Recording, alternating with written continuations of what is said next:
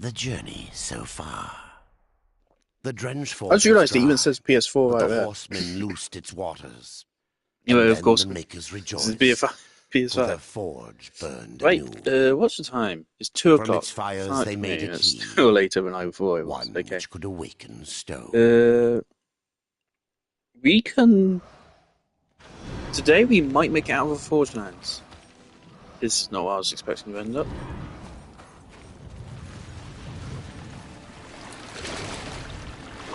We could make it out of Forge Lands today. I feel like 5 hours. Could we clear the rest of Forge Lands in 5 hours? It's possible, unlikely. I'm actually a little bit interested to actually watch speedruns for this game now, maybe. To be very interesting. Because obviously, possessed weapon RNG would be actually a surprisingly big factor in speedruns, I feel like. I don't think there's any like skips in this game you can do either. So a lot of it would be securing the best loot. I mean, I have a feeling it's probably not the best speedrun. I'm no professional speedrunner, but I imagine speedrunners aren't a fan of when it's mostly RNG. I mean, that's why a lot of speedrunners cheat, just because of RNG. And that's what Dream did.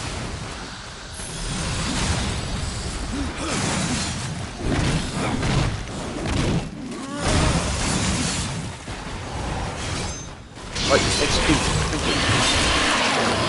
Sometimes it doesn't give you the cinematic perspective, which is actually cool. I like it. I think it always gives you a cinematic perspective the first time, but then on latter executions, sometimes it won't.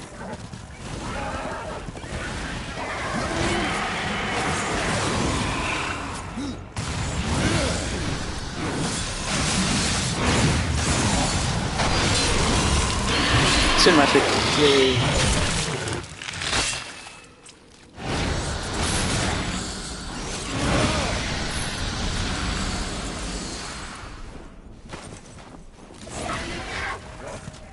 Defense and strength. Now, the problem with upgrading with possessed size here is that when I go to sleep and I then wake up, I forget what I've put into it. Critical damage, arcane critical damage versus just more defense and strength. Yeah. Also, like, throughout the entire process, I've been talking about, like, oh, what could they add in a remake of this game? Something I immediately just thought of is transmog. So this game has so many fucking epic cosmetics, but of course, it's ultimately RNG as to if you'll get something you actually particularly like the look of.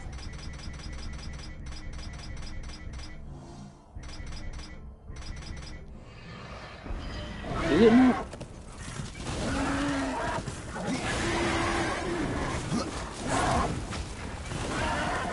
I did save after it. Okay, for some reason it's just not displaying now.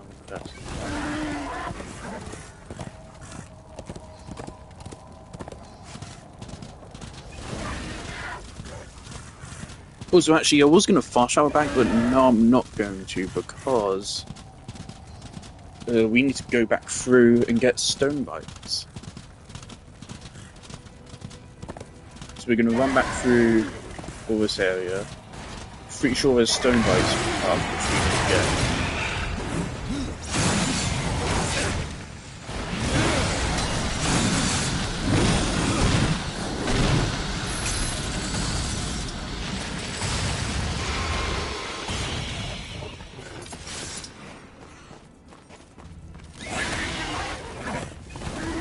Yeah, reminder, we are not supposed to be this OP this early on in the game.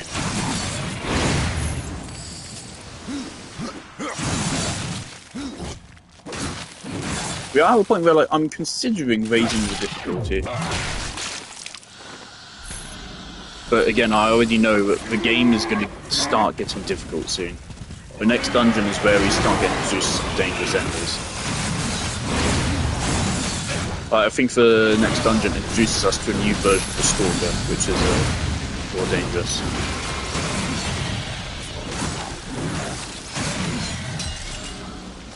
And the last couple like locations of this game are genuinely like fucking hard.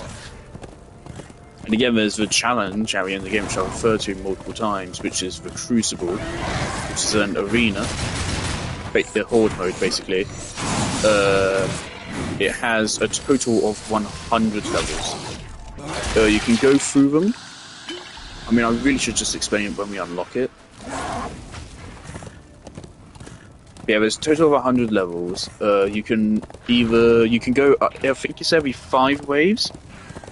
You can either leave and claim your loot then, or you can stay, risk death and loss of all your rewards, or you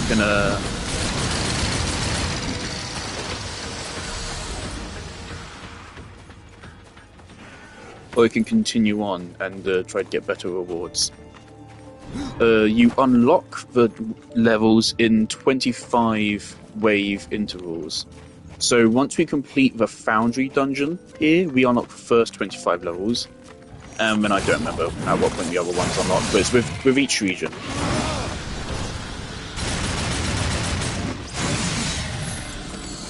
After each region, you unlock a new set of 25. And basically, it goes through all of the enemies that you met in that region, including the bosses. If I remember correctly, the last 10 levels of the Crucible, level 90 to 100, is basically just a boss rush. Of all the hardest bosses in the game. Though it doesn't include some bosses, like, you don't have to fight Samael, thank fuck. Samael, man. I don't know if I have a feeling he was like a character in Darksiders 1, but of course I just don't know, so I haven't played Darksiders 1. But he is so fucking badass. Oh! Thing is, they set him up to be like a villain in Darksiders 3, which of course then didn't happen because the studio got shut down. And then they got revived, and then I assume it was new people at that point, just basically at that point I believe different company but under the same name. But those people decided to do Darksiders 3 with Fury. And I'm pretty sure Darksiders 3 is a prequel, or at least it does not mention the events of Darksiders 2 at all. I mean, as is evident from the fact that the voice actor for Death did not return for Darksiders 3, so...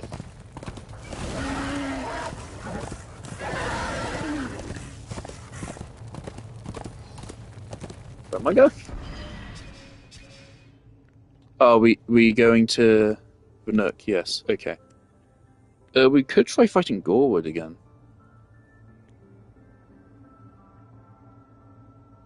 Spoiler alert, he would still actually be pretty difficult. So there's stone bites around here, weren't there?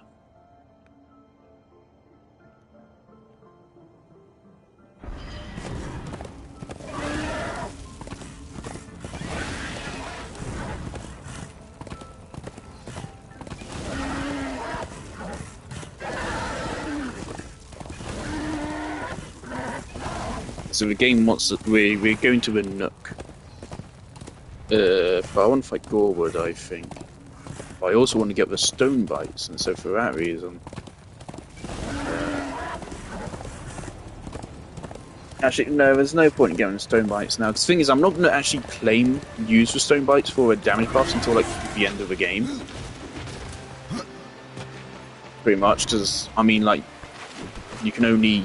you don't get stone bites with resistances until you're like outside of this region even. So it takes ages before you can really make the combinations that I would want, I think.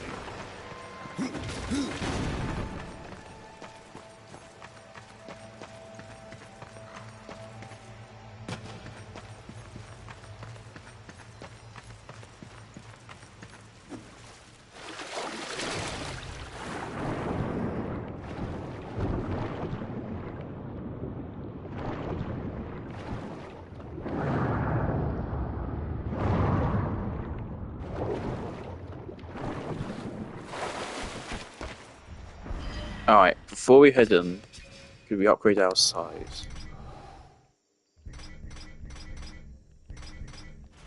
Defense? We're not boosting any stat on defense, are we?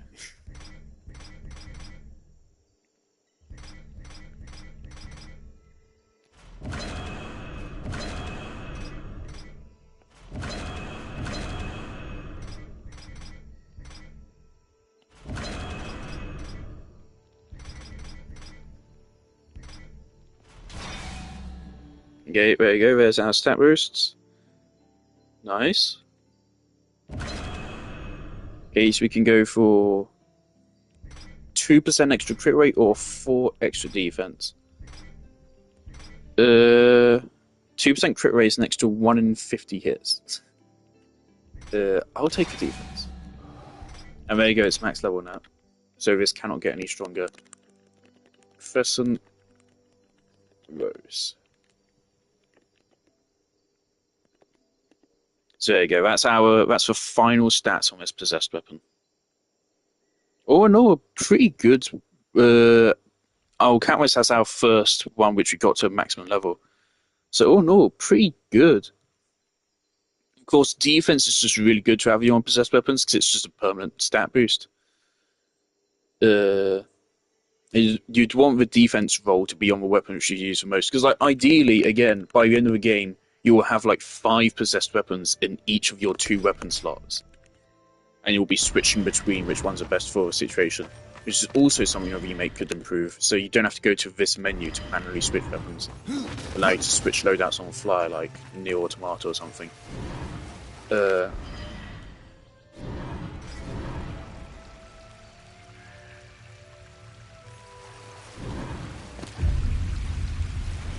So of course, last time we fought this guy was a while ago. I think we totally can beat him now, but I think it's still going to be difficult.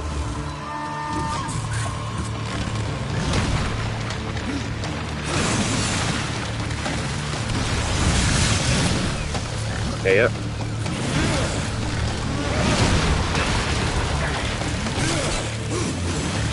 He just fucking hit us out of Reaper mode. Bastard. Oh my god.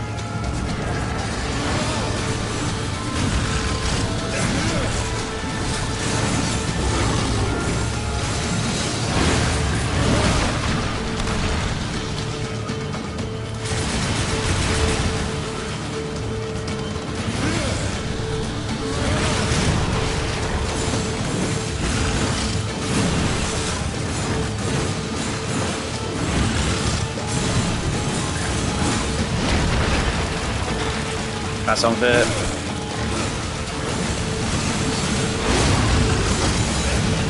Motherfucker. First health potion of a playthrough.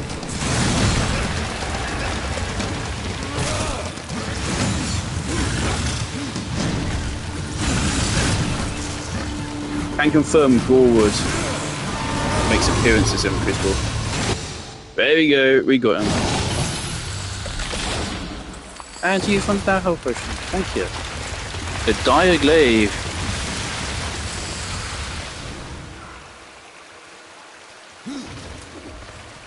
I forget, do you get XP for like claiming each kill? Should we go back to Fane and tell him we killed Gorwood?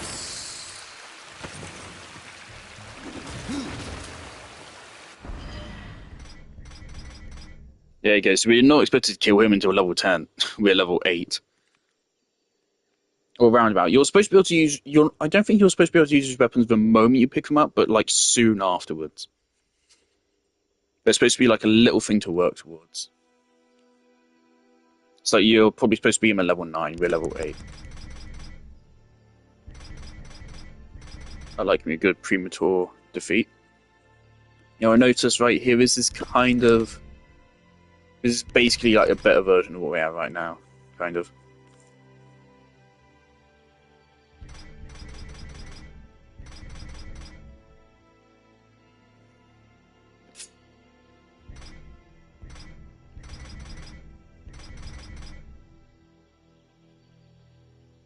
Now that's fucking crazy strong. Like, look at that damage.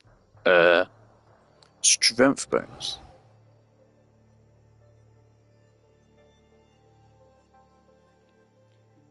Okay, so what I'm feeling like that strength bonus means is that it takes your whatever strength you're gaining from your gear and then increases it by 100%. Which is interesting.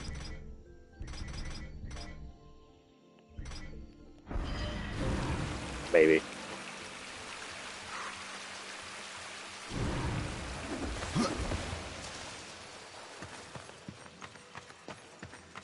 Regardless, yeah, it did cost us a lot of health.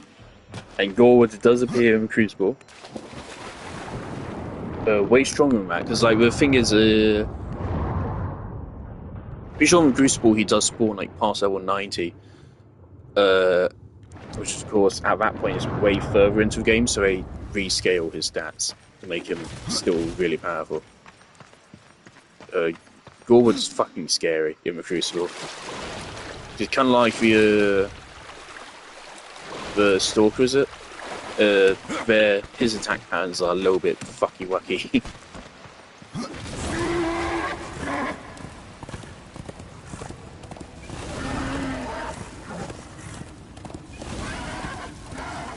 Well, we can also do Oren's quest right now.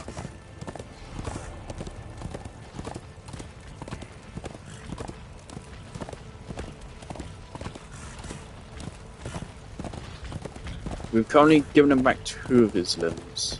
I remember where the third is. I don't remember where the last one is.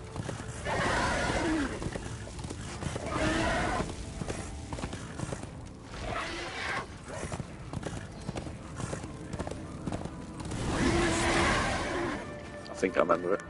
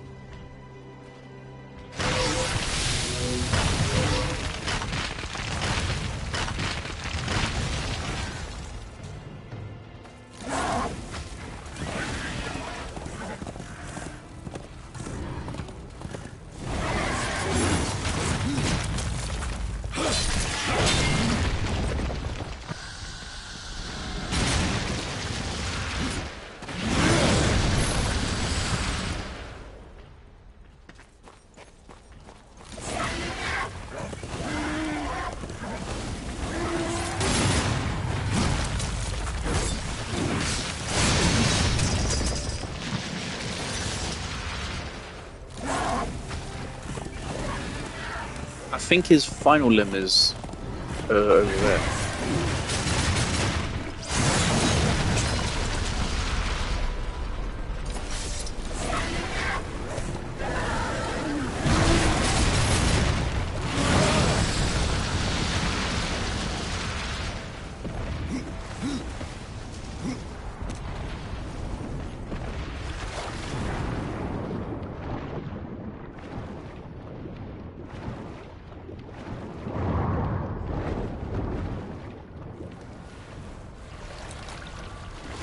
Oh, I just remembered Mactic's next YouTube video is going to be him playing the War Within. I'm excited.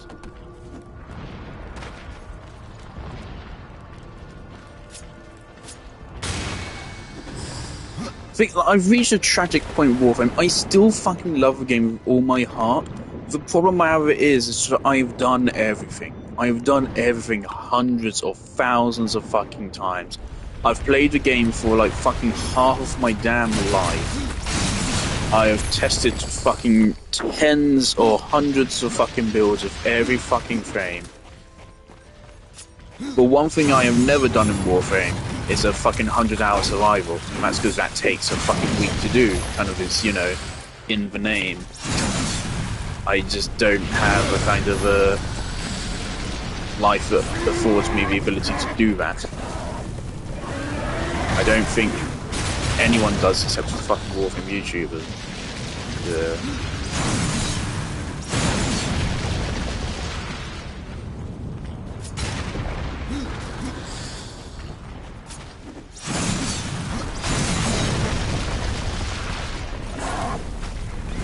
Yeah, I think there's 2 possible locations for this.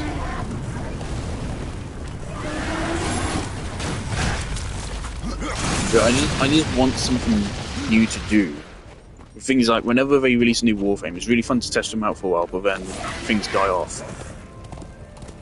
I think what Warframe really needs to do,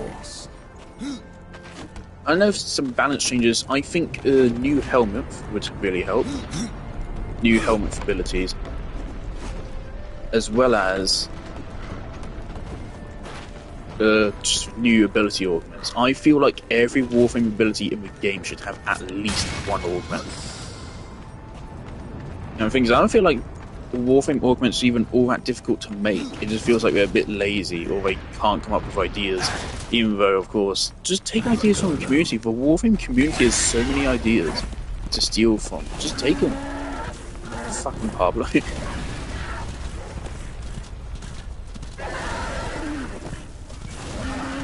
Alright, I think it's down at the Scar. Which would make sense, we haven't been to the Scar yet, so there's no reason to go there yet. Oh yeah, down at the Scar.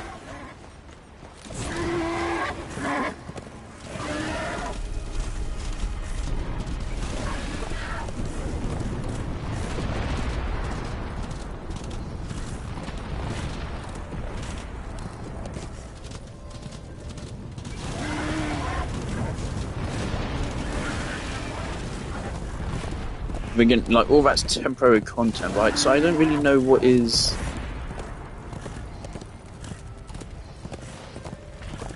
would fix the problem. I don't think it's going to be Warframe 1999 because that's just really the unfortunate thing about playing 1999. We're going to be playing as Excalibur the whole time, it seems, which is going to suck because you know Excalibur is one of the worst trains in the game. I have a really bad feeling that 1999 is going to flop. Because it seems to me that most people haven't realised what 1999 is. It's literally just a story quest. A reminder, DE's fucked up for last couple.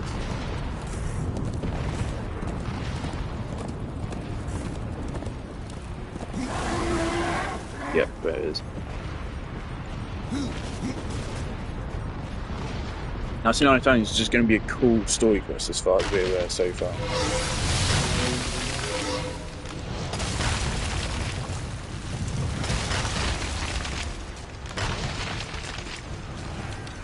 That's all it is, it's just a really flashy skin over Warframe's regular gameplay. Which will work for a while, but I am quite scared it's going to release, and the Warframe community that really doesn't know how to think rationally is going to suddenly get a cruel awakening when they realise they were getting really hyped up over something which was never going to be all that crazy. And then there's going to be a conniption of the war. This is just I'm calling it right now.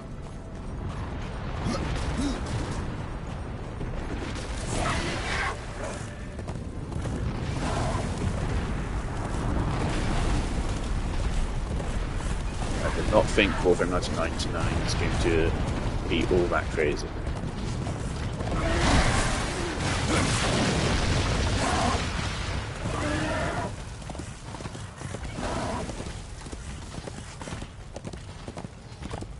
Also, part of things like limitations on what builds I can make. Like, I stopped doing Archon hunts ages ago, so I just got fucking sick of them.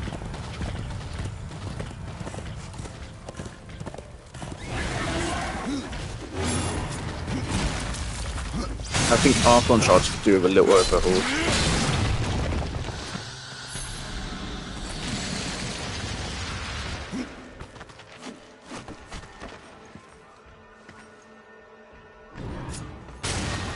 So they face I remember where all these are.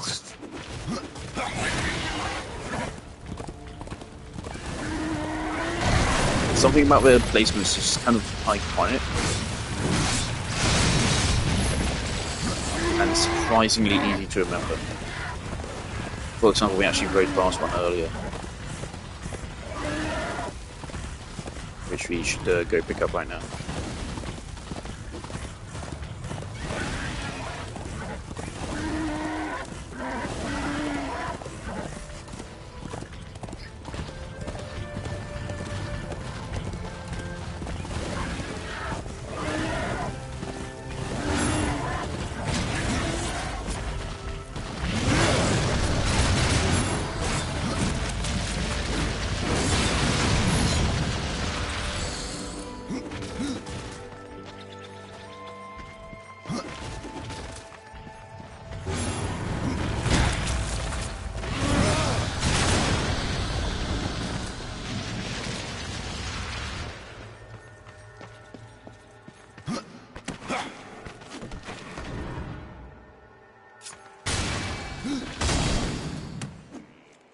That location is slightly wrong. I thought it was up there, but no, it's up here and then turn around.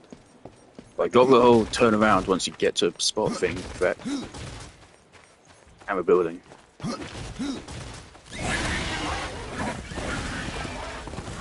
I think that's out all of them we can get right now. Other than this one.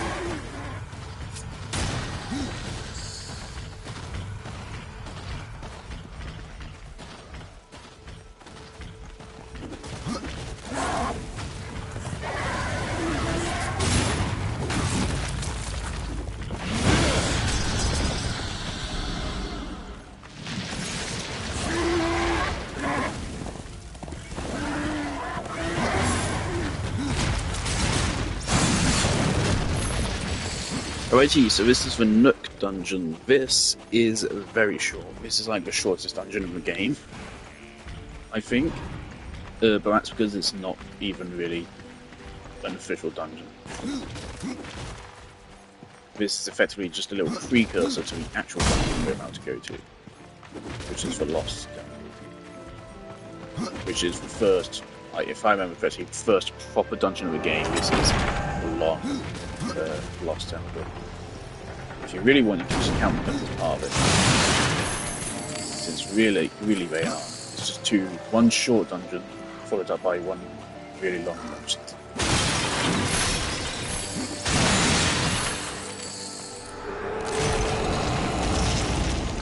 Also in Lost Temple, we start playing with some really cool mechanics, which will be fun. In fact, right now we're about to play with a really cool mechanic.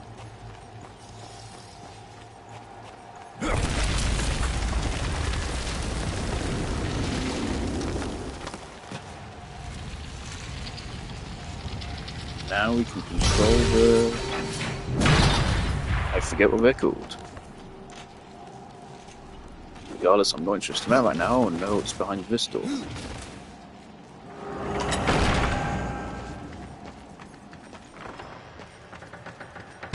Fucking door, got it.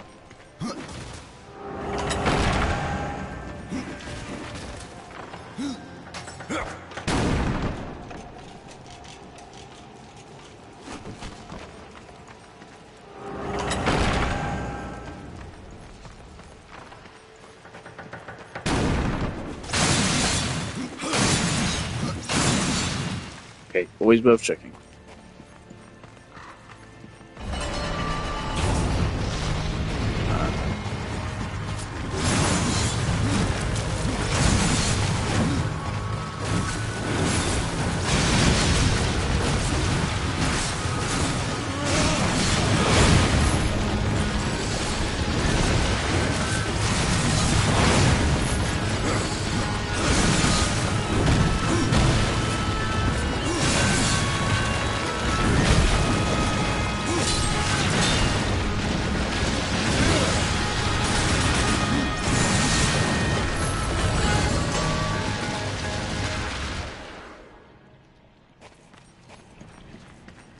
We should go back to Fane and buy some more of the combo moves.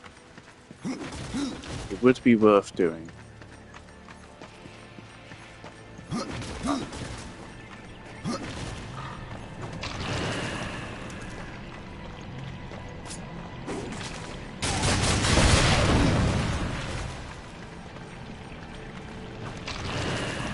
I'm excited to get back to a fucking, what is it called, the Citadel? On my first playthrough, I hated that dungeon, and on every subsequent playthrough, I've fucking loved it. But 8-year-old me just couldn't handle that dungeon.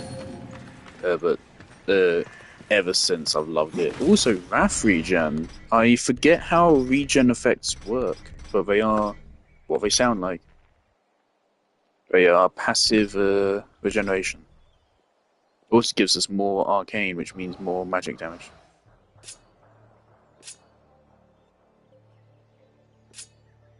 But it is also health regen.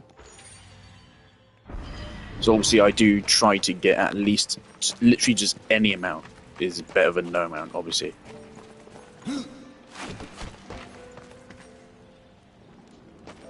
So yeah, I forget how exactly it works, but I think yeah, you can see we're slowly regenerating that. It says, of course, we have 34. I don't know what that means. So that is not like 34 a second. That'll be 34 a minute.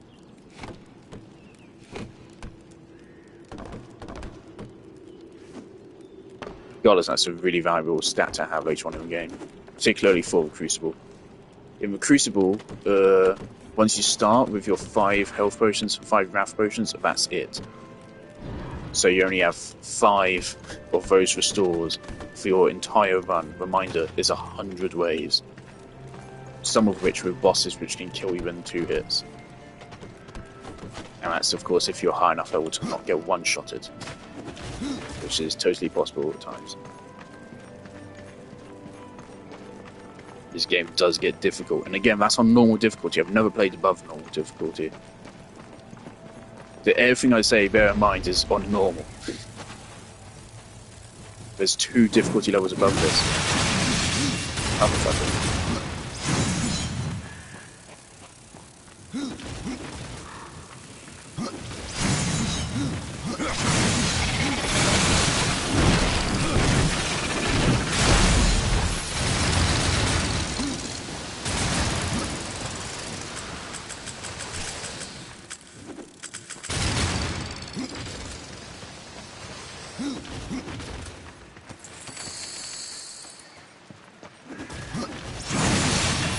I need to get the dash into Y.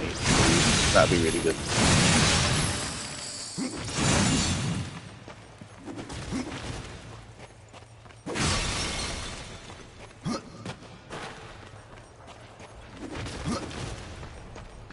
Don't know if we can get that yet. And we cannot even fight by fear yet. We need Death Grip. I fear we're probably not going to fight until we return to this region later on.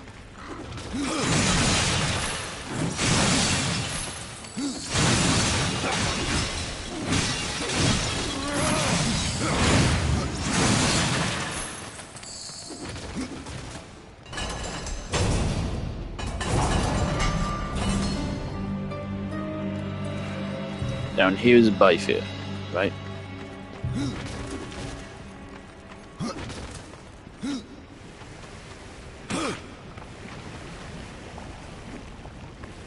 Yep.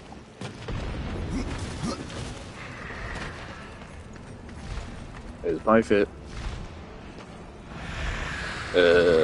See you in 10 hours of gameplay. We are nowhere near good enough to fight her yet. She's actually hard. Thank fuck you don't have to fight her in Crucible. She is a pretty difficult boss. That's the arena. The whole shtick is being the one enemy you don't want to be on a straight narrow bridge with, and you have to fight on a straight narrow bridge. She sets the whole thing on fire. I don't think we can do anything here either. This requires both split form and teleportation, I think. It's a shame time travel doesn't get used anywhere else. Yeah, this needs... maybe.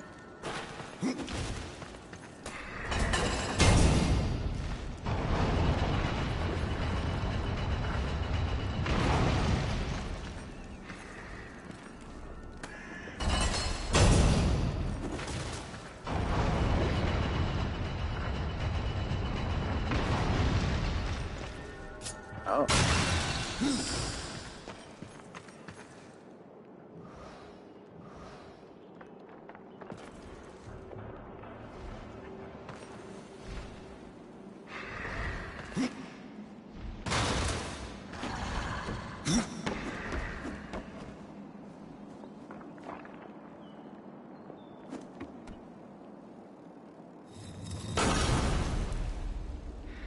Yeah, that closes the latter one, which is what I was hoping for, actually.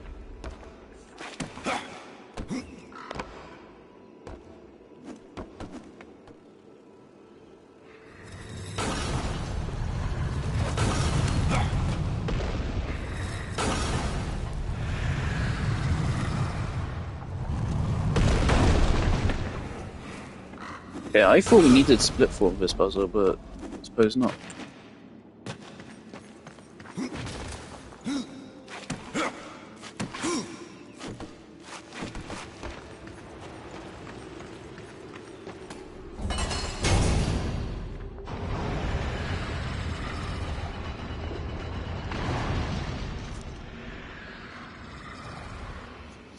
Split form is kind of fucking epic just because there's a power in this game which we're going to get in the next region, which you actually lose. It's the only power in the game you actually. It's the only power you lose as the story progresses, but it's then replaced by a new power, and although they are fundamentally different in how they function, you can actually use them to solve the same puzzles. Somehow. At least I think. I actually, in my last playthrough, I went back and tested it. So I wanted to find out if it were possible.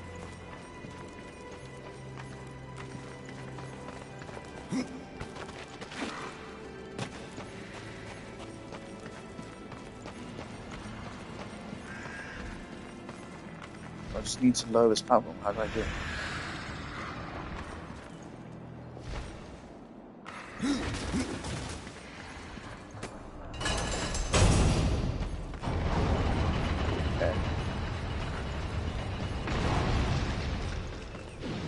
So there's a portal spot there.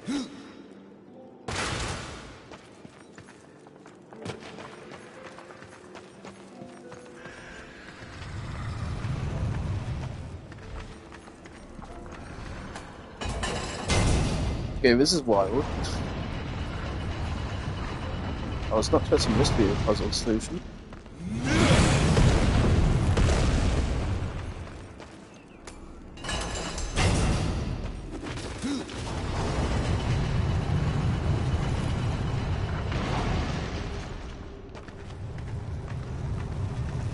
Then boss. Okay, thank you.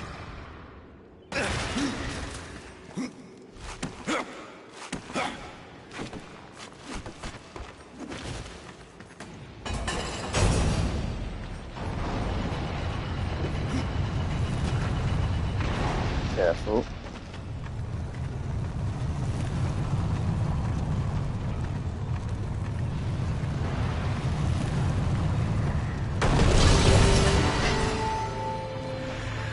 There we go. And one chest is out of the water.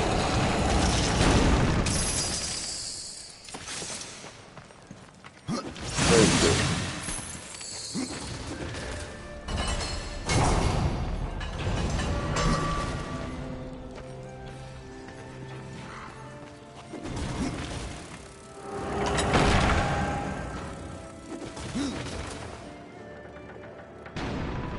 I'm confused exactly as to what this portal is for. You can hardly reach that. Would you even be able to cast a portal there? Portal is a little bit fucky of how it's cast.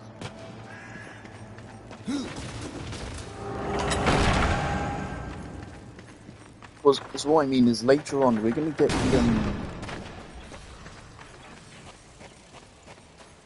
the ability to command our ghost spirit things. And then you lose that ability, and then it gets replaced with splitting.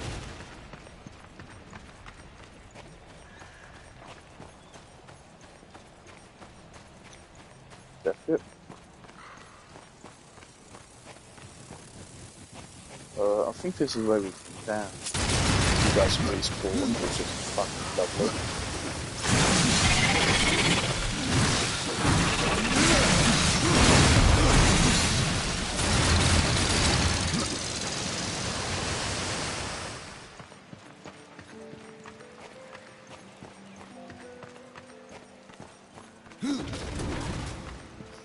Right here, there's like 3 chests. I think we can only get one of them now. The other 2 we need a split form, I think. Or something like that.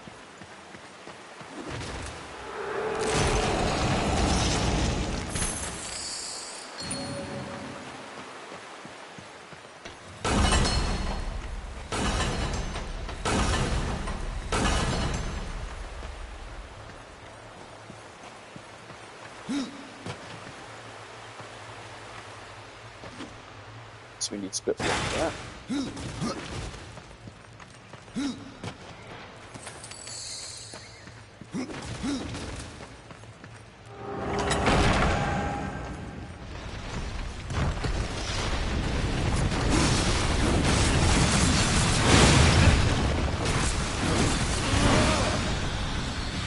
Bye-bye.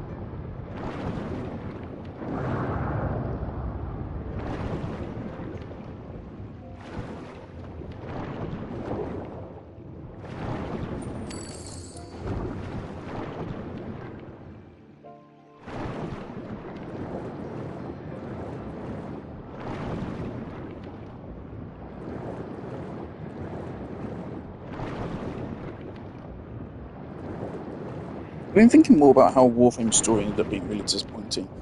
I mentioned Mactix a minute ago. He's a Destiny YouTuber who's now started playing Warframe. He's loving it. And he's jolly good fun to watch.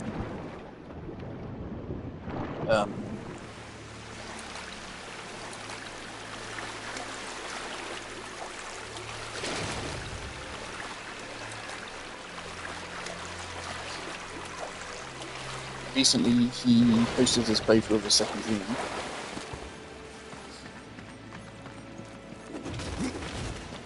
Of course, I love watching it over again.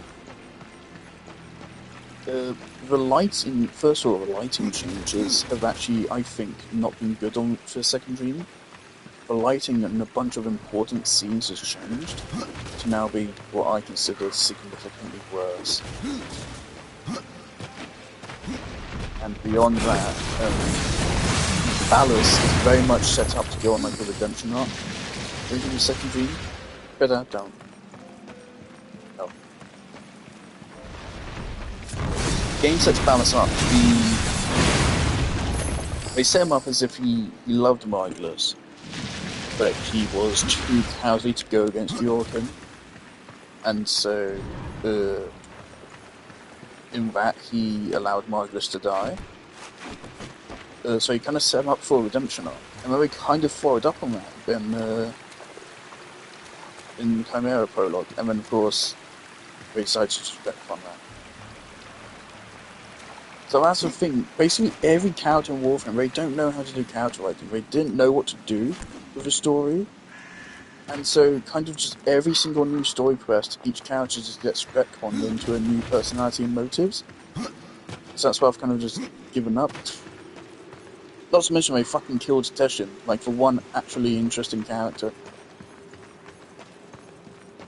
Teshin's the one character that has not been like consistently retconned every single fucking story quest. And then they killed him anyway. It's kind of like Cade 6. The reason why I was upset that Cade 6 died, by the way, we're done with the Nook. You don't even get like a Nook completed or anything, so yeah, it's not even really an official dungeon. This door will be important later. Room for a key.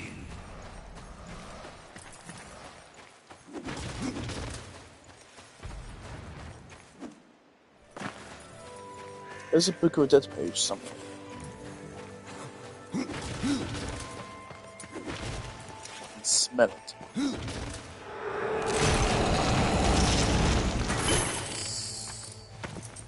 I can't equip that.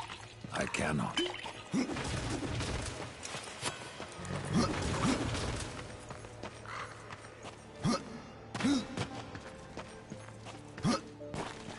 No, this reeks of Book of a Dead Page. My spider sense is tingling. Okay, I'm just schizophrenic.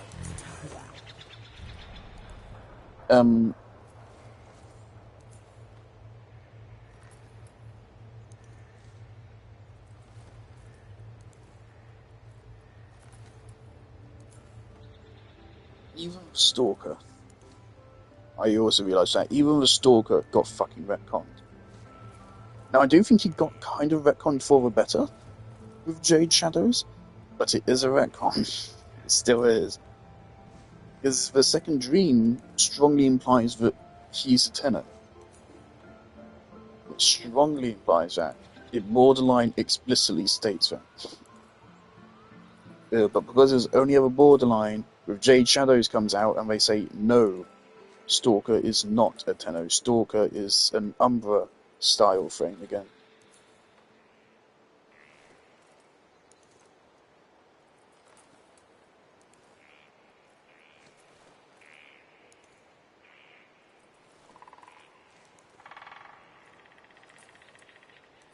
Which is now really making me wonder again, why aren't we using Umbra in the story anymore? So that just seems like the obvious thing to do with that point. So in the second dream, Hunhao explicitly says, while Stalker's looking at the tenor, he says, you still hate him, you still hate yourself. So Hunhao refers to the Stalker as a tenor. Then Jade Shadows comes along and explains that no, he's not a tenor. He was a guy that had it off with a woman, and because of that, he and her were punished by being turned into Umbra-style warframes, that were still somewhat aware of their pasts whilst being turned into warframes. So they retconned the Stalker as well. And it was a good retcon, because Jade Shadows was surprisingly good for an hour-long story quest. But it's still a retcon. Again, DE just don't know what the fuck they're doing with the story, and then Warframe 1999 is going to be a story quest, so I did not have a lot of faith in what they're doing. I really don't. But these days it I'm must be pretty done. scared that 1999 is going to be a total flop. You need in the Lost Temple. Good luck I'm actually going to clip that, Horseman. so I felt like that's a good A explanation of compass my that concerns. guided me to many wonders when I was young. I thought it lost, like the temple. But now that you've found one, the other will follow. Very well, Khan. I found your armor. Stone be praised! It brings back memories to see it again. What can you tell me about this place? I've been here but the once. The time I tried to tip a construct. A fine sport. Aye, it is. I could but nudge him an inch before my nerves gave out. The whole time I felt Muria watching.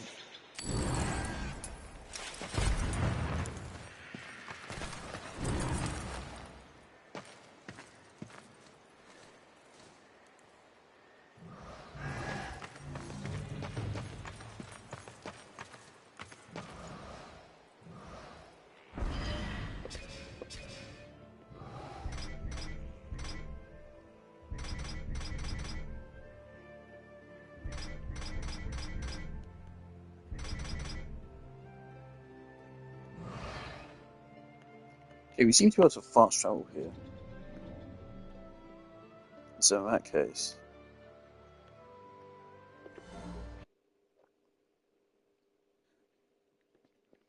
I'm going to go visit Orin again. Say, I don't remember what the rest of Orin's quest is.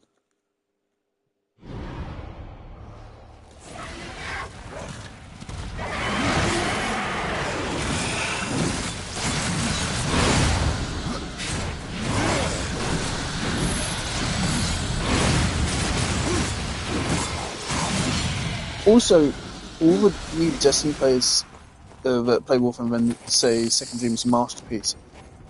And I mean, like, if you'd asked me years ago, I would absolutely agree. But I now actually have some slight problems with the Second Dream. First of all, the level design is a bit dated. The actual levels in the Second Dream are literally just basic story missions. But you know, that's acceptable, because again, Second Dream is old now. There's no way DE are going to go back and like revamp old quests, so they'll never get updated. It would be very cool if they did that. Oh, wait.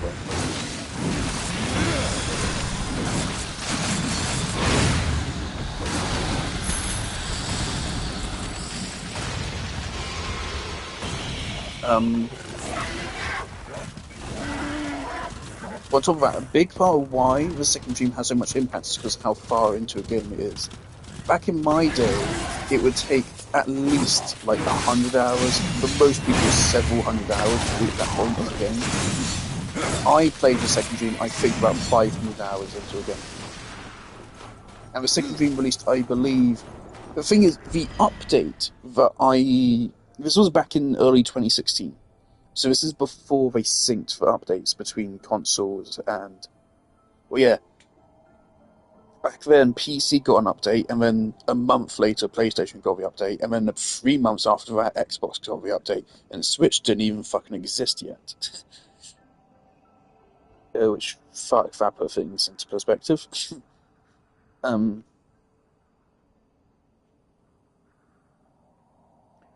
So, the update that I joined the game in was named The Second Dream, but I don't think The Second Dream was available yet. I think it was named The Second Dream because of, like, the patch. So I think what they did is they patched in, like, all the bug fixes and stuff on The Second Dream, but they hadn't finished the quest yet. So they just released, like, a hotfix named The Second Dream, but it didn't actually release the quest. So I think I did start playing Warframe before The Second Dream was added to the game, but, like, a couple weeks or, like, a month beforehand, I think. And then it released. So that maybe factors into that time frame a little bit, but still, like, I was... How old? Like, 12? Not even? I was 11. I was 11 when I started playing Warframe, and I'm now 20.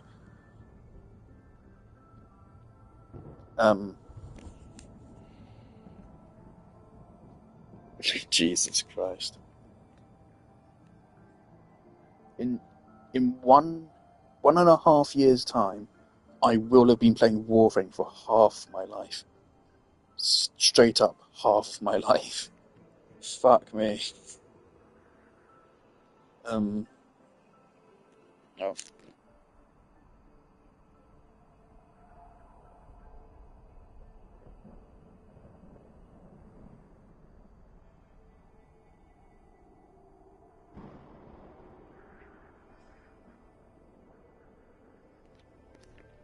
Never mind. Okay.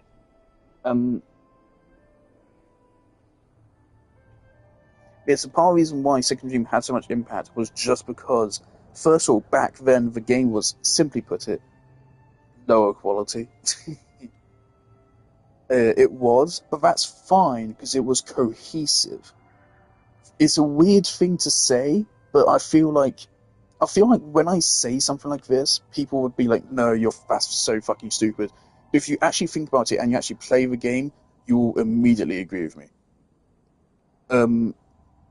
Warframe has a really flashy, like, intro mission now and fucking intro cutscene. Going from that to a regular game, which is lower quality in just every way, it immediately, there's a disconnect, or like you feel the quality drop. Right? It becomes evident as it's like a free-to-play game trying to snatch you, it's trying to get to you, whilst it can at the start. And so that kind of... That effect kind of now applies to a Second Dream, because the missions are not all that great. But other missions, like also, the Second Dream was the first cinematic quest in Warframe. Prior to that, the only cinematics we had was a very brief, very basic cinematic at the beginning of the game, which is nothing like what is there now. It was way worse. We had that. So the Second Dream opening with a cutscene was a big deal. It's no longer a big deal, because now there's cutscenes all over the fucking game. So first of all, Second Dream's quality has actually, it went from the highest quality quest to one of the lowest quality. Outside of all the other shitty quests which were released before the Second Dream. Pretty much every quest which came after the Second Dream was like a higher production value quality, but you can access them before the Second Dream, which means that the Second Dream feels lower quality. And then the level design is just quite frankly not the best. It's not bad, but it's not great either. DERDE, it's fucky at times. For example, like when the Stalker spawns in, when you're trying to pull the rune out of a void, I've seen multiple people that don't even realise he spawned in because he just doesn't pathfind to them properly.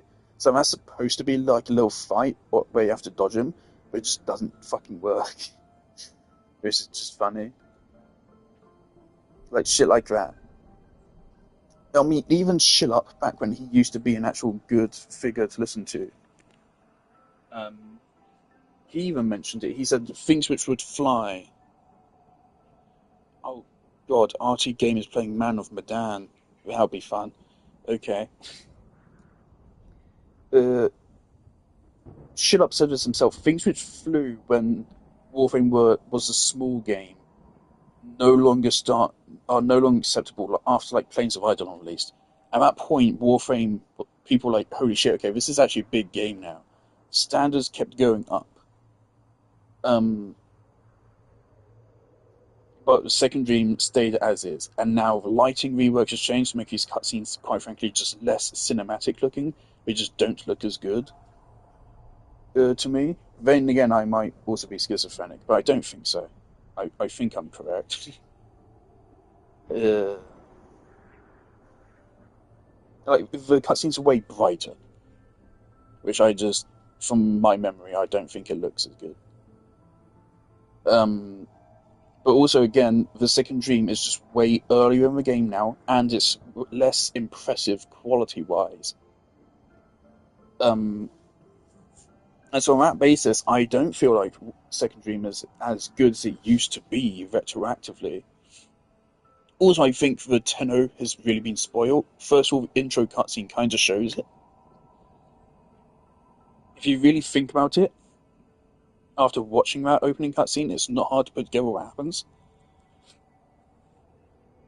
It's, even though, I mean, the character from the intro cutscene is never followed up on. We don't know who the fuck they were. But it's not hard to figure out if they were Tenno then from that, what a Tenno actually is. But then all the game's promotional material just blatantly spoils it. To point, the game's old loading screen, or well, yeah, like during War Within, for example, the loading screen was loaded just for Tenno right there. But also when the new War released, and for a couple patches afterwards, the game's like main menu screen was the trailer for the new War, which just explicitly shows the Tenno. So DE kind of just gave up on hiding the spoiler, which he did used to do. They did used to try to hide it. It was after the War of where they showed it on loading screen, which kind of spoiled it. But even then, like, right there was no context to it. But like with a new War trailer, it very much focuses on that as a player character. Which is, again, I fucking hate modern trailers. I fucking hate them because they give away way too fucking much. Because I have zero faith in the audience anymore.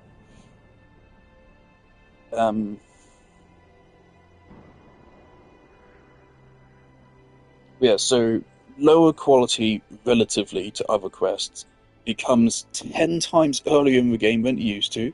Second Dream used to take hundreds of hours to reach, and now it takes 50, or even less for some people.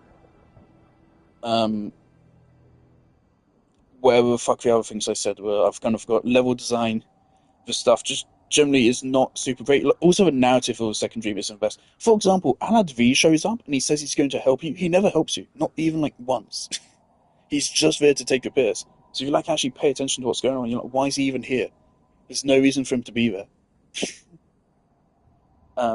He only helps you once. That's like 5 minutes before he's kicked out of the story because Hun Hao threatens to kill him. If you actually pay attention to Second Dream, it's not the best story. Or that was acceptable before. But is it acceptable now? Despite everything I've just laid out, a lot of people play the Second Dream. Like, I'm not saying Second Dream is bad. And the fundamental thing of Second Dream, of giving you a character creation and a twist that big, that late into a game, still holds. It's not as good as it used to be, because it's just not as much time investment, but it does still hold. But I do feel like these new players come into a game saying that it's a masterpiece, I do feel like it's a situation where they say it because they feel like if they don't say it, they're going to get dogpiled on. I am absolutely willing to accept a second dream. I do not have rose-tinted glasses for it, which you really would think I would. Because again, I said a couple of minutes ago, I've been playing Warframe for half my life. I did not have rose-tinted glasses for it. I'm able to look at it completely critically for what it was and what it is now. It's still great. The twist is still fantastic. Promotional material around it is not as great. DE have not managed the entire game as a whole to keep it intact, the quality of it intact, and the spoilers intact, as well as they should have. DE also has some bugs with it. There's some bugs with with dialogue. Some of the dialogue from Lotus in the final encounter can bleed into a cutscene if you go too fast, which is pretty funny, because that's the game punishing you for being good at the game. If you deflect Stalker's laser beams quick enough and you complete the objective, then Lotus's dialogue telling you to hurry up, it starts playing during the cutscene, which also again just kind of completely ruins it. And it's pretty easy to do that, because again it's just a skill thing. If you're good at playing the game, that will happen. I don't think it's even chance. It's not a bug, it's just there. I don't think it used to be there. Yes, all I'm about to say, I do feel like I don't want these Destiny YouTubers to blindly praise the game just for they're scared of backlash from their newer players. We should encourage critical thinking from everyone, which also means I would encourage them to think critically about Destiny in turn as well. Which I think to an extent, I have not watched a bunch of these guys before this. I did not watch Mactis. Is that even his name? I didn't watch him before it. I maybe watched one of his Destiny videos in the last couple of years. I don't know. But I did not watch him before he started playing Warframe. But of course, I have plenty of experience with Destiny. I cannot comment on a bunch of recent things from Destiny's history. I stopped playing Destiny completely after the season where the Fallen entered the last city. And it was like a social space or something with the Fallen. That was the last time I played Destiny 2. Since then, I maybe logged on like twice or something, just at random intervals to try to find something to do. Like I logged in for Final Shape to play the missions you get for free. Other than that, yeah, nothing. So I am a little bit out of date with Destiny, but I mean, I still don't think you can ever forgive Destiny for fucking crimes they committed at launch of Destiny 2. Like again, we need to emphasize the fact that they lied to you about how much XP you were getting to force you to gamble, right? There's not many things you can do worse than that.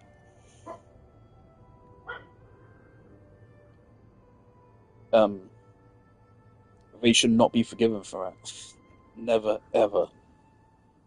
And then there's the Destiny Content Vault, which literally should be a crime. That should be a crime. The fact that's not a crime is a crime. The Destiny Content Vault should not be legal. It's taking away content that you paid for. The Seasonal Pass is awful. Even if the story the Seasonal Pass presents is good, which is not the best. I do keep up with it somewhat. Even if the story presents is... I haven't heard anything about like the new episodes thing, which is basically just seasons. I haven't heard anything about it, other than, of course, it was like the result of Final Shape, which pisses me off, because Final Shape wasn't even the end of Light and Dark Saga. They're saying the Light and Dark still exists, which is brilliant. Basically, the entire Destiny story up to this point was meaningless, but a bunch of people aren't acknowledging that, which is brilliant. Where was I? This is what happens when I try to speak fast to get over with something quickly. Yeah, so even if the story of the season passes is good, which is very much questionable, it's still, content you're paying for, which is then getting taken away from you a couple of months later, which just is not a thing we should encourage in the gaming industry. It really isn't. That's extremely fucking dangerous. Extremely dangerous. So I would invite people to be critical about Warframe, because that's how the game gets better. And I would also invite them to do the same for Destiny, which I don't think they do. For example, the Evan F. YouTuber. Not a fan of him. I mean, I stopped watching him a good while ago. The last video of his I really watched was his I know he made a Warframe review recently.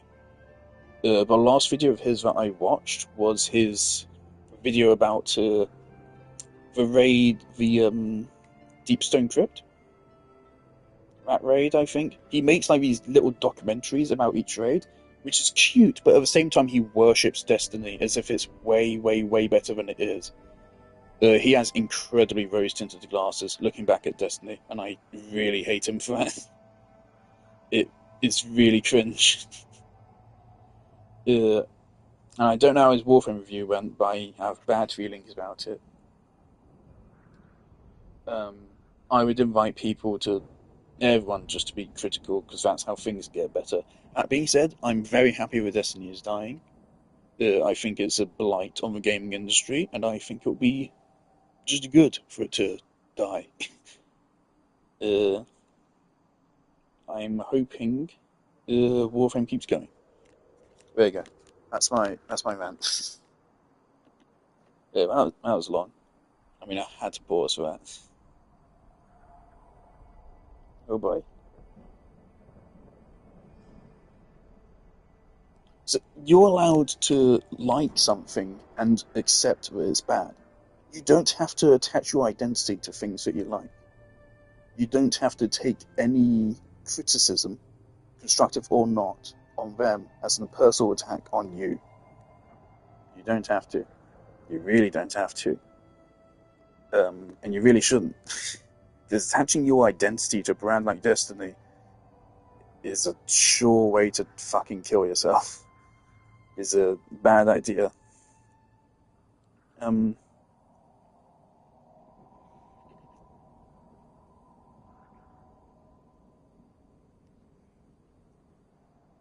Angry Joe said something really good in his Halo 5 review, which was realize that people criticize a game because they love a game.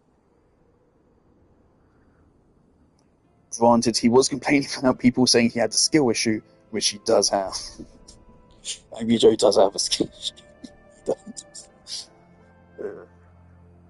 But he's also right in saying people criticize the game because they love the game, or because they hate it. Both reasons are valid, but you can very much tell why. I shit on Warframe because I know it can be better.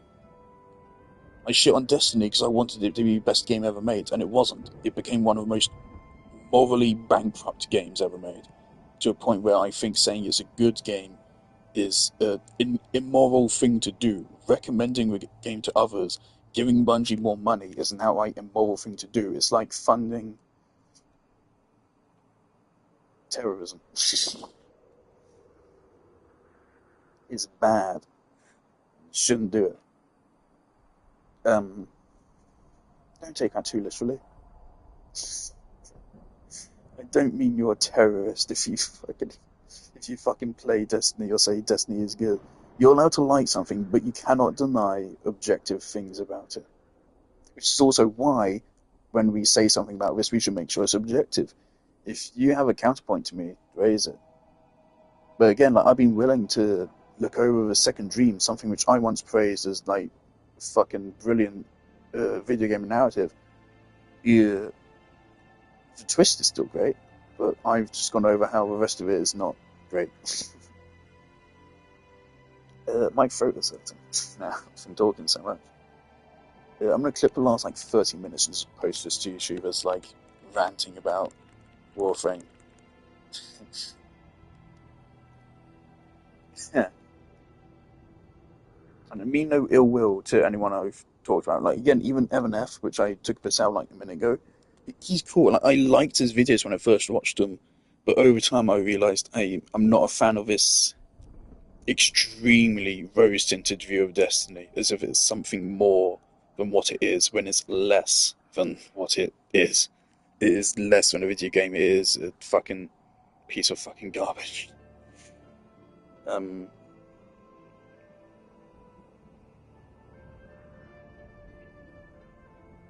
Mactis, or whatever it is. His Warframe playthrough is lovely. He just got Gauss Prime in his last video, I think. No, I don't want YouTube Premium. Tactics.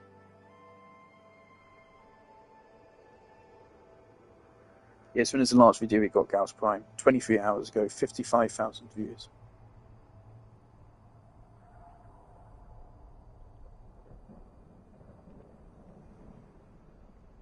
Yeah, that was the thing. Whilst he was playing Natar, he started saying, "Oh yeah, this is getting really good," while I was talking about something and actively misunderstanding what was happening. Which again further goes to show, I think that like they're just saying this is really good because they don't want to get flamed or anything. I feel like that's a common thing. Because if you're a streamer, you literally live and die by your takes. If people don't like you, your career can go down in a matter of days, and then you have to go look for another way to make a living. So, I mean, that's why I can respect someone who's actually critical. And no shaming for it, and of course I could be wrong. I'm trying to fucking... This is kind of armchair psychologist I'm doing here. I could be completely wrong. I probably am. But I am suspicious of it. Yeah, but his content's fun. And I'm glad to see all these Destiny YouTubers coming over to Warframe. Because originally I went to Warframe in late 2015. I heard about Warframe in early 2015, late 2014 or something. I heard about it and heard it's a better game than Destiny. I was like, oh, okay, cool. And so then I kind of like kept a tab on it on YouTube. Just over time I would occasionally watch Warframe videos. Like, oh, cool. Cool, I'll keep a tab on this. And then I got the Xbox One and I was like, wait, is Warframe on Xbox One? Lo and behold, it was. And I was like, fuck yes. And so after like a year of just watching Warframe on and off on YouTube, and by on and off I mean like one video a month maybe, I don't remember anyone. There's a classic video of like 30 reasons why Warframe's better than Destiny, released in like 2015 or something. That video got me really excited for a game. But yeah, then in early 2016, I think it was, I discovered it was on Xbox One, and I was like, fuck yes. So I only got the Xbox One in Christmas 2015. And so yeah, that's when I started playing Warframe. But I was actually with it, kind of in the background of a community for like a year beforehand.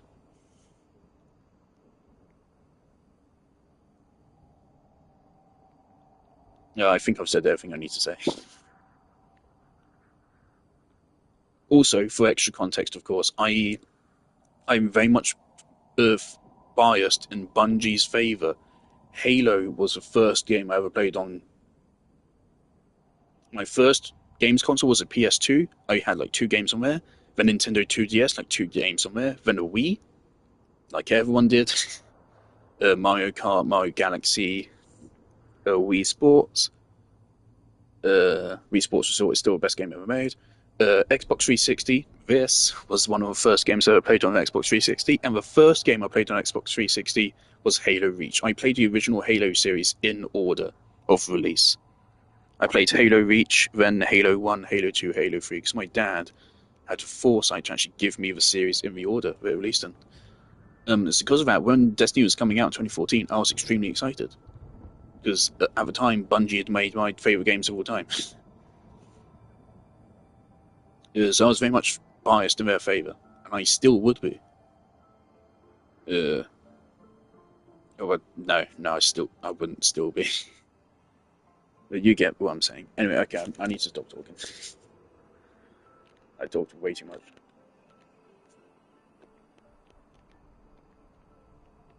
Oh my god, it actually was like half an hour.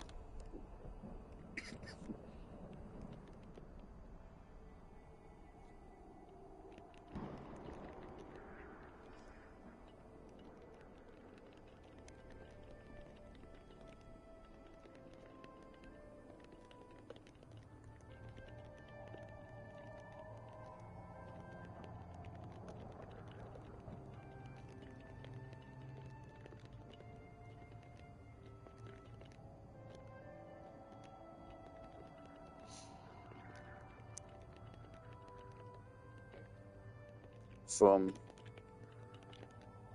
third stream of Darksiders 2.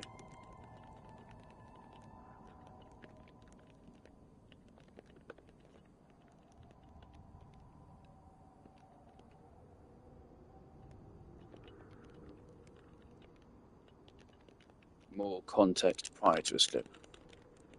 This is not even including the entire thing, so I was just yapping for over half an hour.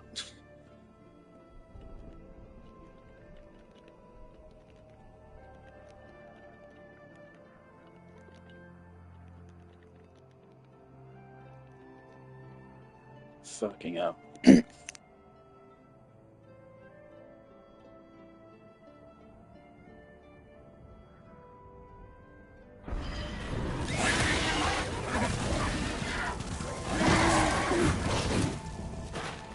Like, I criticised Destiny because I wanted it to be the best game ever made. I do not anymore. I don't think it fucking deserves it. I criticised Warframe because I want it to be better than it currently is. So right now, I think we're at Warframe's best stage ever gameplay-wise, but narratively, I think we're at its weakest point since the second game released. There was an infinite. I'm getting right back into it. Between the second dream and the War Within, I think there was like a 9-month gap, if I remember correctly, or something. It took me ages to finish War Within for some reason.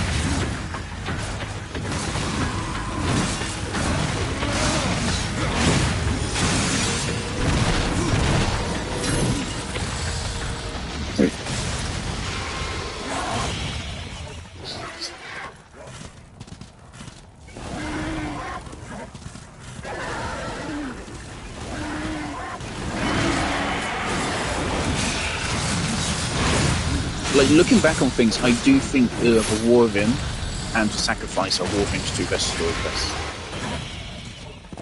And like, yes, I would say the War Within is overall better than the second dream now.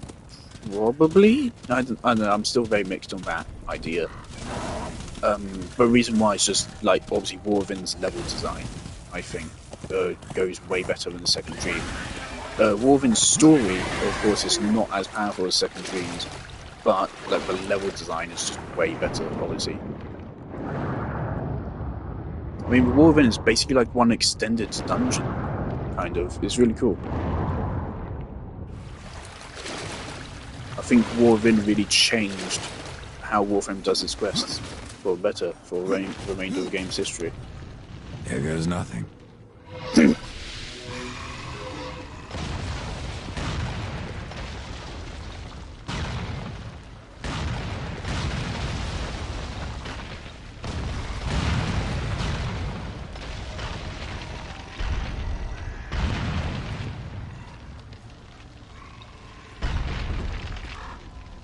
That's a bugged cutscene. Alright. My stone is whole once more. Thank you, fleshling. The makers. Despair is a powerful force, Orin. And corruption even more so. True. But there is a weapon against such things. The will of the remaining makers must be rekindled. The will to fight the surrounding destruction. They must be reminded of the wonders. I'm afraid not, Old One. It records our history, our lore. I really like how you can... Memory of it I really like Def's personality here. Like, he's nice to Oren for no reason. But the reason is, of course, he actually respects the Stone Man. We must find the Maker's Chronicle. We? I am too large for secret places.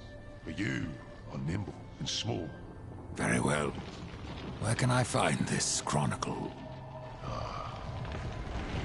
It's been so long since I held it. But if there is a shaman... I will return with this chronicle. Oh, that's a lot of money.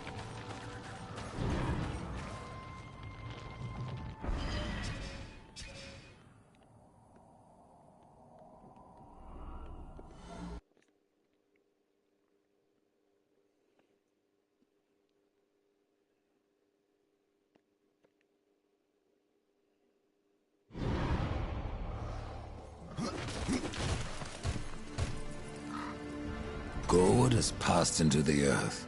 Then we have lost one of our greatest allies. Now, what will you kill next? Yeah, get this, because I just like it. This, I may not get, quite frankly. This can have some really good uses, but most of the time it actually just gets in the way. Now, problem here I've realised, the game doesn't even tell you what weapon type these are for.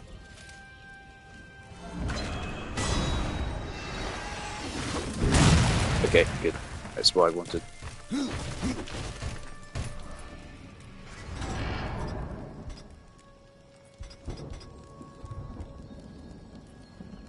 We want Arctis now as well. Favorite. Hellraiser. Aerial combat is not much of a thing in this game. You can get by the entire game without ever using it. So we'll wait. Nope. Nope. There it is. So we got this. Nope. Okay, so we got this. And then... No, fuck it. It's instant to do that. But how do I... I'm not trying to do it. There it is, right.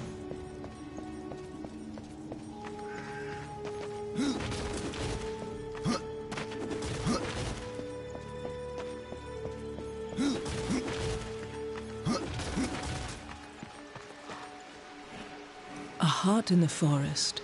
Awaken him, horseman, or you will never escape. What do you seek, rider? The Maker's Chronicle.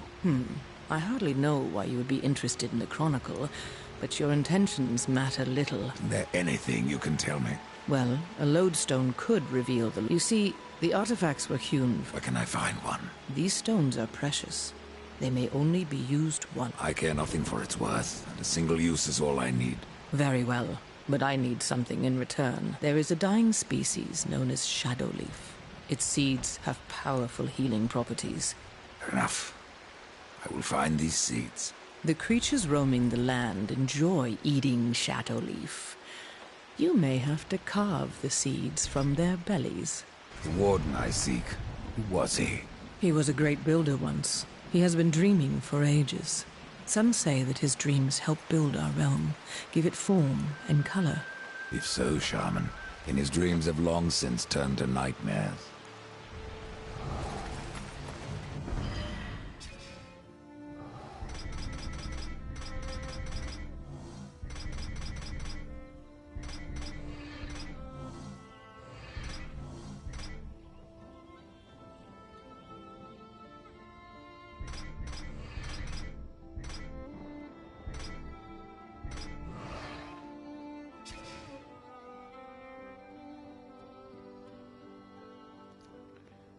Alright, we have choices here. I believe the slow here does not stack with the frost from our weapon, which is important to note. If we picked this, then the dash here would start dealing more damage, which means more healing.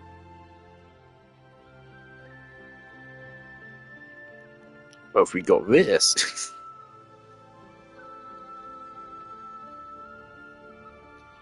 Now, I'll be frank, in my experience, I feel like Unstoppable is not worth using until you get all of these bonuses. Because then it becomes cracked.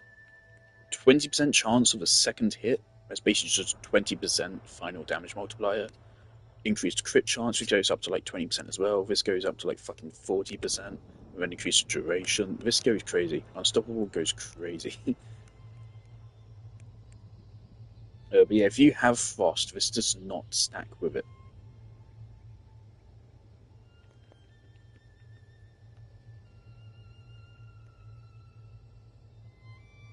Damage reflection, don't care for it. Lightning damage, just not all that much, so we don't care for it. Arcane crit chance could be useful. Our path for upgrades in the game is going to be, we already have Aegis Guard maxed out, which is great. So we're going to get this at least once. We might get this to level 3. Don't know. Level 1. Probably won't even get that. We'll get this to level 3. We should get this to level 3 at some point. We should get this to level 3. Because it will increase the damage and the healing of it. Unstoppable, we probably want level 3, level 3, level 3, level 3, level 3. I'm not into all the ghouls and all this caster stuff on this side.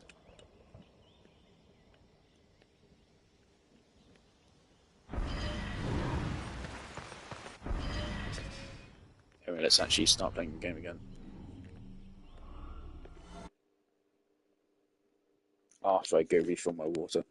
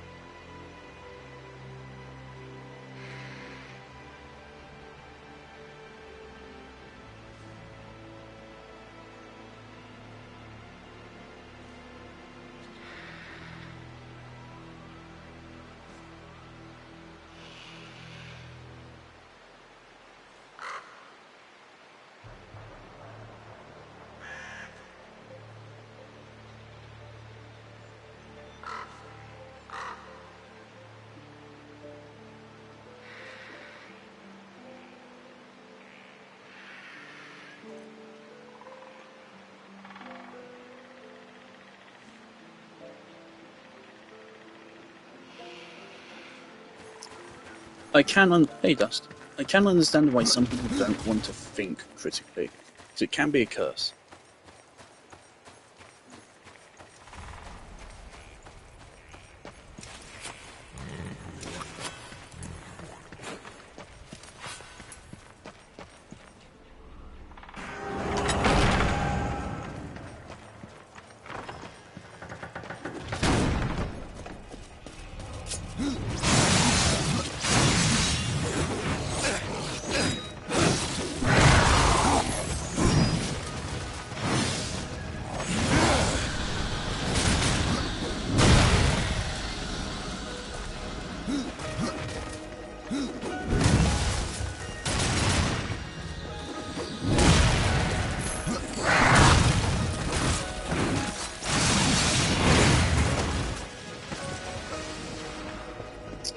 As you can see, my movie is really good.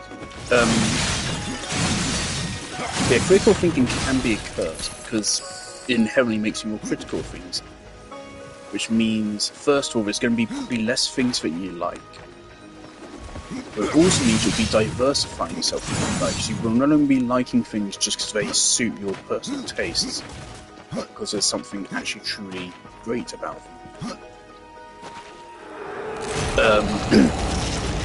Critical thinking also means disenchantment of a lot of things you love. Again, like the second dream, I used to worship like the holy fucking Grail. Not anymore. And I suppose that's not for everyone. Oh yeah, we also got this, of course. What this does is allows us to. Okay, it didn't work.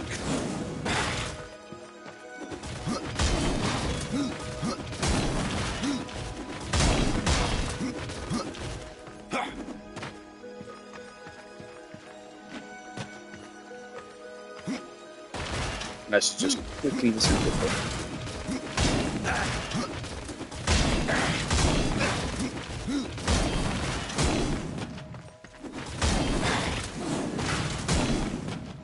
You can just keep zooming out endlessly. Yeah, this is the first like proper dungeon game. This is long. This will be a couple hours. Potentially. I struggle to remember how long the Foundry is.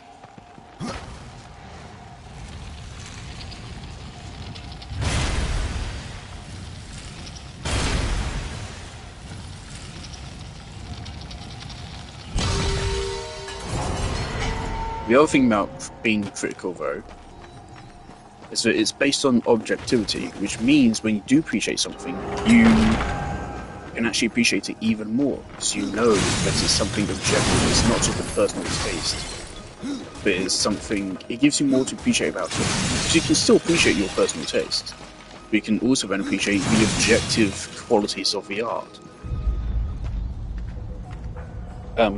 For example, my appreciation for Final Fantasy VII Remake, at least, I actually, from what I know about the original, I have some problem with it. But from the remake, really, I'm finding more things to appreciate about it, particularly about various characters, which I love. You know, I mean, I love both characters and things that I've been able to appreciate about it.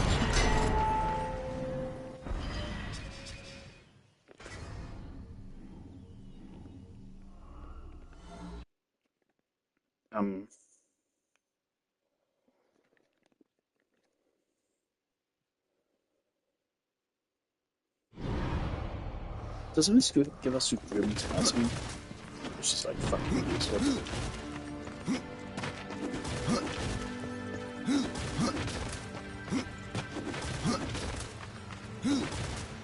You have touched the Here is what you asked for. Ah, thank you, horseman. You'll not be sorry for your trouble. Like, This for talisman example, will certainly help you on I've your quest. But I met fear with, you talked will to, not break your and destiny. heard from No, several but I people believe who are I might actually bend it a professionally qualified in relationships and stuff, qualified writers as well. And they are very much, yeah, Grim Talisman.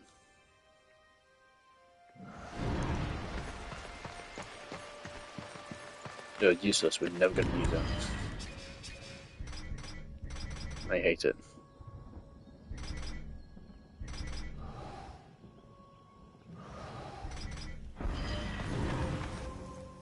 Oh, at least that's out of the way. They reaffirm what I believe about how Floaty is unhealthy and unrealistic, whilst Clarif is brilliant in every way. And so I can enjoy that more, because I can appreciate everything that's objective. I can appreciate everything the artists put into it in a more fulfilling way. But it also means that things I liked in the past, I no longer like as much anymore.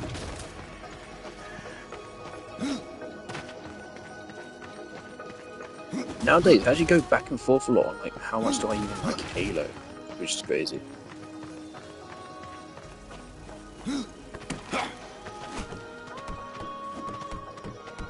But that's the thing, if you talk to a lot of modern Halo fans, they all basically admit that, yeah, the original Halo trilogy is a bit shit. If they start talking about it, they're like, yeah, the main villain, Truth, his motivations make no sense. He completely changed between the second and third games. He's a completely different character, in fact. Amongst a whole bunch of other shit.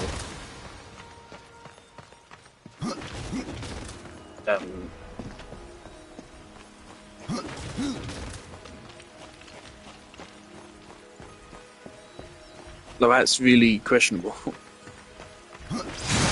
And it is a big problem, that problem specifically. It is really bad in Halo 3. Which, like, I still think Dynac's the best villain of the series. Or you could say maybe Halo 2 Prophet of Truth is the best villain of the series, but in Halo 3 he gets like one good voice line. His whole you are all vermin speech at the beginning of Halo 3 is cool, but it's not truth. It's not his character. They completely just changed his character.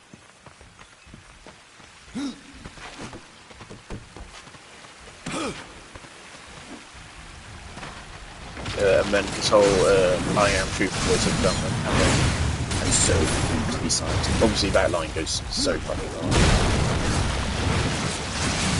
And that line does actually work for Halo 2 truth. That does make sense. So Halo 2 truth, he's new just a politician. A bastard politician. So basically a politician.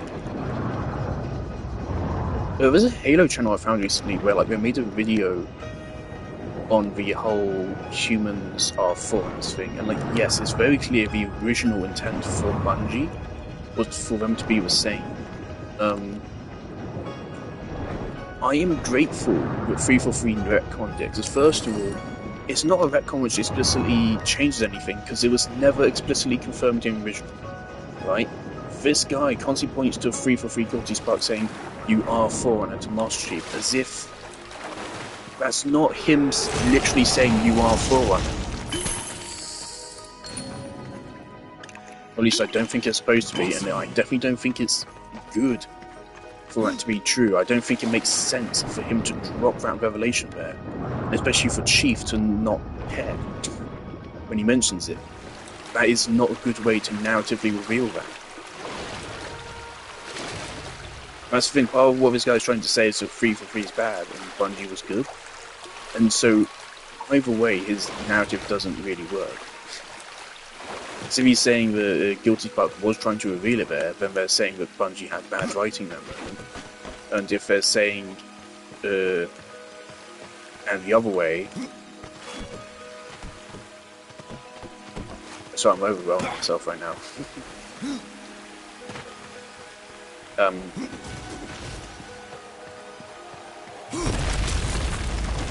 This is why I like writing shit down while I'm talking. Talking physically tires me out. It makes me forget what I'm going on about.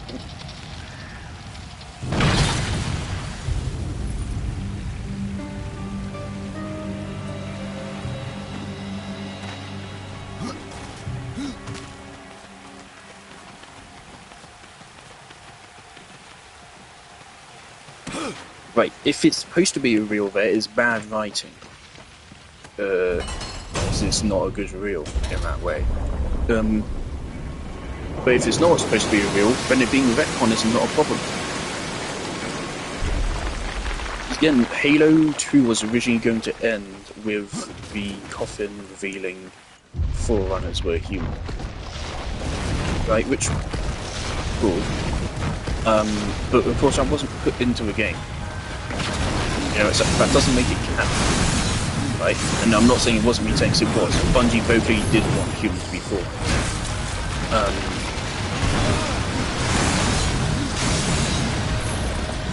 But it wasn't put into a game, so that doesn't mean that it's necessarily canon. There's that line from Guilty Spark, which is, it is there, it is absolutely not supposed to be real. It is not supposed to be that easy. Your whole point is that the humans are successors to Forerunners.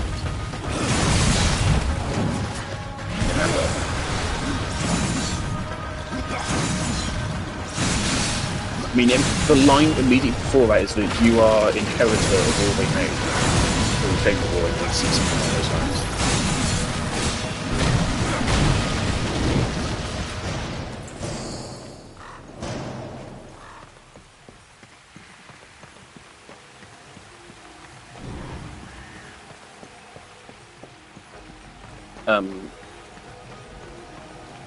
Yeah, I personally think it's a really good change to have humans and Forerunners be different.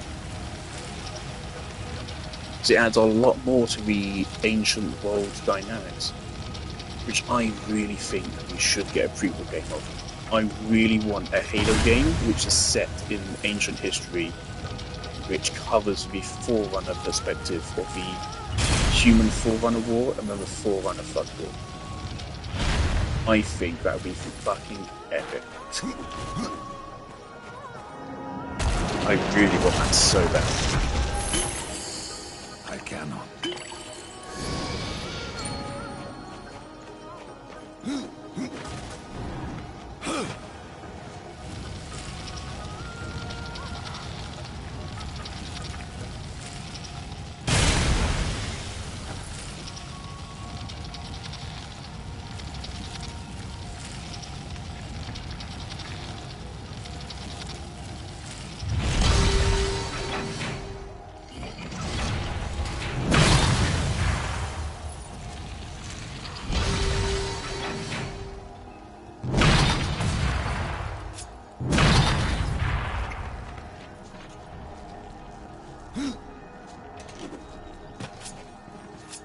Is that resistance?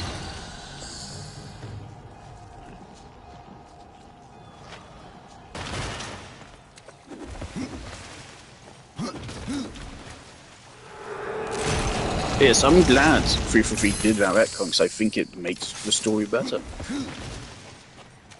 And again, it was Bungie's intent, but there's nothing contradictory, I don't think.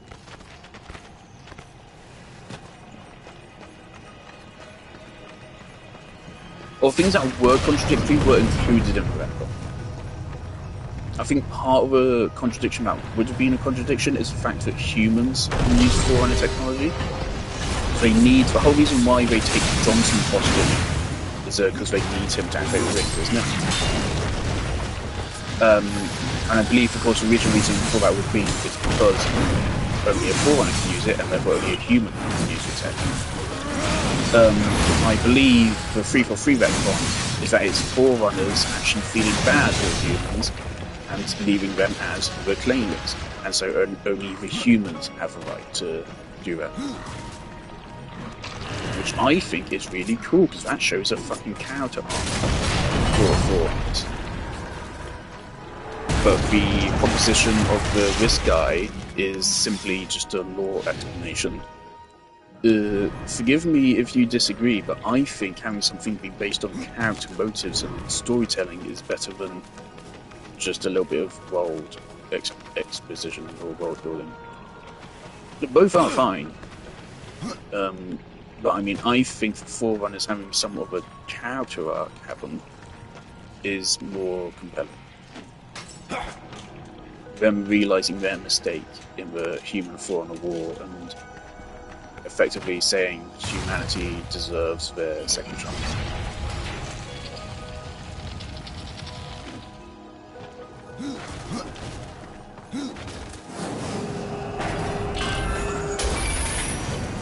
I think that's way more compelling than just, oh yeah, humans used to be super advanced, and then I don't even remember what was the law. How would humans have then devolved back to cavemen after being Forerunners?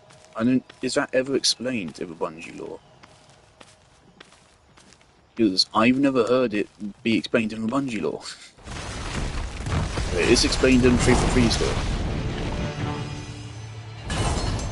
You're never going to catch me defending Halo 5. You're never going to catch me defending the problems of Halo Infinite. But I will defend Halo 4, because I think Halo 4 and the lore changes that 343 have made, at least most of them, or a significant portion of them, are good. Some of them are bad, like how he changed key mines in the Flood. And I was kind of, why? There's kind of a pointless change they made, but whatever.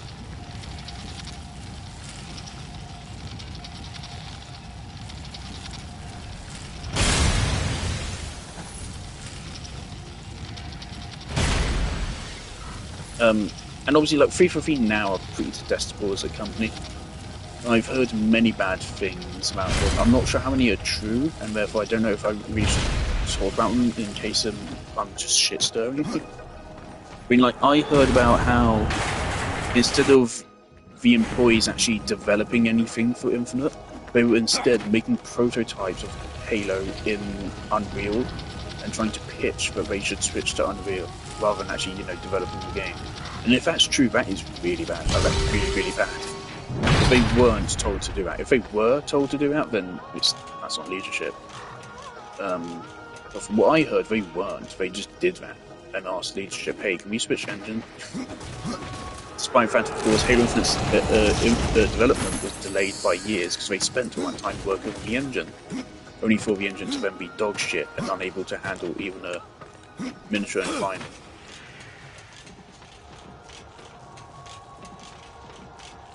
Quite frankly, they should have just been with Unreal in the first place, or made a good game engine.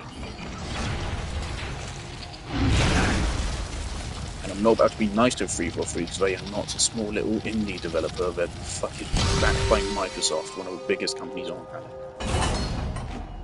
They really should be able to make a competent video game.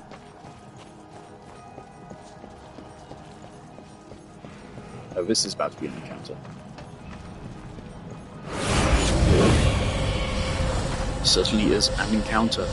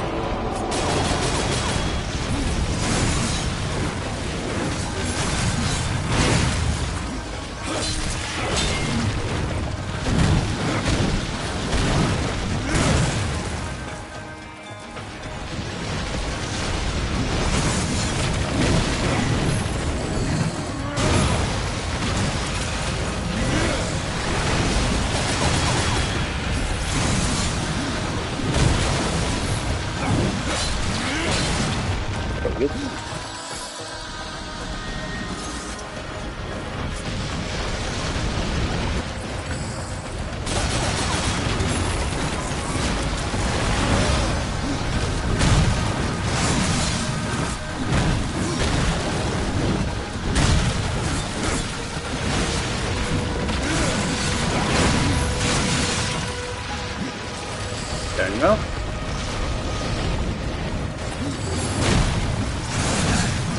Great.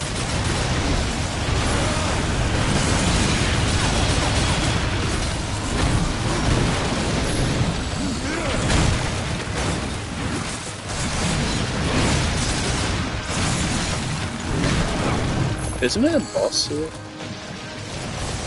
Yeah.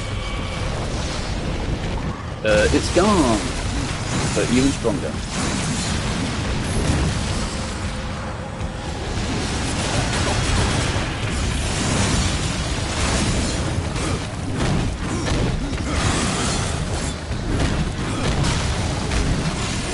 And it's gone.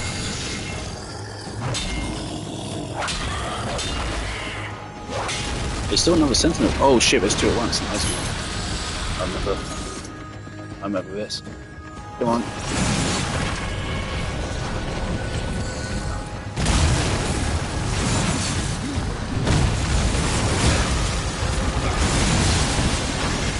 Another sentinel? Go on, you win, wait.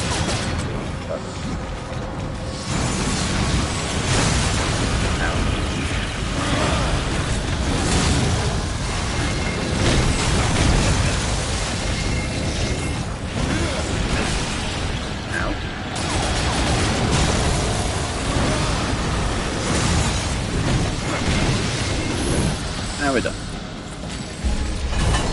That was pretty clean.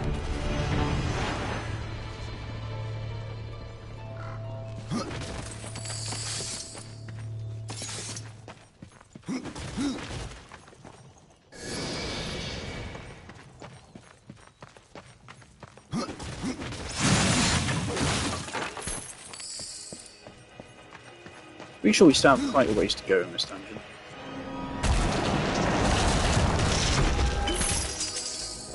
Purple. Impossible. I cannot. Oh. I can't use it. Yeah, they're out of... Oof. No. I don't have any possessed weapons I can feed them into. Oh no.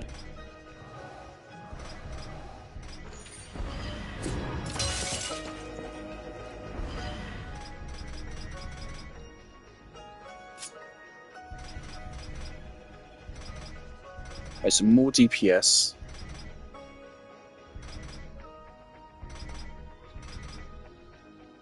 Or DPS overall. I don't know if DPS factors in crit. I assume it does.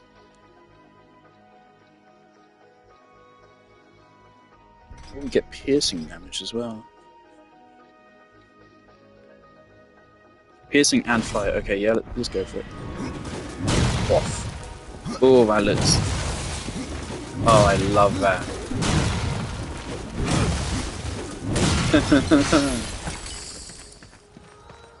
That's very cool. Impossible. Right, leave that behind. In that case, I should head back and sell some stuff real quick.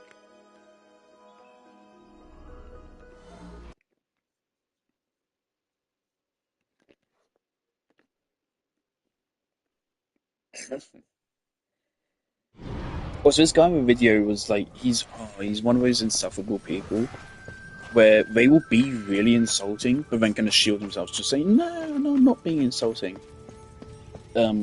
Like, he basically said anyone that likes retcon or tries to doubt retcon is stupid. So he basically did these...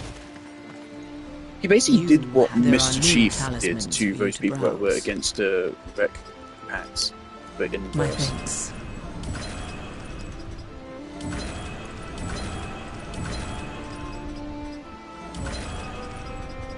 I will offer.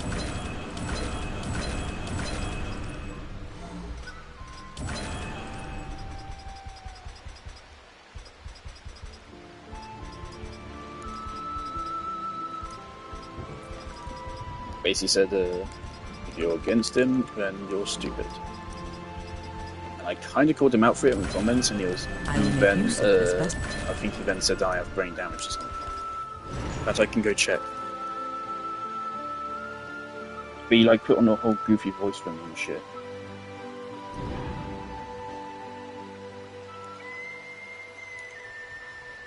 Something troubles you.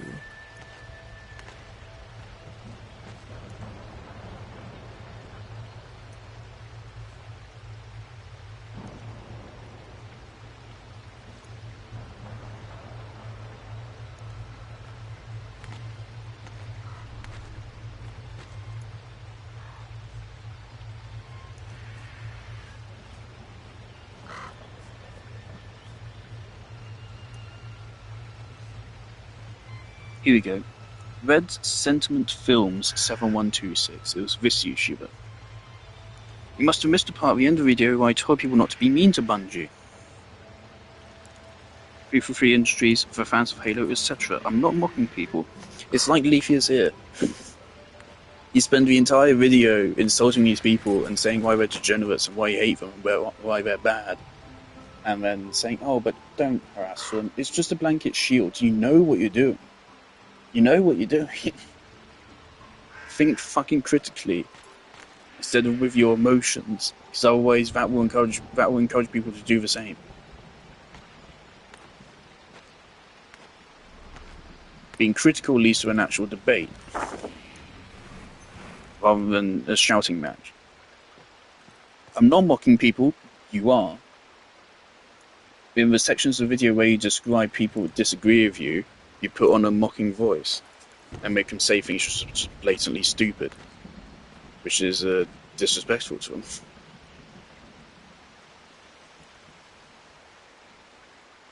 You are mocking people. However, based on the evidence, Foreigners no longer being humans is a retcon.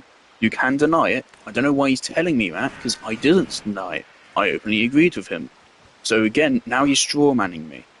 You have touched. So that's not great. The first thing is that he does is he denies mocking people when he very clearly is. Then he strawmans me. But like I said at the end of the video, you have to take out with Bungie staff who said that humans and Foreigners used to be the same. Paul Russell said that Halo 3 terminal writer told him that the terminal show that they're the same. That's not me mocking people unless telling people the truth is mocking them. And then he did like the throw your hands up emoji. So yeah, he basically lies about the content of this video and then he strawmans me. So not a great figure for the Halo community, I would say. About what we just said about the terminals, I'll be honest, it's been a long time since I took you at Halo 3 Terminals. Aren't the events of a Halo 3 Terminals... I'm not going to say this, right?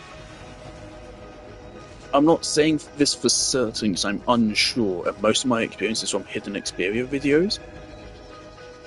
Aren't the Halo 3 Terminals about the librarian being on Earth, communicating with the Didact, and the Didact's telling her to come back to Forerunner space? Meanwhile, she's on Earth trying to index the humans.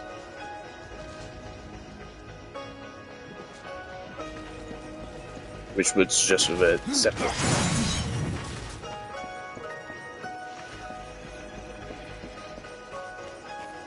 I'm fine with being wrong there. I'm just confused.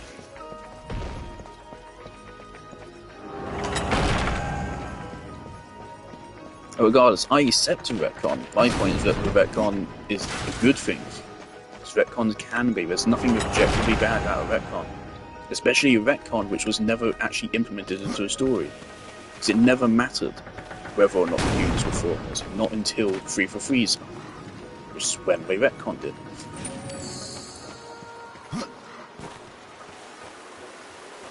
So again, it was never explicitly confirmed in-game. If it was, this debate wouldn't have existed. If it had been explicitly confirmed in-game, I don't think you'd really have people that were dumb enough to deny it, would you? Or at least, I'd like to think so. There's... My brain is telling me there's a stone bite around here.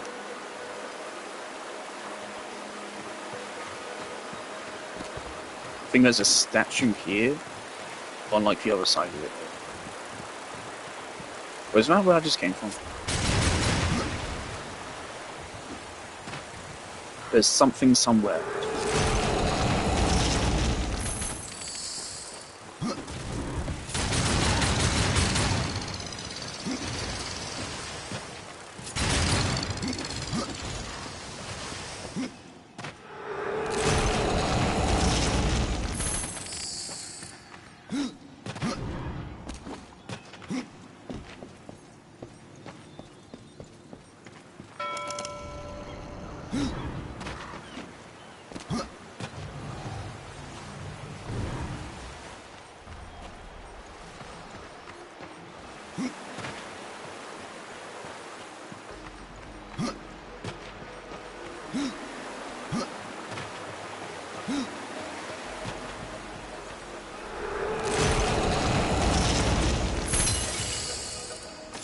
I mean, that's the thing, since it was never explicitly confirmed, you could maybe even say that, yeah, it wasn't canon. It was just a question which had never been answered.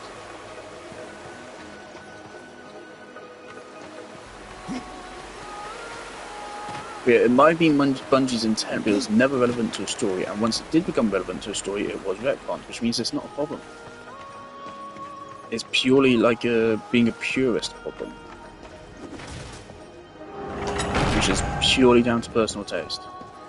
In some circumstances, which I would wager this is one. There's no reason why humans being separate to foreigners is inherently bad. But meanwhile, there are reasons, which I laid out previously, as to why it is good. So...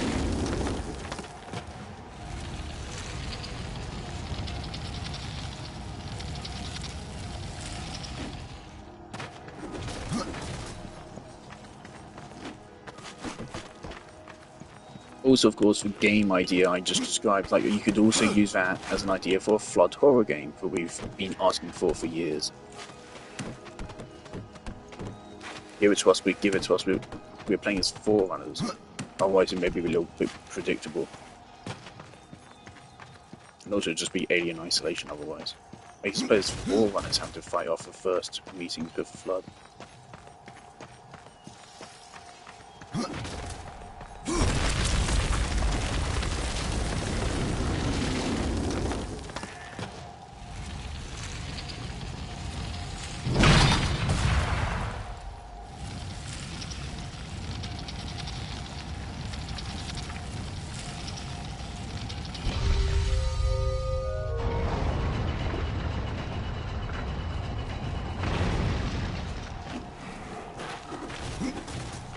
this thing a bit.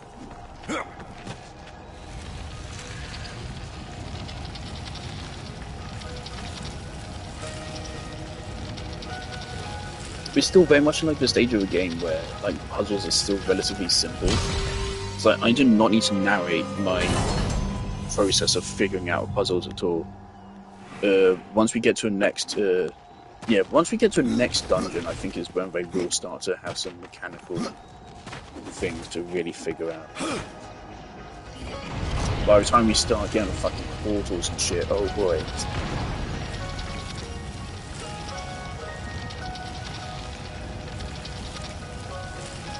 Yeah, I want to fall back in this before. Look at that page.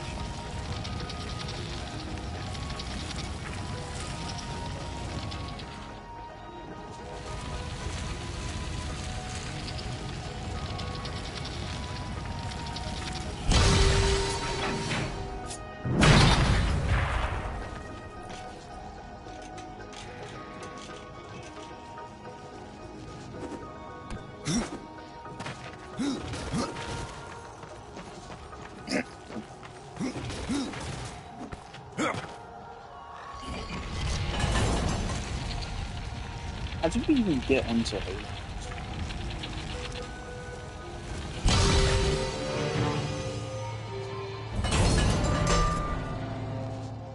Was like that's the thing. Like a lot of what I've labelled as my favourite games, are also games I'm highly critical of. Like I'm constantly bitching about Genshin. I still label Genshin as one of my favourite games. Granted, I would say like maybe not even top 10, but it is on the list. Again, I think Genshin could be fucking brilliant if it wanted to. I think Genshin has the capacity to tell great stories. It has the capacity to have has amazing character design. It has the capacity. It has great gameplay a lot of the time. Its problem is just, you know, what it is. Warframe, obviously, is my most played game of all time. Yes, I'm constantly bitching about it.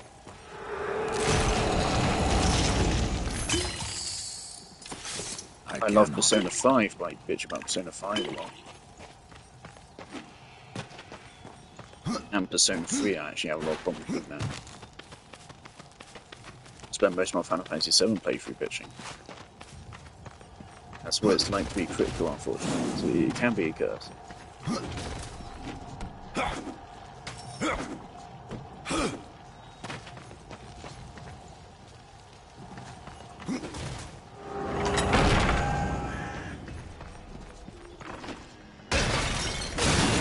But again, it can be rewarding. The problem with being critical is that if people stop being critical, it's a vicious cycle. If people stop being critical, it drives standards down, which means products get worse, which means becoming critical means being more depressed, which means you don't want to be critical anymore, which means people become less critical. And it results in just a downward spiral of people becoming less and less critical, more and more docile, and happy to just accept whatever slot they're given. Which is why, at times, being critical and thinking critically can almost feel like a responsibility. Because if you don't do it, you can't trust that someone else will in your place, and thus standards may drop, and it may be your fault that media and art dies.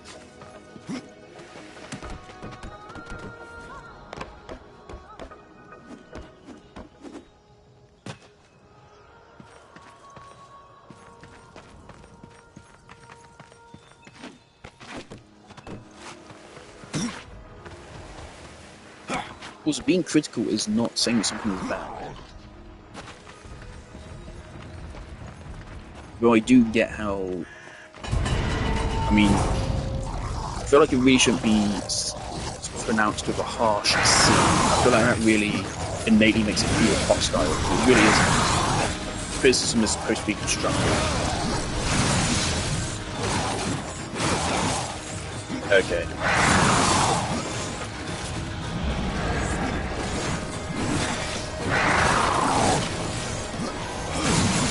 So I mean about enemies becoming fucking pests.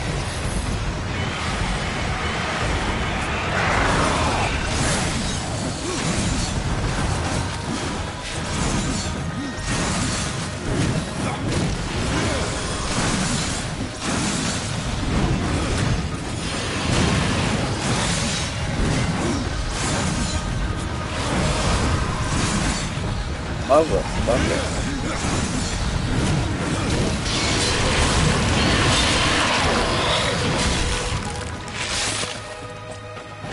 This encounter, I've been dreading this for the entire dungeon. This is fucking dangerous. Oh my god. That's some good gauntlet.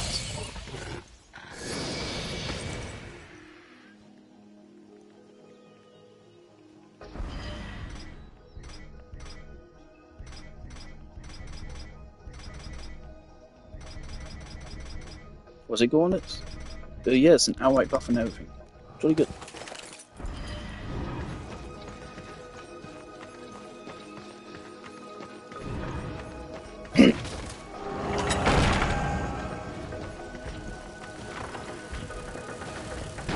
So depending on who you are, being critical can either be the best thing you ever decide for yourself, it can also be a big mistake. I'm not quite sure where I am on that yet.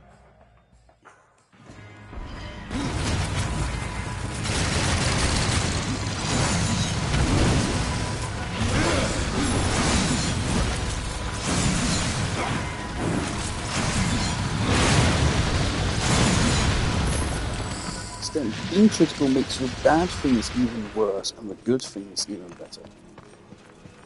It also allows you to enjoy things you never would have otherwise.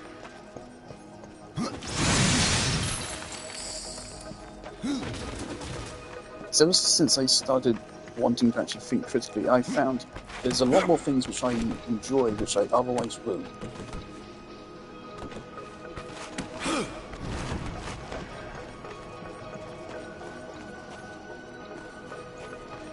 Actually hinders me in my full enjoyment of anime though. A big problem I have with anime is how, especially in old anime, we completed chapter. There's a lot of times where, like, I don't want to call it lazy. Oh, no, what?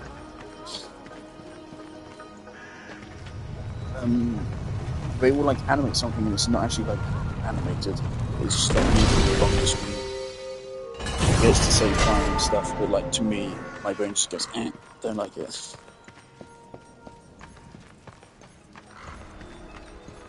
Is this real? This feels like a reference to a boss fight in Dark Souls. Is there a boss fight in Dark Souls just like this?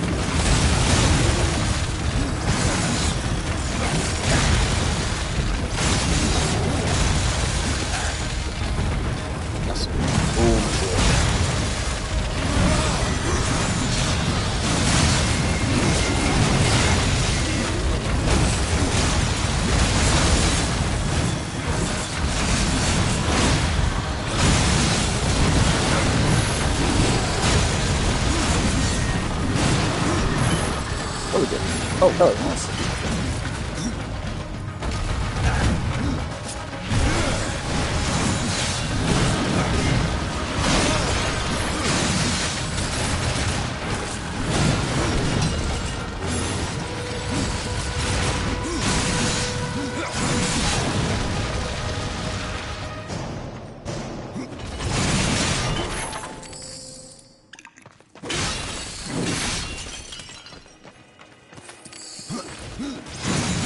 There's a boatman quite good.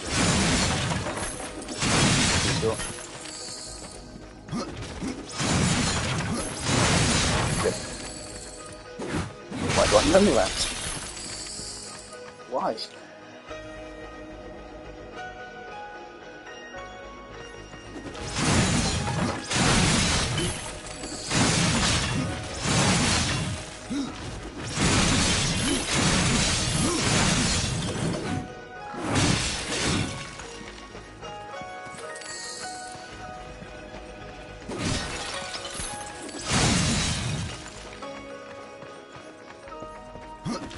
I think this is the end of the dungeon.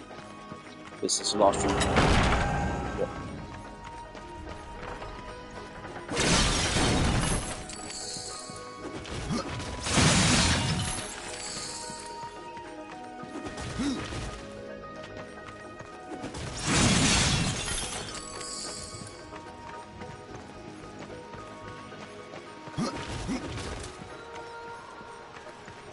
from this point on, each dungeon in the game is like longer than the last.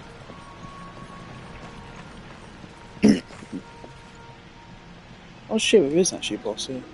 Oh, I remember the mechanics now.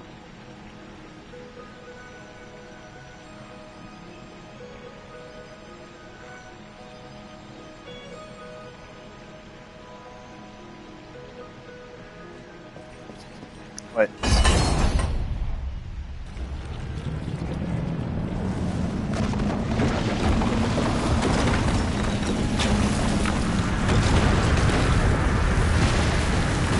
I remember correctly, we had to throw some water. One shot. Oh.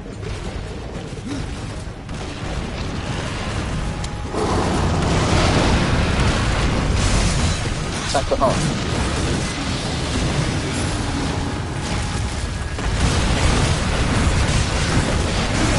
Not ready. Wait, did that ultimate? Oh, he takes damage either way.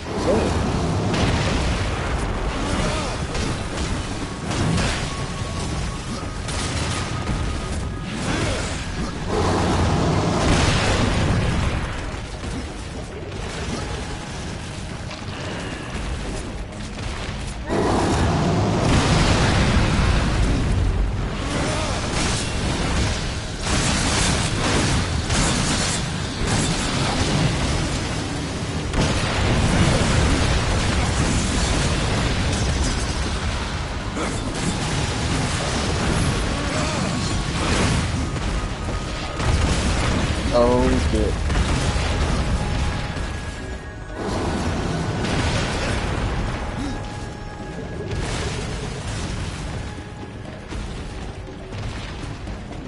Please shot me along.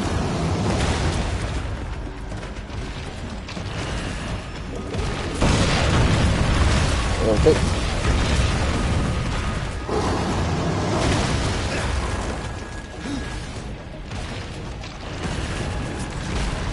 But yeah, we're done.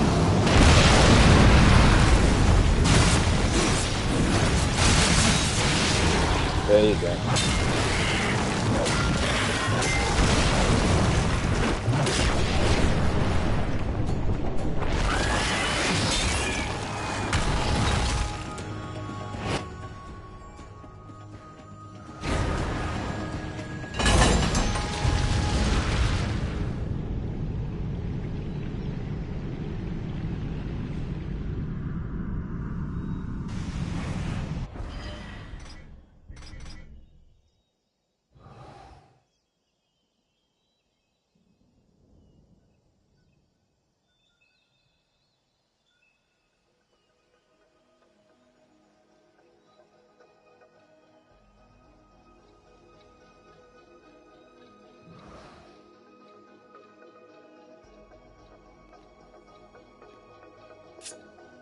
Alright.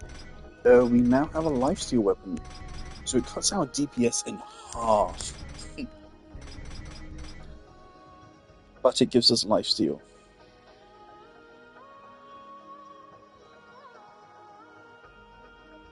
We'll consider it.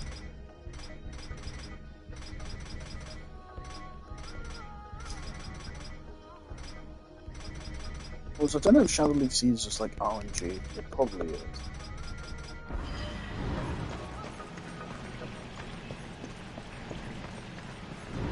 Who have I put on every Book of the Dead page so far?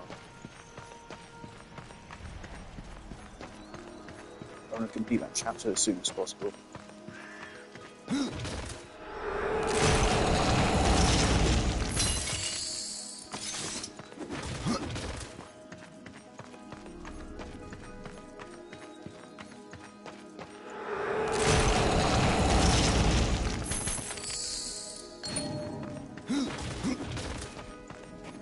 Right, wake up.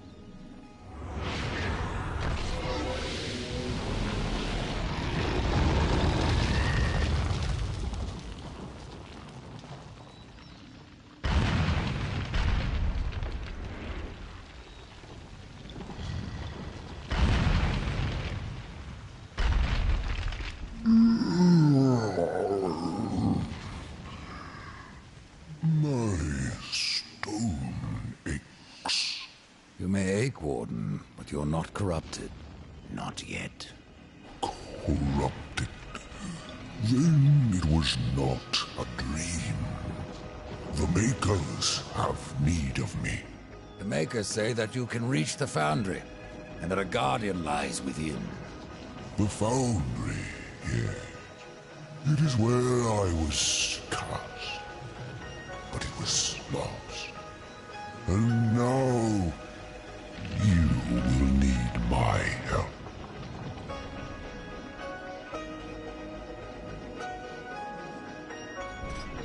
Corruption spreads across your realm and you slumber.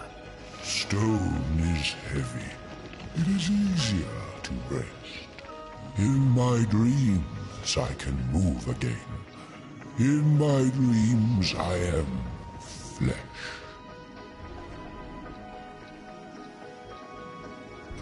This place, what was it? I cannot tell you. It's on the tip of my tongue, but my tongue seems to be elsewhere. Will you help me, Old One? Yes.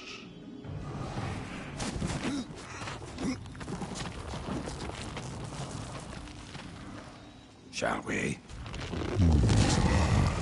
Hold on, little one.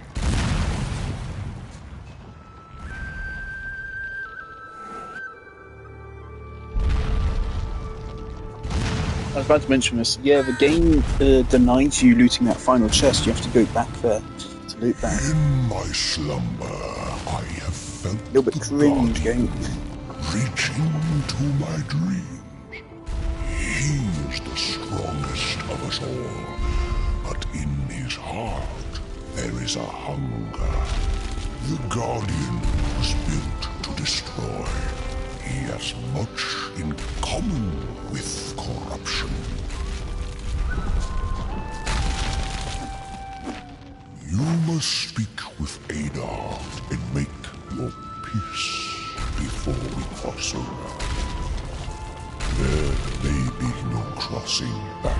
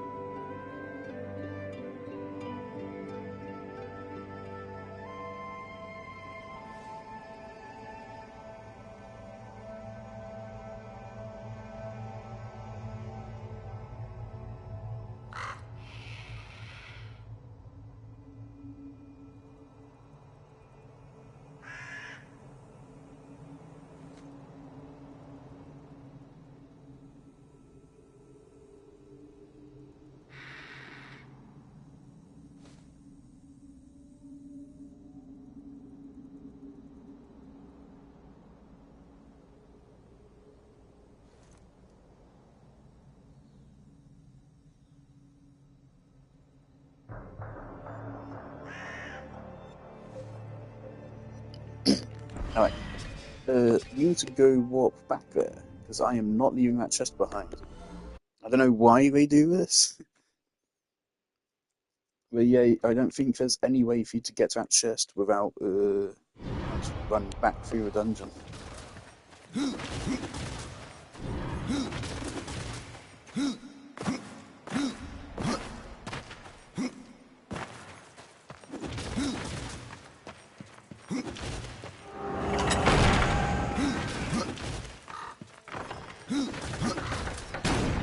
Only actually takes a couple of minutes, right?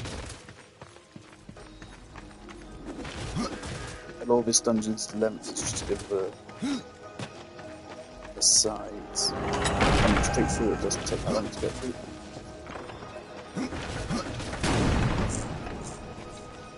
Now I can double check for any loot we missed.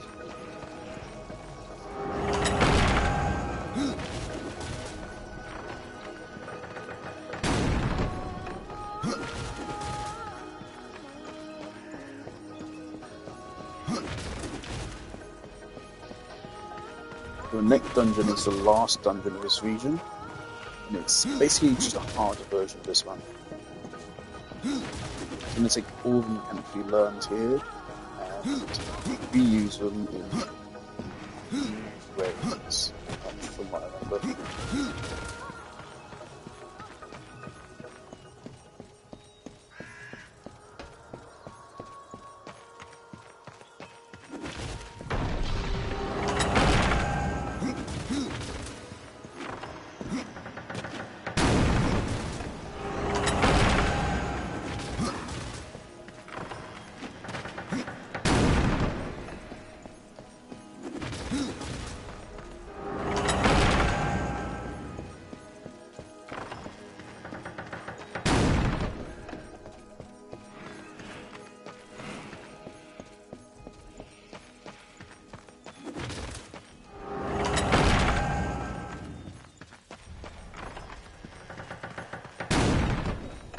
It doesn't take that long.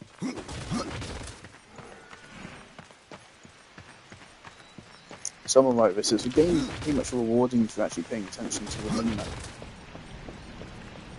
So it doesn't bother me at all, it's just weird. I don't know what the intention was. I feel like I don't know if it was intentional, I think it was an oversight.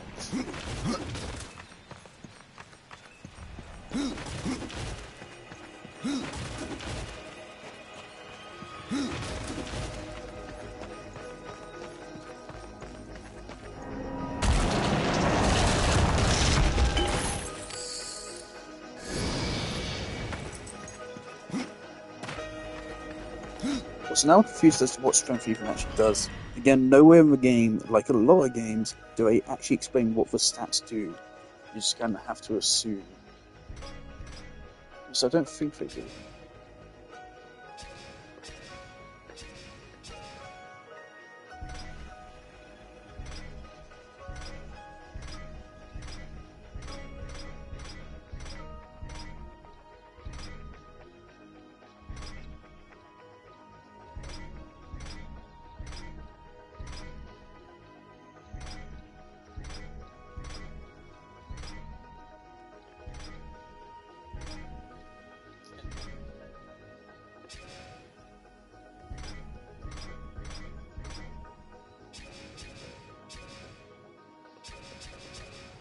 I wonder if there's any combos I don't.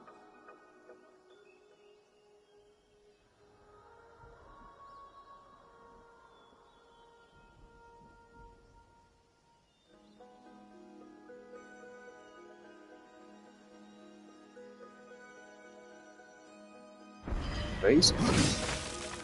Oh, this.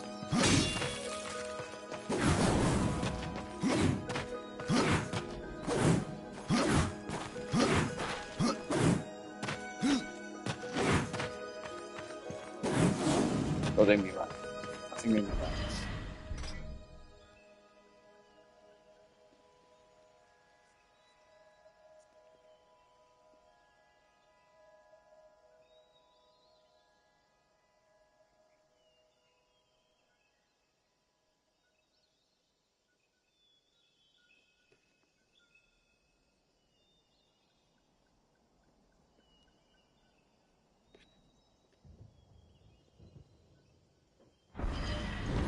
Bosh bosh, delayed. Bosh, bosh, no. Bosh bosh, bosh, bosh, bosh, bosh. 1, 2. First hit, second hit, third hit. By hit, I mean. That's how that combo works.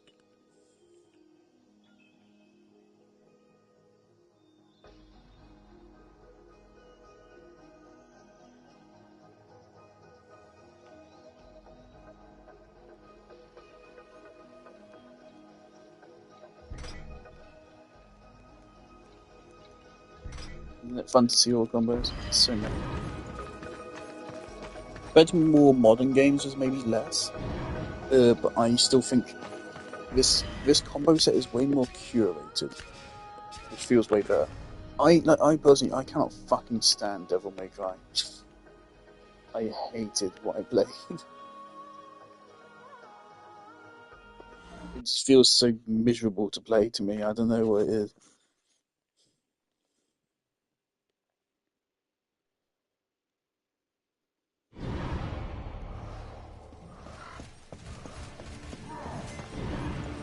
I've restored your forge and brought life to stone. But am I any closer to the tree? Tell me now, old one, or you may never get the chance. I hear the foundry is dangerous. As is the tree, horseman, and the entire forest. That is why you must awaken the Guardian. But have you asked yourself why you seek the tree? The Tree of Life is where I will find my brother's absolution. The Tree of Life is a gateway. From it, one may travel to places undreamed of, whether a world of oceans and forests, or ice, or endless night. The tree exists there. It may appear different, yet it is the same tree, and its roots connect all the realms. The Tree of Life is not where journeys end, but where they begin. Now, 8-year-old me was really stupid and just didn't listen to any of this dialogue about the tree being used as transport. Am I continuing to save? I think I'm continuing to save. We could go for more.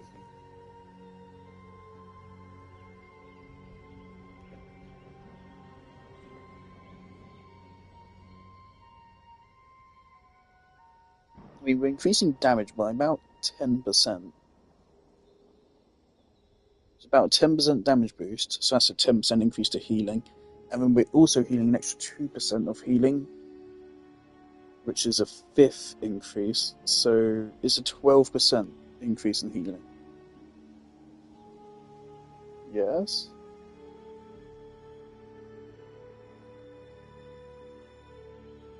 I think so. I think that's how our maths turns out. So we could get that.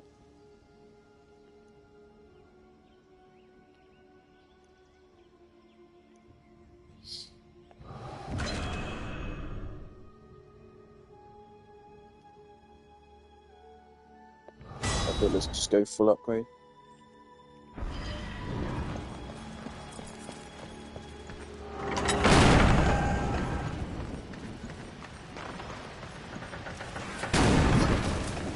Actually, time for a big one. Worry not, Maker. Now you can find your way home. This compass guided me to many wonders. To hold it again after so long, it makes me feel a mere 500 years old. Thank you.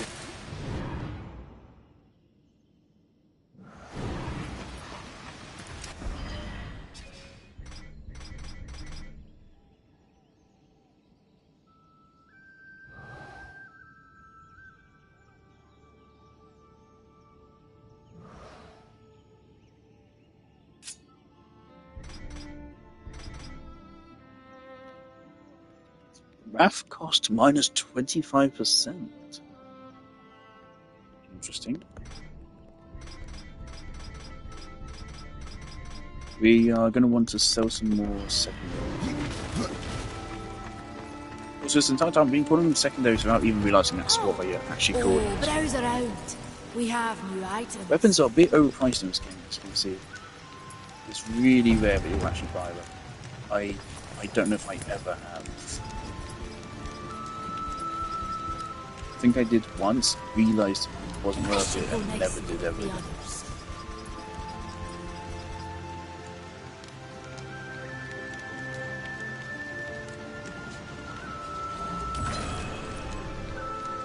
Valis will put that to good use.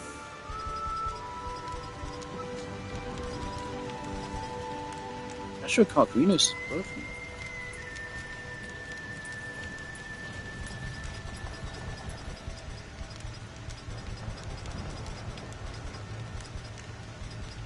Oh, this should go nice.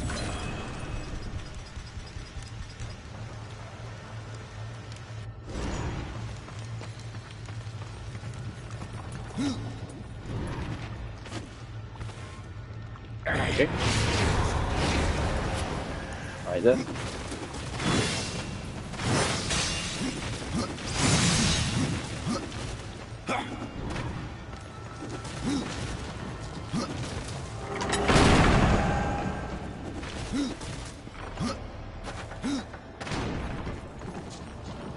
I don't know how much further we're going to go after we complete this dungeon, but I do want to complete this dungeon today. Oh, by the way, in Genshin, I pulled Mualani. I have like 10 wishes left over right now. Yeah, I'm trying to get a set for. I've already got. This is not a bad set. It's definitely not good either. But each piece has at least one good stand.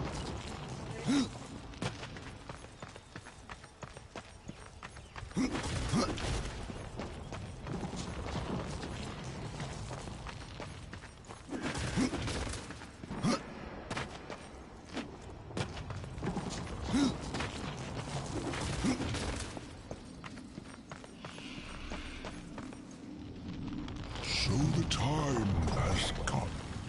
Tell me about the foundry. It is a holy site, where soul is fused with stone. Doesn't look so holy from here. The darkness has spared little in our realm. But the foundry is a place of magic. It is strong, and with your help we will claim it once more. What became of the other wardens? In my dreams I felt many of my brothers, but only one still called. A warden who's ancient. His soul still haunts me, though his stone is lost. Oron was hewn from rock first laid by the Stone Father.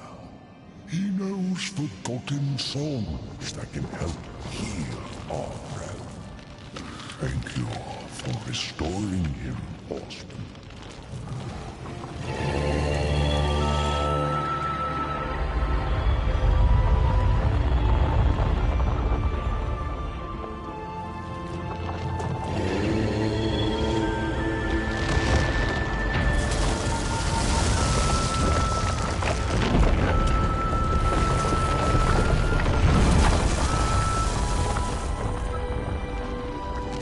It is not safe here, for flesh or for stone.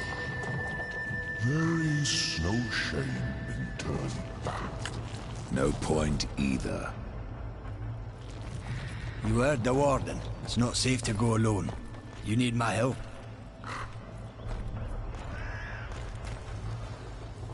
This is also the one dungeon of the entire game where we actually have a buddy. Technically.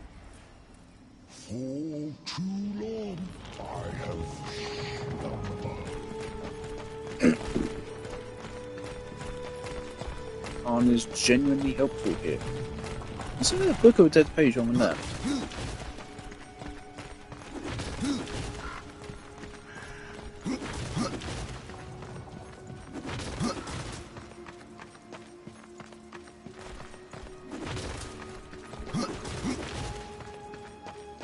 There's a chest.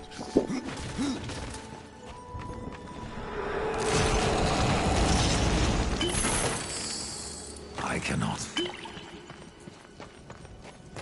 Oh, hold up. Didn't we get an armor upgrade or something else interested in? Oh, okay, so we lose XP%, but we gain crit damage, defense, crit damage, defense, and strength. 4% XP is decent.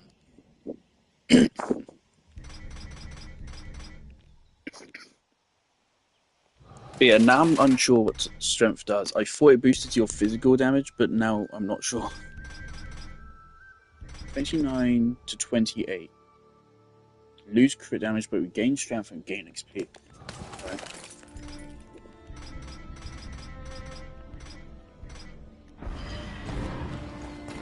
Got a little blue theme going on. Hopefully at some point in this dungeon we can get another possessed weapon. We've yet to have a possessed secondary. Quite frankly, I don't think we need one. I feel like it's way easier to get a good secondary than a good primary. Partially because primaries drop nowhere near as often. Why? Don't ask me. Game design.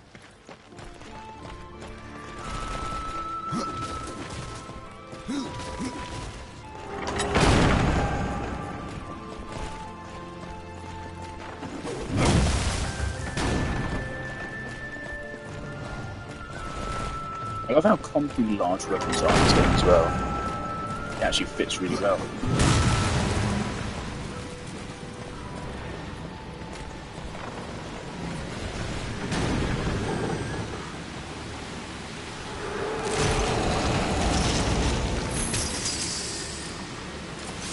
What did I just say?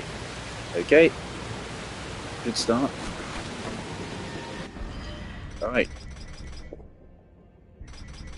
Level 10 compared to our level 6. This is an opportunity for a big upgrade here.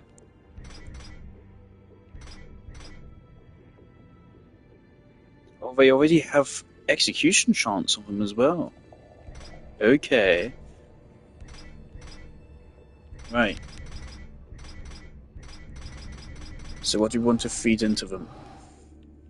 Frost damage. Yep.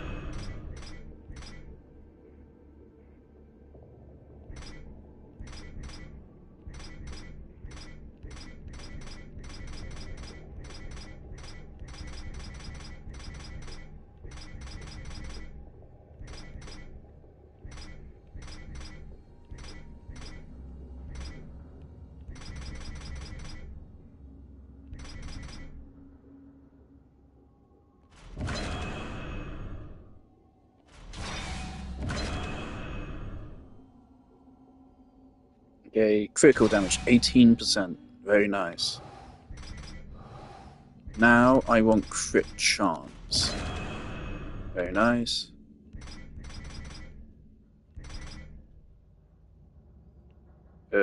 Ice damage. Yeah, this is something to point out. Frost and ice are two different things in this game. Frost, I think... I struggle to remember the difference. I think ice freezes... One of the two freezes enemies solid, and the other one only slows them down but deals damage over time. I think that's a difference. I don't know. Something which has... There you go, so that's frost damage upgrade. Critical damage upgrade. It also gives us defense.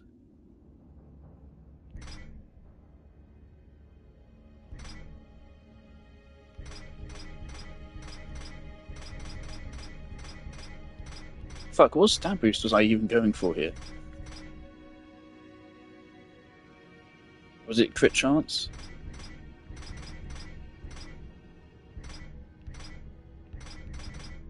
Okay, yeah, the first thing we sacrificed was crit chance. We'll get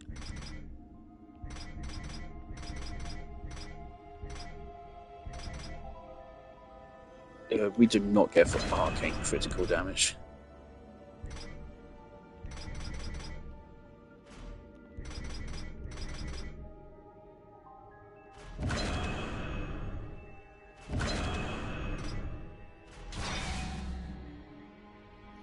There we go. That's a lot of defense. So I'll take the 10 critical chance.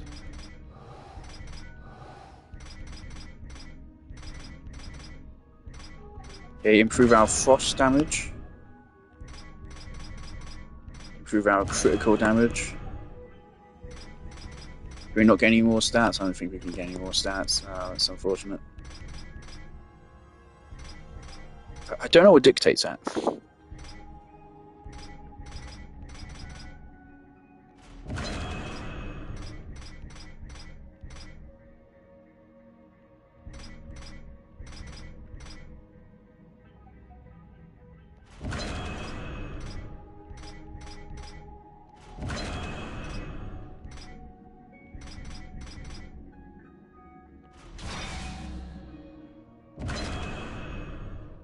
Okay, so we can either get an extra 3% critical damage, a 2% critical chance, or increase our frost damage by 1.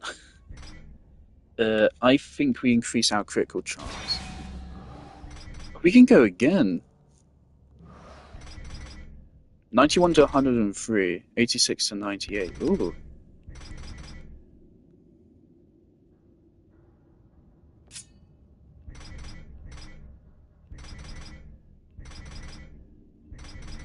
So right now, our current size is actually still slightly better, which is surprising. Though we have higher execution chance.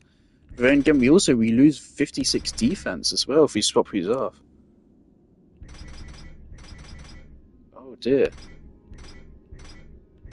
So could we argue this isn't even going to be upgraded? Our damage is going to be a bit RNG based. Because again, those crit stats are pretty good. The problem is, we're so early in the game, we aren't getting crit stats from our armor, which means they're kind of meaningless.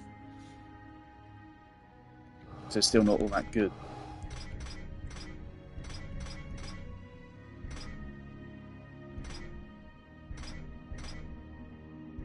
I want to keep that ice damage, critical damage.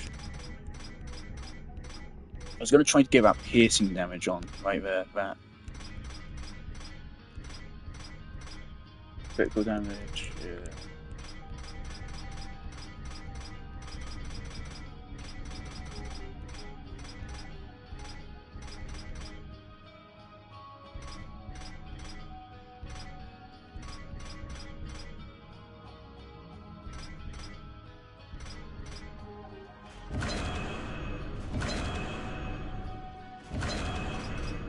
One more thing with crit damage on it. 20 to 21. Okay, as you can see, that's literally the same percent. I don't know why that happens. Maths. Anyway, there you go. Is that our final upgrade? That's our final upgrade. And it's a DPS buff, finally. Very small DPS buff. In exchange, we lose a good chunk of our defense. This isn't even necessarily an improvement. We lose a quarter of our defense for like a 10% increase in our damage. Oh well, let's do it. However, I'm not going to delete these because again, these we want to hang on to this. Actually, yeah, we want to hang on to it for a while.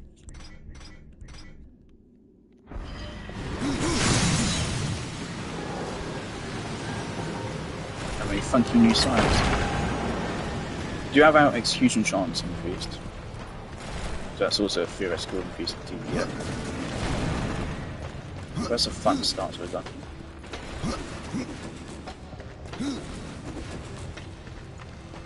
Also notice the game doesn't charge you any fucking money to upgrade your possessed weapon or anything. Over here. So this game understands that player freedom is actually important. I've thrown stone bigger than you. The amount of times I've fucking heard that line, man. It's nothing to drive me mad, man.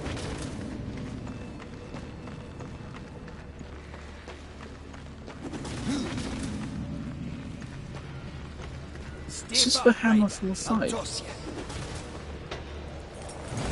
Alright, Sunshine.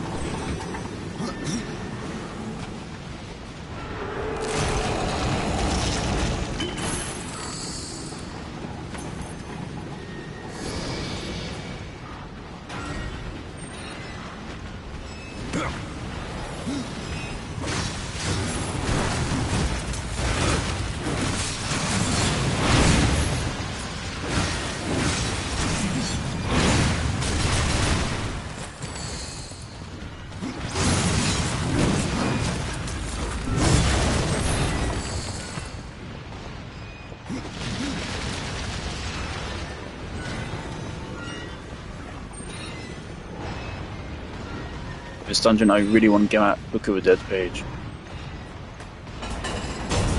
Book of the Dead page is very well worth collecting. Spoilers. Once you collect them all, you get a key to a location, and that location houses a fuckload of loot.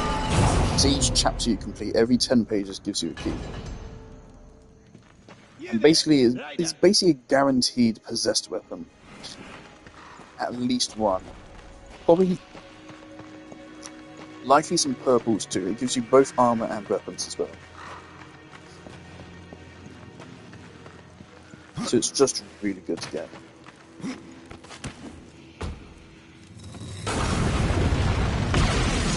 Stay there. I'll get the door.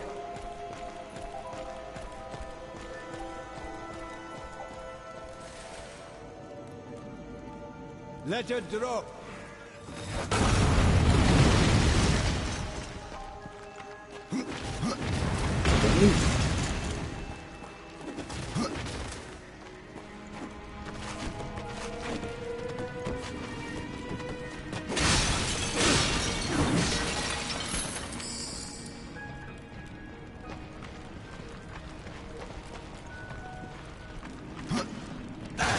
Starting to see fucking stone bones everywhere. Look, fuck you there.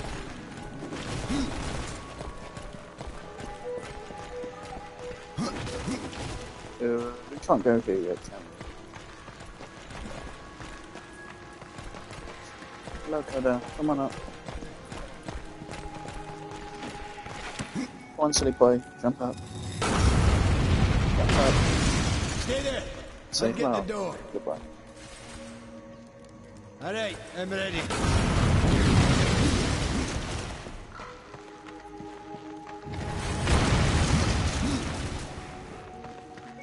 Here he is, the Guardian.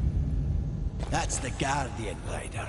And if you would get to the tree, we will have to wake that beast. And then what? The Guardian will do what it was meant to. Destroy the corruption blocking the tree. But it looks finished. Why does it just stand there? The body is finished, aye. But as it stands, it is no more than dead stone. To give life to the stone, we must give it the essence of a maker's heart. 3 of them for a beast this large. And how do we do that? These heartstones were finished, along with the Guardian. This is a cutscene, Never isn't it? married to the stone. They're all in the temple. We need only look to find them. Then let's go.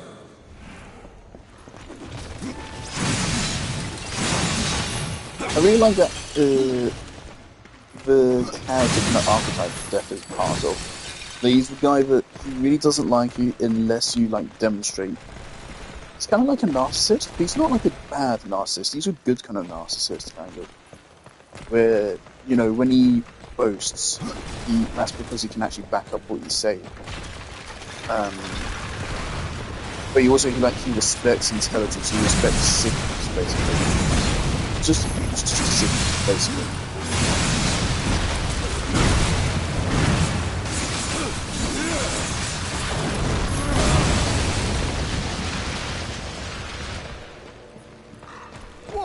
That's it!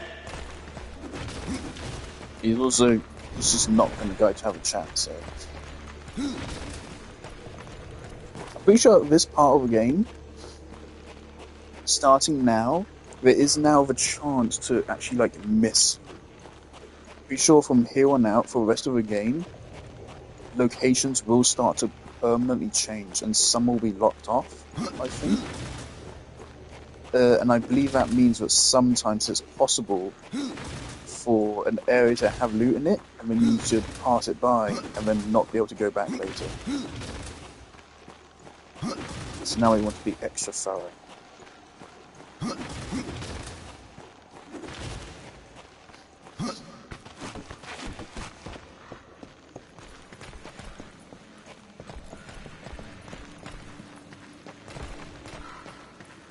I really like the idea of like a game being a run, where you need to worry your entire playthrough about doing things right, kind of like Persona 5.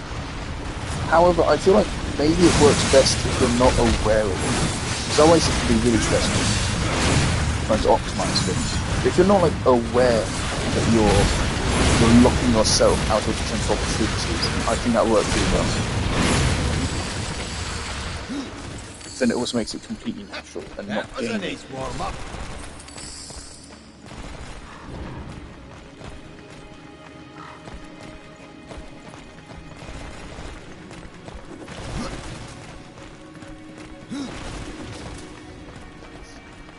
Persona, I'm not a fan of how you may encourage you to hang out with characters not because you like them, but because their perks are good.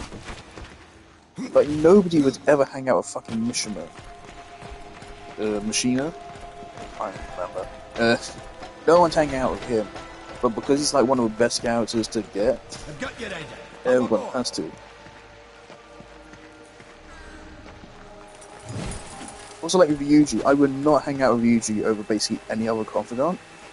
But he's the single most overpowered one, so I have to. I ignored Yuji on my first playthrough, and I suffered greatly for it. Like, Persona 5 Royal feels like it's designed with Yuji in mind. It kind of assumes you're using Yuji. Genuinely, I had problems in my first playthrough of Persona 5 because I didn't get Yuji, so I just didn't like him all that much. I prioritised the characters I actually liked, and because of that, the game was really hard. Yeah, it was just really hard. Yuji is insanely powerful.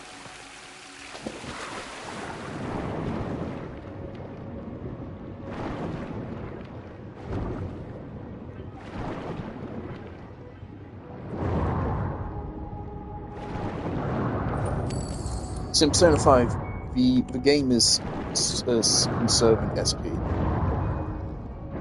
And Yuji is probably the best in that.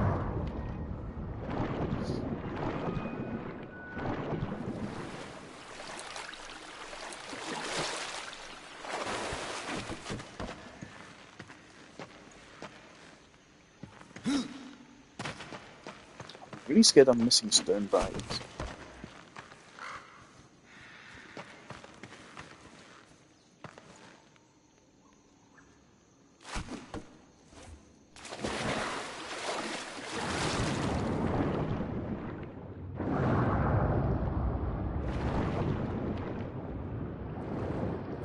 I think a couple years ago when I played this game on the Switch, I tried to clip the fight against the Guardian, but it just didn't turn out very well because it's on Switch.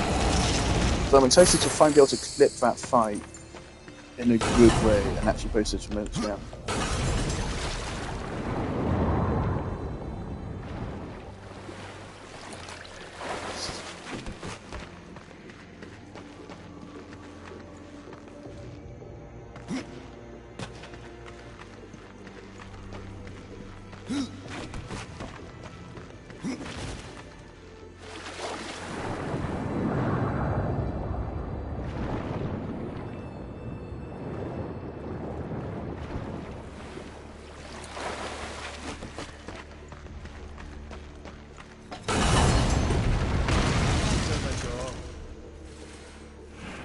Let it drop.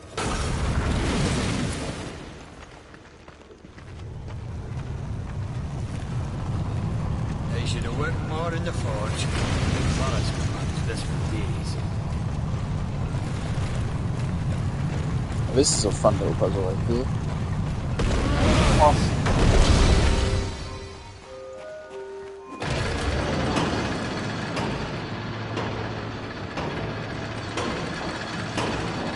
I normally have a lot of trouble with that. That takes a lot more skill than it looks to actually line that up. It's a little bit of like a little suck-in, but I remember having some real bad problems trying to solve that in previous playthroughs. Again, when you already know how to solve everything, like my pathing is like pre-optimized as well, that's the thing. I'm borderline speedrunning the game.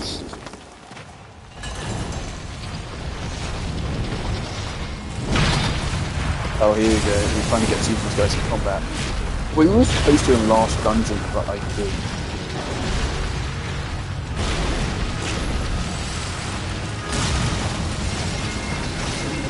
I think for the rest of the game I might just take clips of like good fights and yeah, just good fights or the occasional puzzle. Just show off against the comments.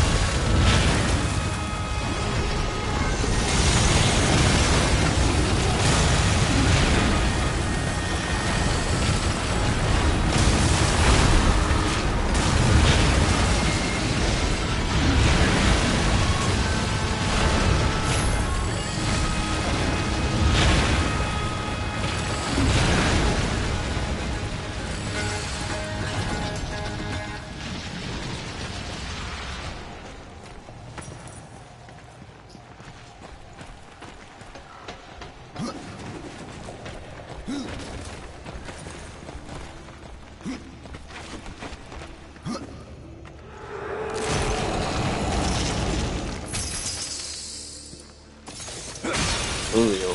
Yep.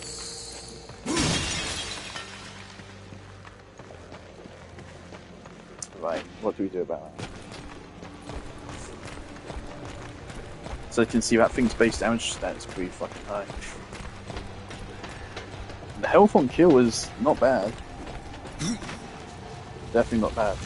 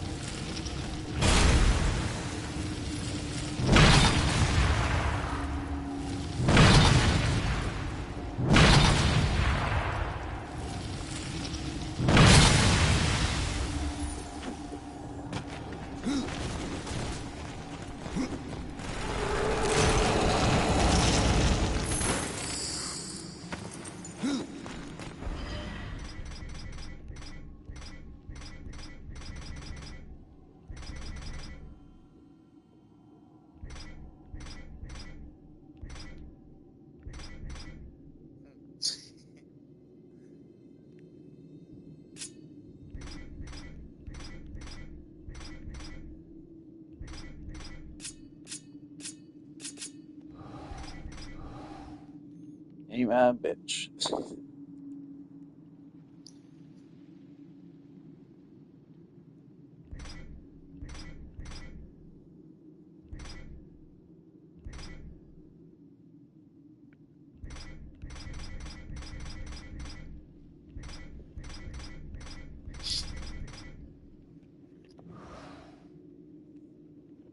Honestly, I think we kind of just ignore it for now.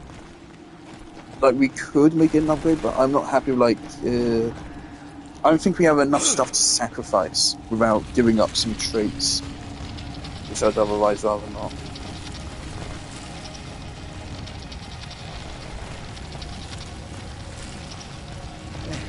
By the way, just because we arrived at the guard, you may think, oh, we're, like, halfway through the dungeon. No, we're, like, not even quarter way through yet. I mean, this is a long run.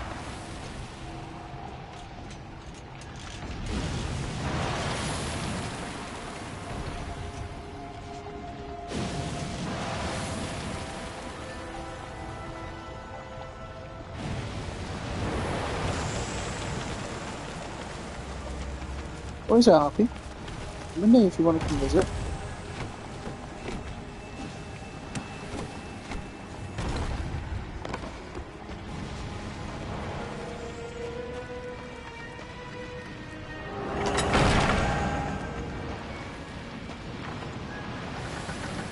After this we have a scar, but we're probably not going to do the scar immediately because I think it's difficult. What is it, Harpy? Why are you meowing? Never mind. What's going on?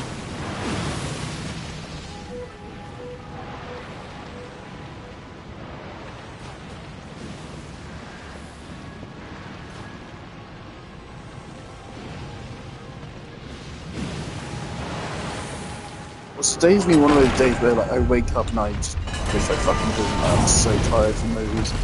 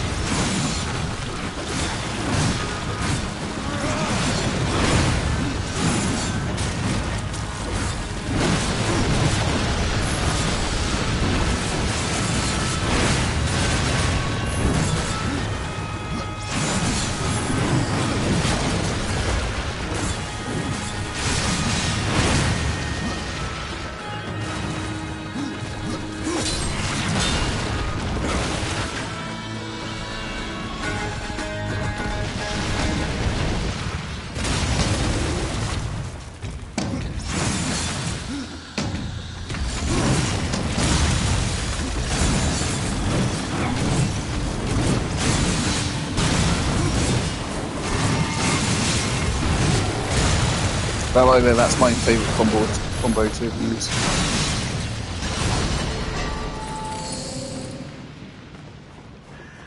8% crit rate. I can't want his defense for it, doesn't it? Oh no, we're on Wrath regen.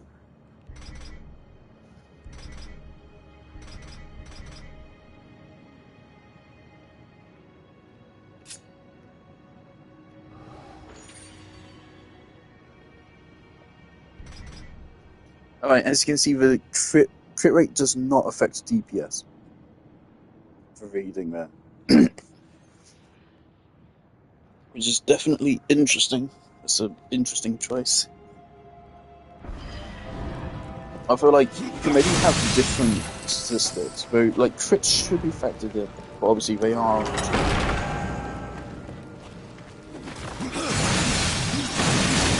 But yeah, I'd love to see a modernized remake of this game. Of course, modernized is a pretty scary term nowadays. But obviously, I mean modernized in a good way.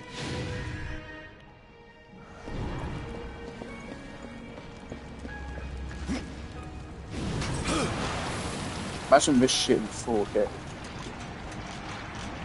fact, what resolution is this? 'Cause yeah, this is a PS4 game right now, technically.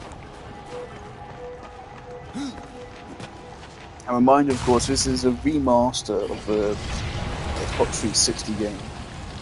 The remaster again is debatable if it even looks better than the original. So you could see quite a big graphics go up. Well, I mean, I think the game still looks great. I think my eyes have adjusted to it being 30 frames per second at this point. I think I've totally forgotten what it even was. In fact, is it? Pretty sure it is.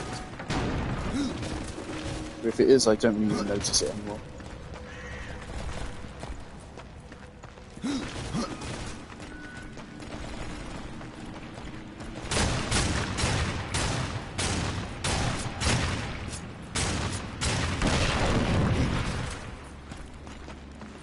It's death grip time. It's death grip time. Is this death grip time? It's alright.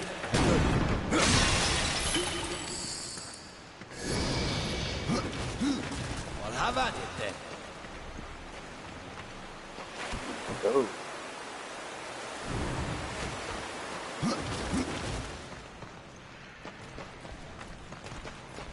That's it. Over here.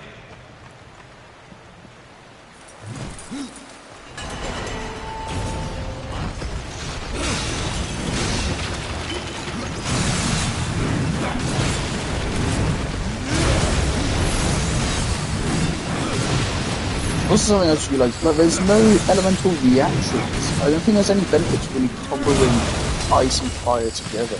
That's something that the remake of this game could do.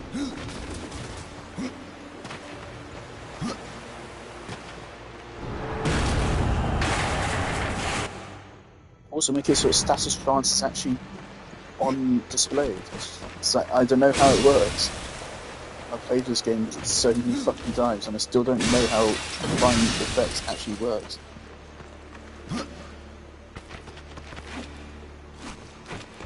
I also have no recollection of how the fuck to get up here.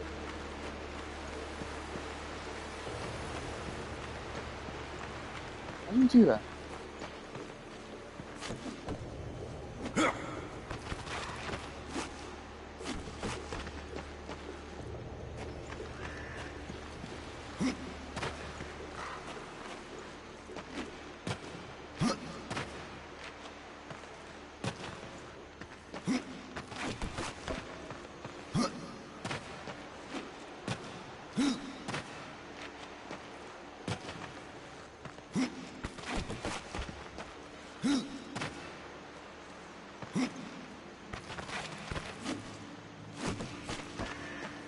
Oh, this is...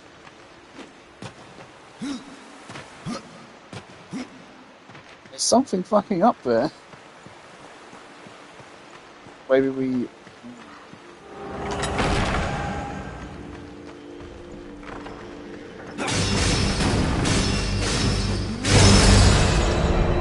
Desperate, baby.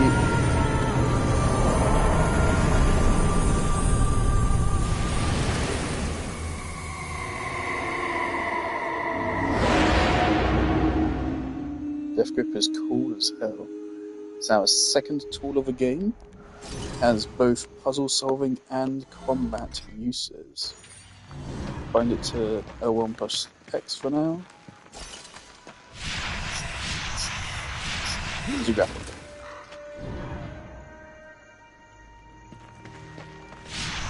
There's a grappling code. We can use this to pull enemies to us, or we can pull ourselves to enemies, and we can use it to grapple.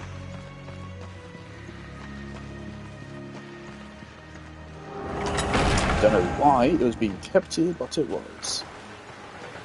But it's very convenient for us.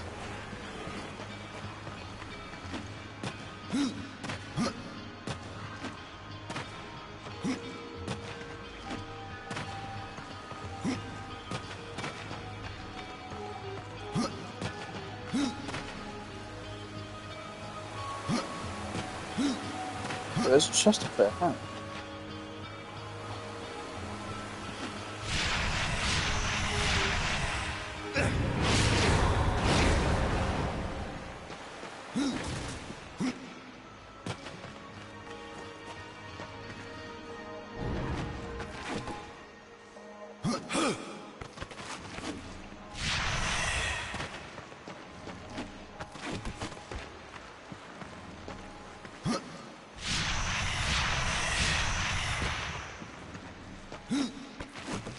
Death Grip can be used, but yeah, it stops your fall. This can allow you to make jumps you otherwise wouldn't. I've done it before. I don't remember where. Pretty sure it's in the Kingdom of the Dead where I used it, but it can be done.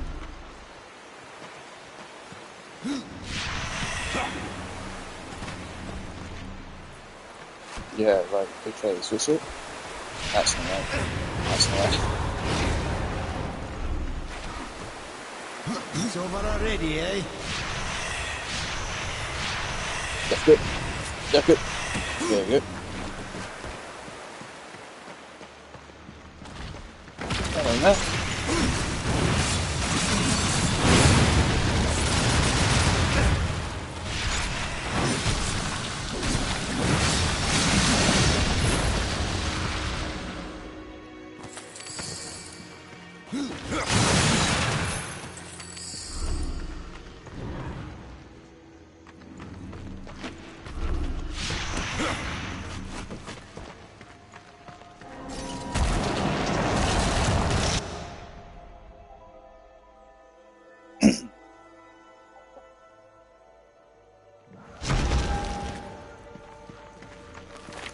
That's our Book of the Day.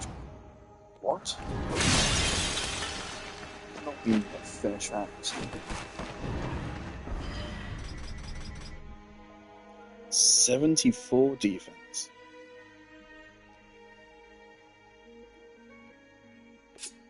We lose quite a bit of damage, but we get a lot of defense.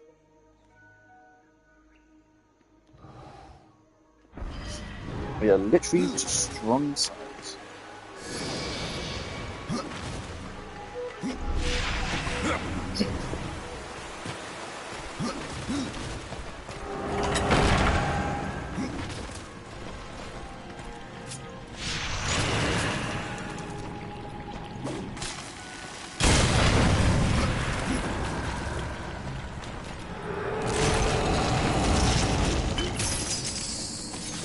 possible. Now later on in the game, we will be replacing the gun and death grip here with spells. And we will access them mid-combat by using these.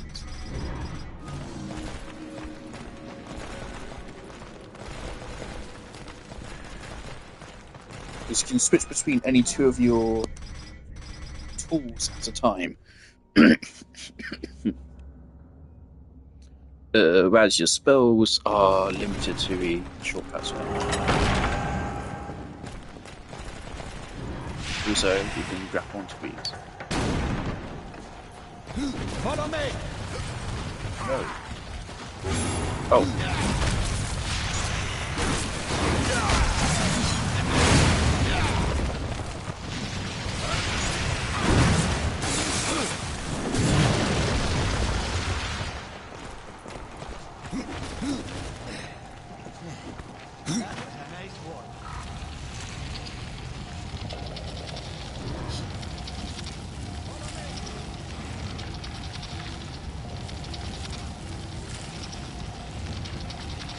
Maybe thinking now we're halfway through the dungeon.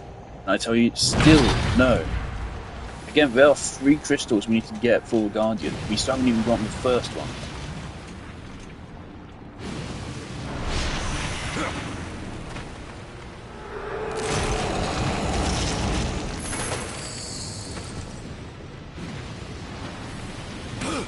Now, getting them takes up quite a significant bulk of this. Spoiler.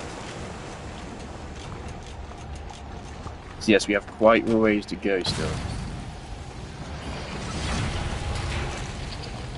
Right, lead the way. You seem to know where we're going. Follow me!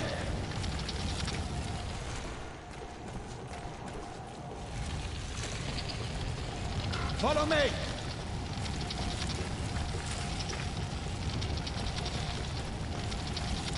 Imagine someone says, follow me, and then stops and stares you dead in the face.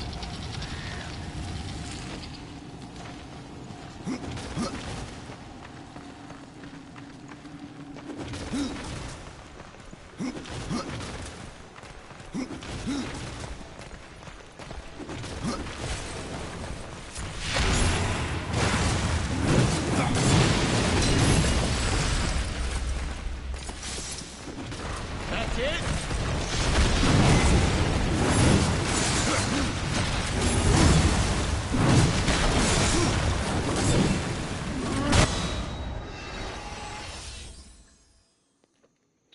I was gonna ask, when do we actually unlock this? There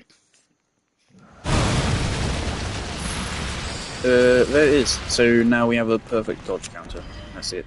Why did it take you like until this point in the game to actually unlock it? I don't know. Why specifically level 11? Regardless, it's great. It's very useful.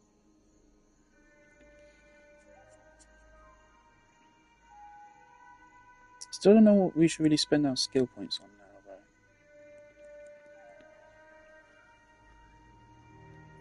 though. I really want this. This is top priority. We get this before we get unstoppable upgrades. Like, this is crazy big. Like 3 extra seconds, that's more than a 33% duration increase, and it then also reduces the cost, which is actually really big.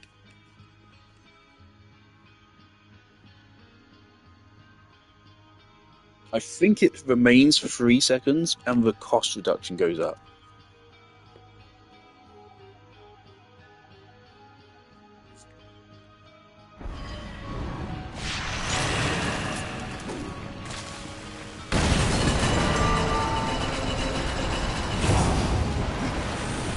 We can finally get started on our first of the stones now.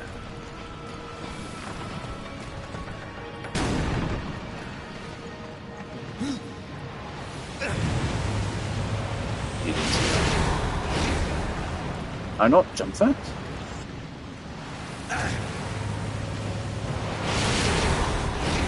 Death, buddy. It's over already! Fuck me, what happened there?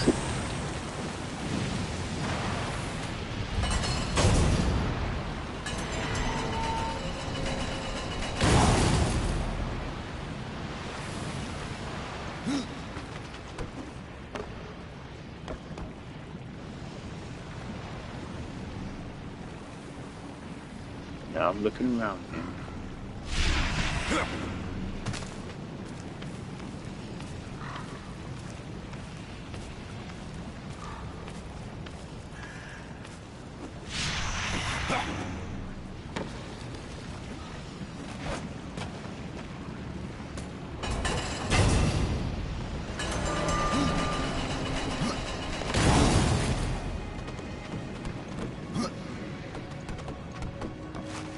Is Death Grip even used in the Guardian fight? Yes, it is, but only briefly.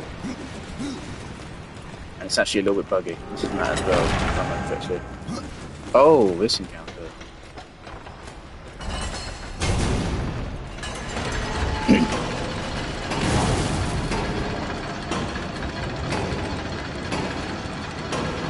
I wonder if there'll be enemies here later. Or even right now. Later.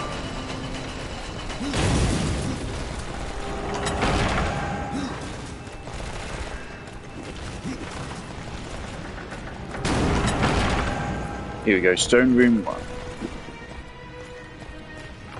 Oh, it's now say we're about a heartstone. Maybe. Within lays the soul of a great maker. Find a way to bring it down, and I'll carry it. Come on, I've thrown stones bigger than you. It's alright, I've got you. Pretty sure the boss fight at the end of this dungeon, technically there's two, is actually really fucking hard.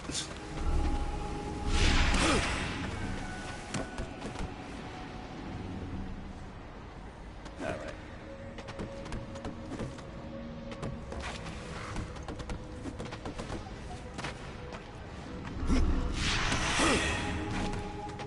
See, isn't that really cool? How Death Grip works? Purple boots? Purple boots? No more strength, but everything else is up. I'll take that.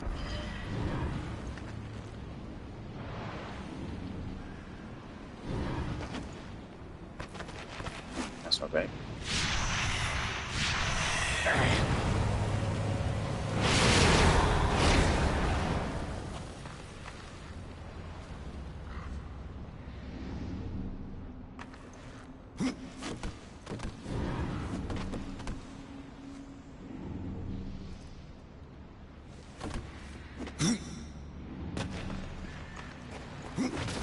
Over here! Use that hook of yours on me!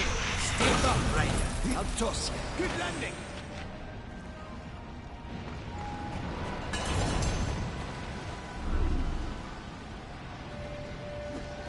Why'd you guys structure your buildings this way?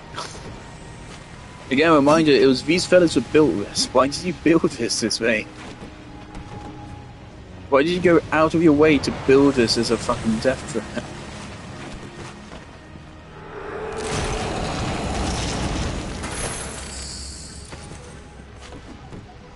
Why did you hide all this armor around the place for me? It's a silly, goofy video. I love how this game handles its tone. It's like, it's really dark at times. I mean, it's literally fucking called Darksiders. How do you want to get more edgy? Also, it knows it's a bit goofy. I really hate when people say that, like, this film knows what it is, and, like, basically say that it's bad. I really hate it when people say it's self-aware or something like that. It implies that art is meaningless when they do that, and I'm really not a fan of that kind of phrasing.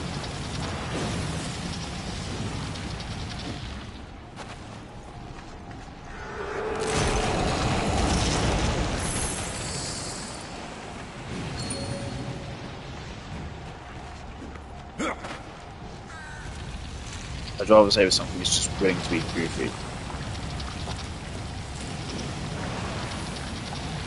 I do sometimes use that phrasing myself, but I'm careful when I use it, so it actually makes sense.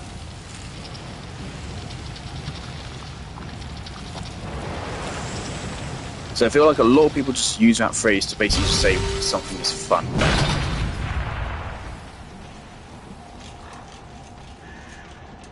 It's also kind of a really big insult to something. If you're paying money for it, then yeah, you deserve to get something good, right? So.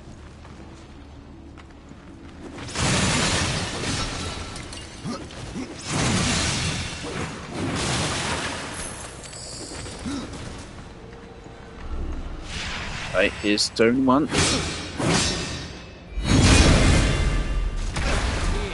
I'll take care of this. Let's put this stone to good use.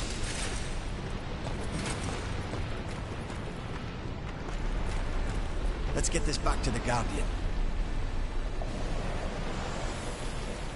Stone Father, help us!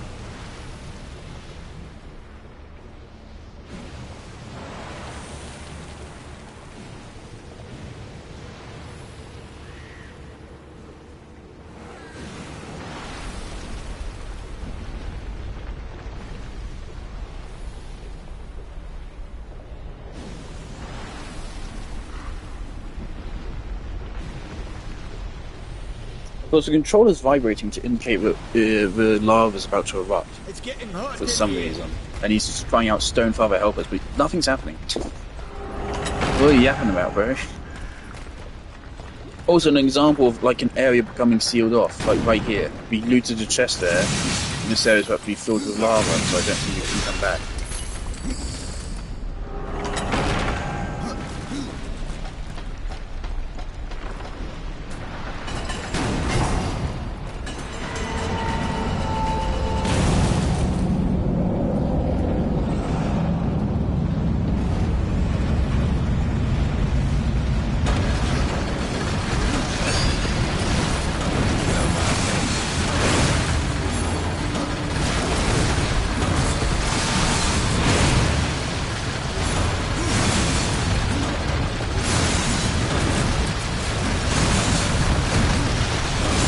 Timing for perfect counter by the way is quite strict.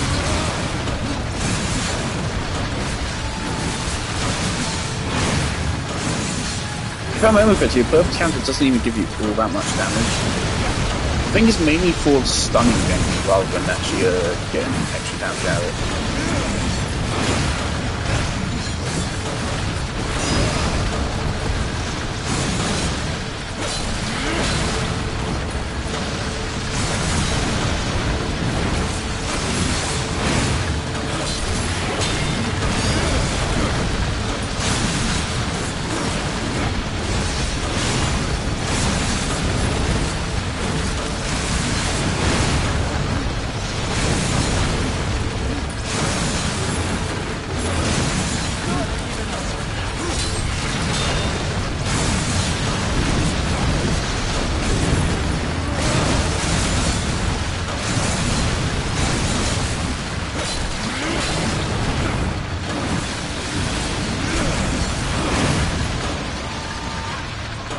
That's a bit Celtic, wasn't it?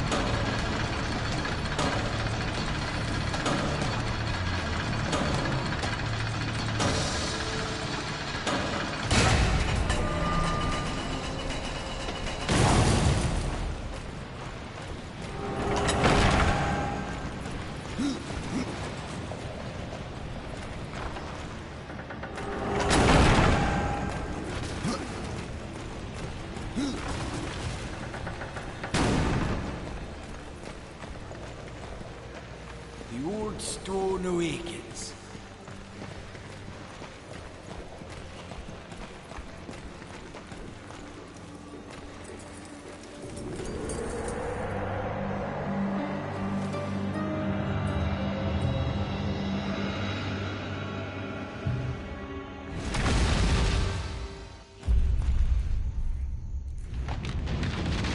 I just noticed, if you look over in like the upper left there, the area behind him is just a fucking grey void.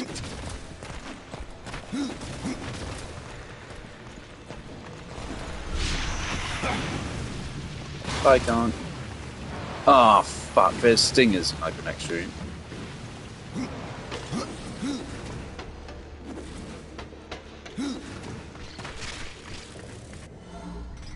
Upgraded stingers.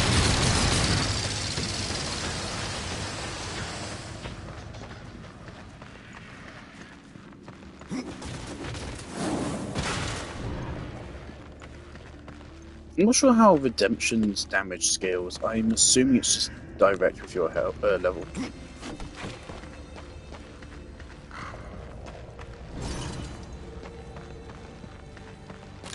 Also, there's no reason to equip Death Grip. Oh, I mean, there's some reason to equip Death Grip outside of combat. But the thing is, for most of the puzzle-solving purposes, as you'll probably see in a moment, the game just gives you the prompts to press right trigger, regardless of if you have Death Grip equipped. Which is really nice, good quality life feature, so you don't have to switch back and forth constantly on them.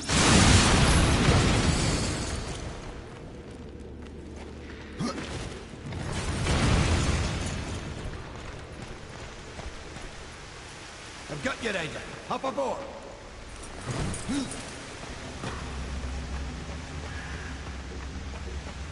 So right here, for example. I'd be so badass if you had to do that at some point, but I don't think you ever have to.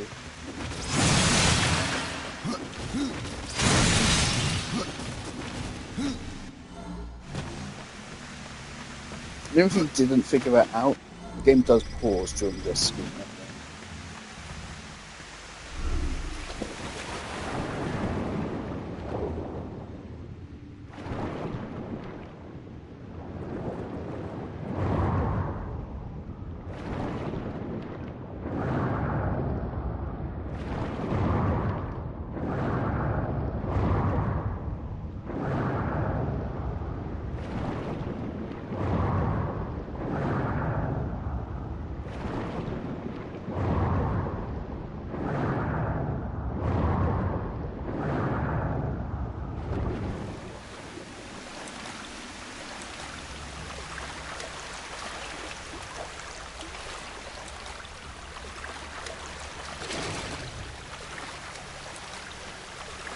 I really wonder, like, if I die, is anyone ever gonna like look back at your video and like, oh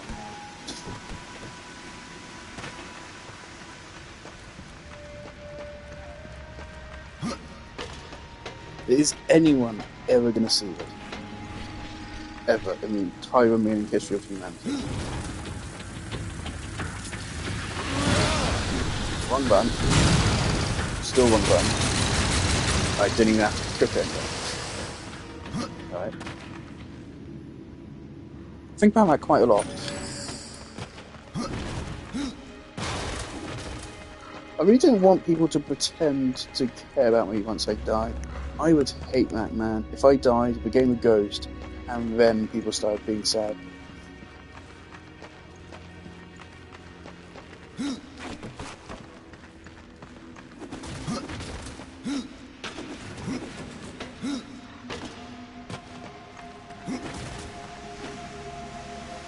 Is that fucking fly in my room? The other day there were these like disgusting fucking flies in my room. I don't know where they were, they were some fucking routine flies. They have these like weird things on their back, I think. And they were larger and they were quieter. And also unlike flies, they didn't really fly around a lot, they just kind of walked. And only very occasionally flew. And the worst part is I didn't ever hear them leave my roof. They might still be there. A little while back, there was a situation where a fly died on like my windowsill or something. And then there was like a bunch of tiny red spiders swarming in their corpse. Which was, as a arachnophobe, very scary. Funny about me being arachnophobe though, is that of course there's going to be a spider boss later in this game, and I do not give a fuck about it. It does not bother me at all. In fact, spiders in games really don't bother me at all anymore. Granted, that one fucking level in Donkey Kong Country Returns is still fucking horrifying. I'm excited for that to re-release on Switch. Why did it take them this long? Don't know. Still, it's the best game ever made.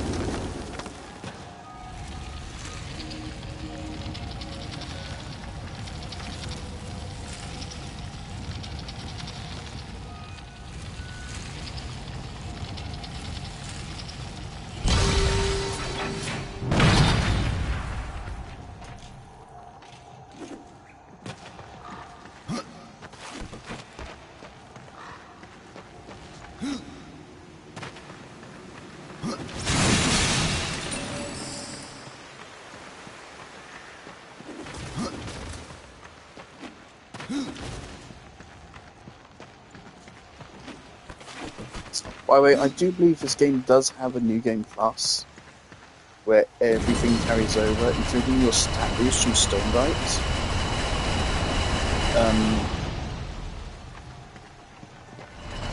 I don't know if your gadgets carry it. Also, I don't know what fucking supposed to do with it.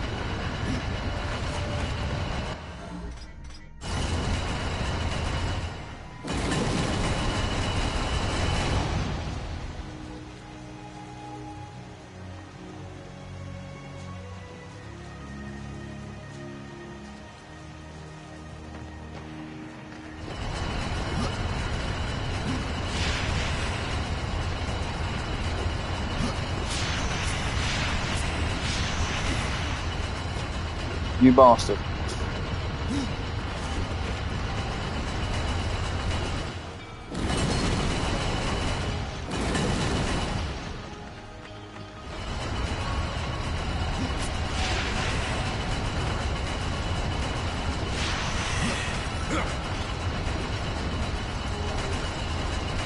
Is that the intended way to solve it? I don't know, that's the way I solved it.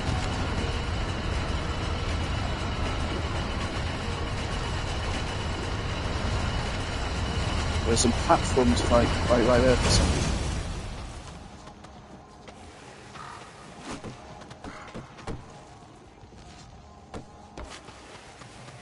Also, it's kind of funny to think about how like these puzzles would also have new solutions using the equipment from later in the game. I don't think New Game Plus gives you all the equipment immediately. You just have to obtain the death grip and foundry here and such.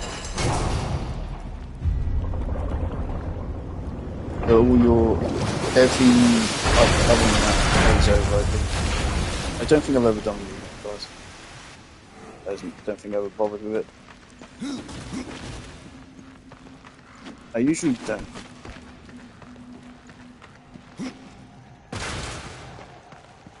It's a bunch of games, I feel like it almost defeats the point sometimes of doing a new playthrough. The one game where I do like New Game Plus is Batman Arkham, I think.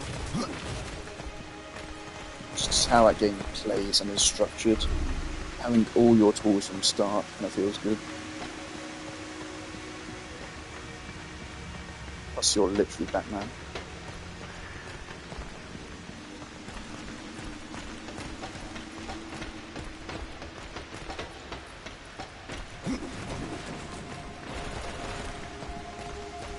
Of course.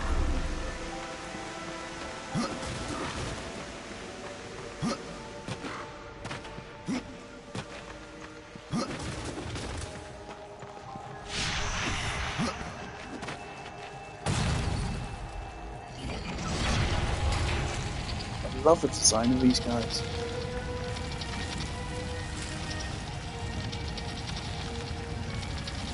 They're so bulky yet elegant.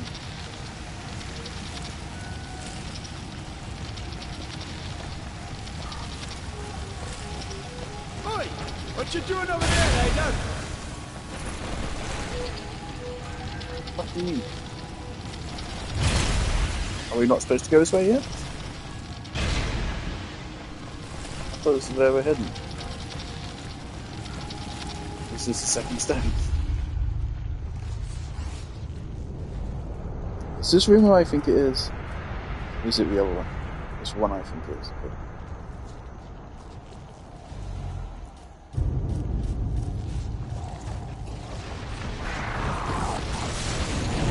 Each of these rooms is bigger than the last.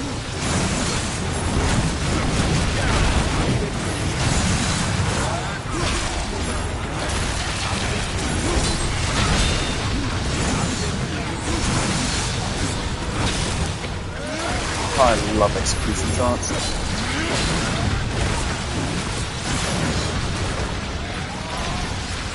Problem with execution chance, of course, it does not help you with bosses.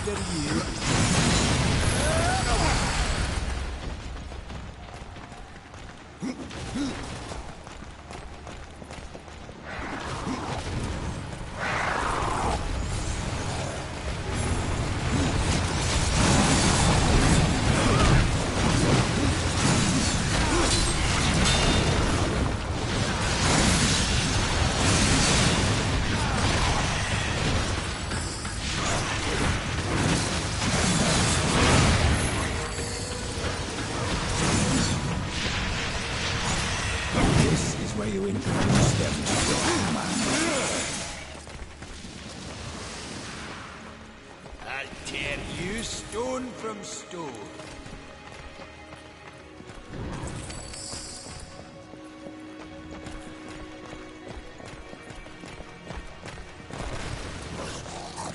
You got this one. Try.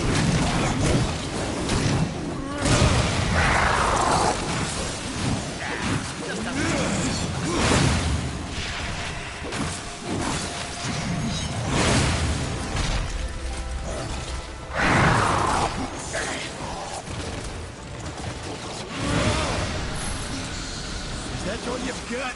Oh, that almost hurt. That hurt.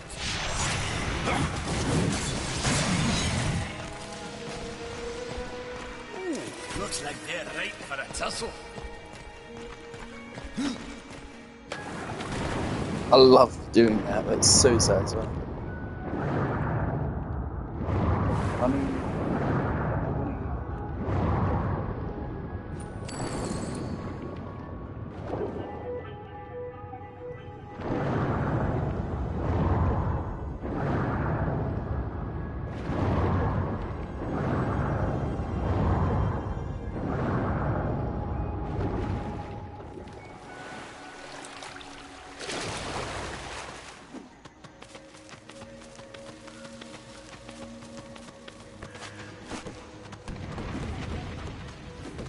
Things about Death Grip, you will still have Redemption equipped most of the time in combat.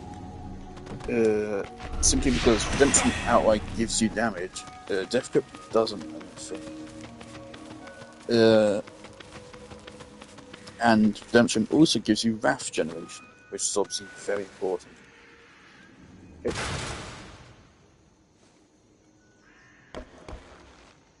Yep. That's what was supposed to happen.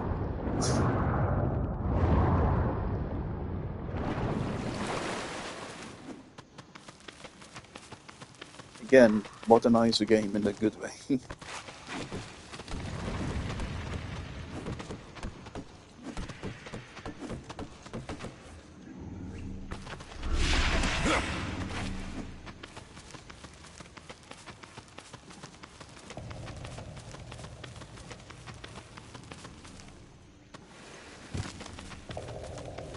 Also, a cool thing about Death is that Death is actually going to get a character moment in this dungeon at the end, which is really nice. He actually makes a mistake. Right.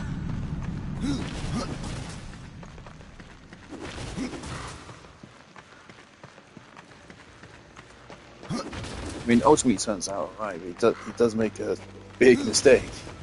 Which actually does cost lives as well.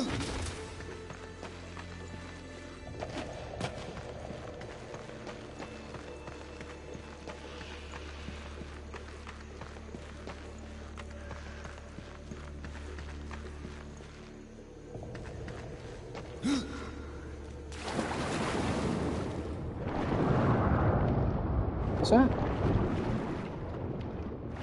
No, so once we get to the second region of the game, there's going to be a second... The final fucking region, if I remember correctly, it literally just has a bunch of fucking gnomes in it for some reason. Like, why? I think there's 6 gnomes hidden throughout the last 2 realms of the game. Just why?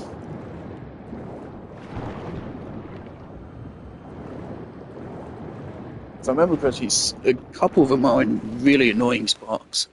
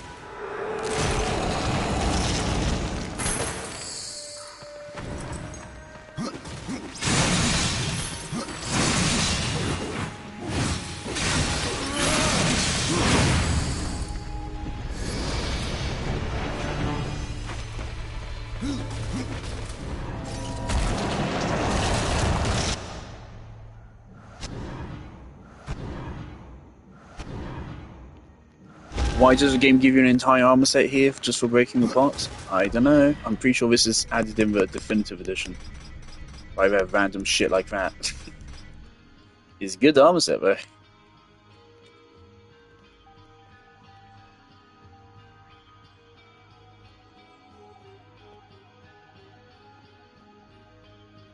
That random shit like that, when I mention like the changes of definitive edition added, I think it's this, literally this. A couple more things like that. It's just kind of random and happens for no reason. And you're just like, what? What the fuck's happening? Holy shit, that's a big defense buff for us.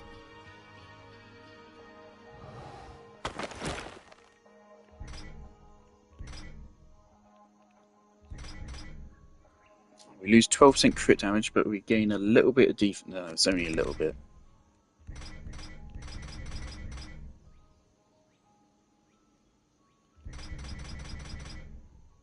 Now keep rocking this for your bonus XP.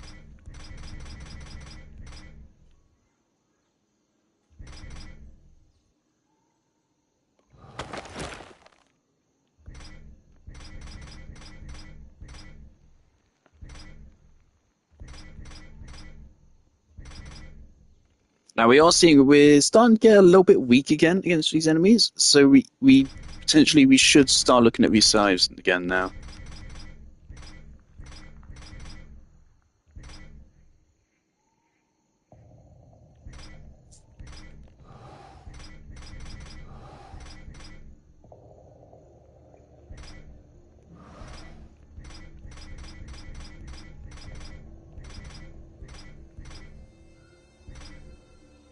Fire piercing. We have shock here.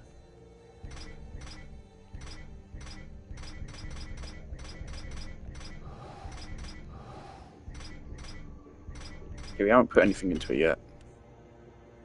Okay, we don't want fire. Whatever we want. We don't want fire.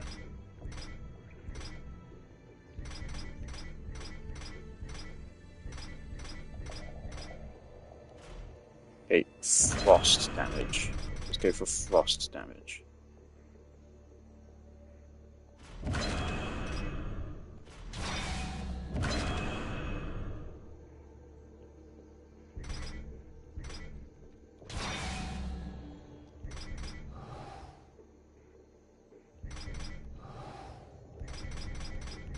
Okay, we have frost damage. Now, again, at this point in the game, crit stats, not all that valuable actually, simply because we don't have good armor crit stats. We can get piercing damage as well. There we go, that would be good.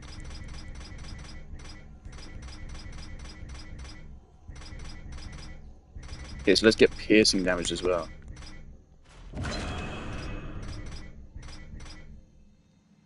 Let's get rid of that.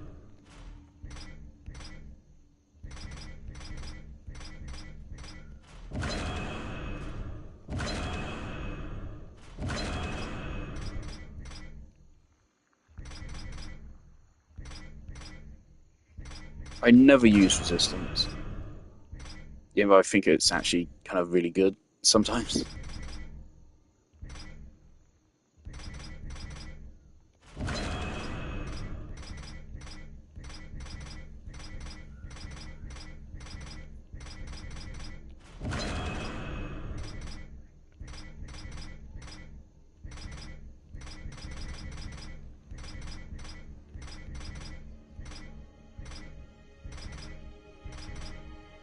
It's soul crushing when you sacrifice a white and you didn't need to.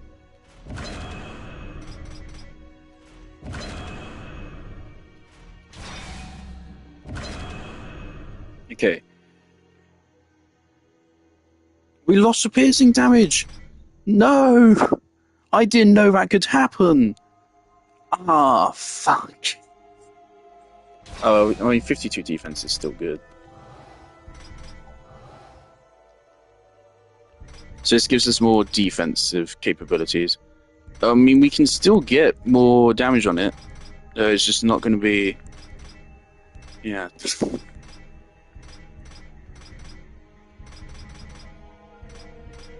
let's get defense on there.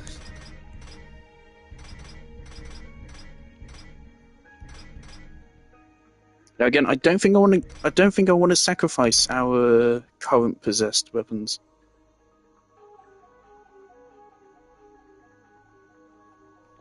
For it.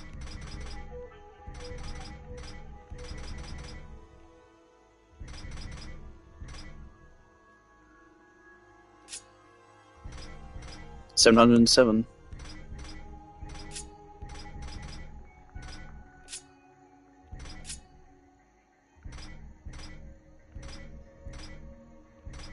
Where we are dropping a lot of crit rate.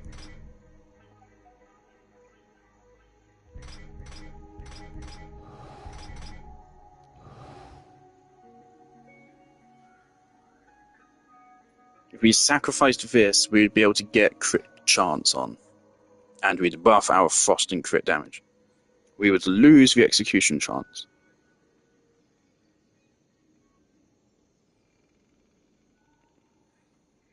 See how, like, it really matters how you actually plan ahead?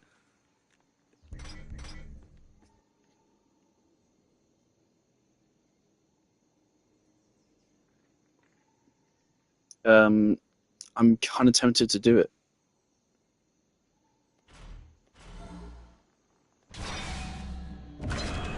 Defense critical chance. There we go. Okay.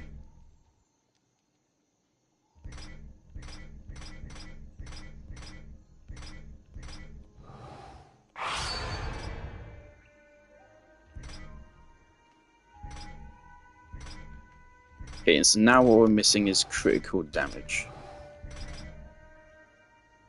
We cannot get critical damage. Can we get any more stats? I'm still not sure how I work. Again, I played this game several times. I'm pretty sure I figured it out and then I forgot it again. Now, I don't want to sacrifice 2 possessed weapons into 1. That, I think, is highly inefficient. This Cypher, though, this is not that great, so I can get. Okay, we want to buff our defense. So anything with frost on it. No, okay. In that case, we're going to wait until we potentially get something with some more stats here to boost our current ones. Regardless, that should be a damage boost.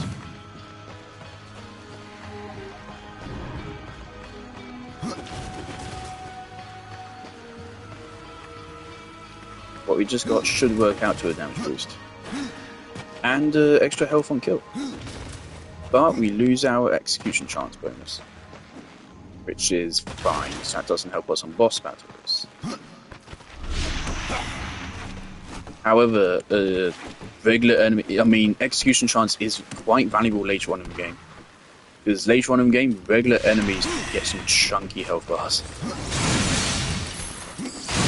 Once we start fighting angels and demons, literally, yeah, they get tanky. And look, we still get execution. Right here, right? Oh fuck.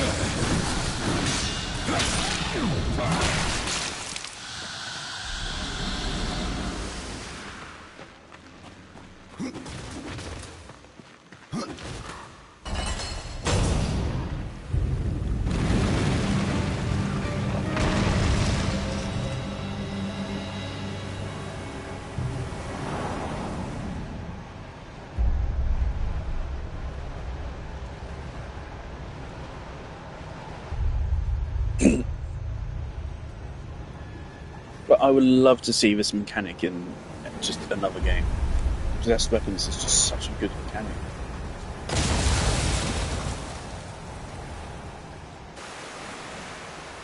Yeah, not only is it just like really fun, but it's also good for game balance. It rewards players for being smart and it encourages them to plan ahead, which is really cool. It's just so fucking good.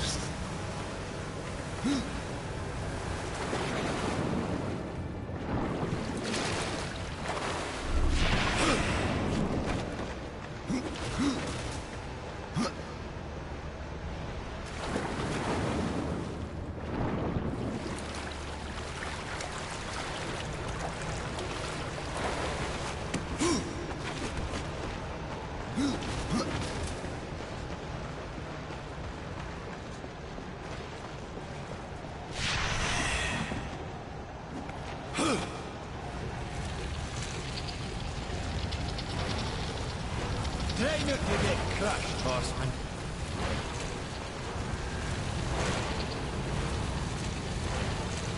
Sorry, big man.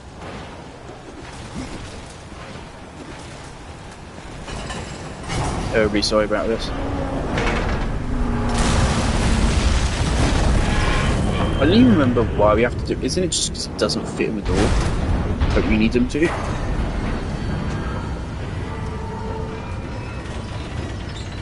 It's gonna mean. Thankfully, I don't think these ones are sentient. Don't get flat in there, alright?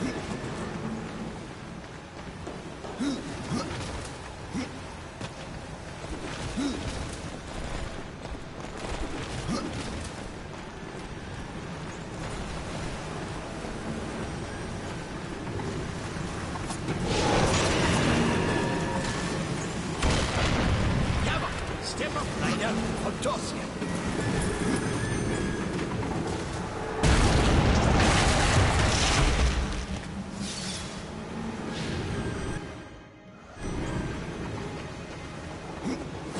I really wonder how long it takes to design dungeons like this. So it must be really fucking hard, like the amount of work which goes into it. Not to mention, of course, how does this work with a game development pipeline? So you have to have the guys that put the levels together, code the levels, code all the interactions. But you also need to have a fucking texture people who actually, you know, make all of these objects.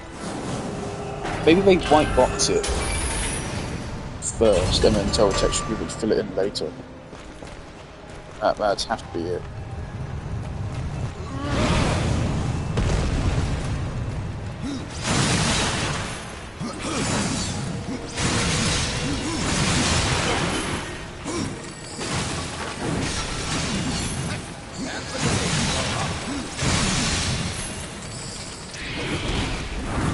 Oh.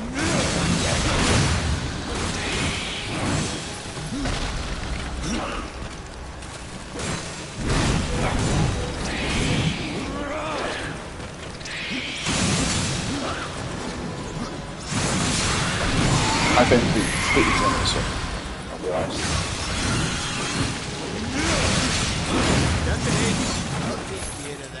Also, fun fact that any maneuver which uses death, like that, right there, you can leave the moment like that animation starts. Because that is like an independent figure, and I love it when games do something like that.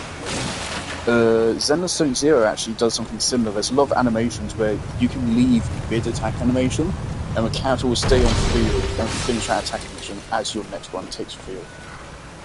Really cool.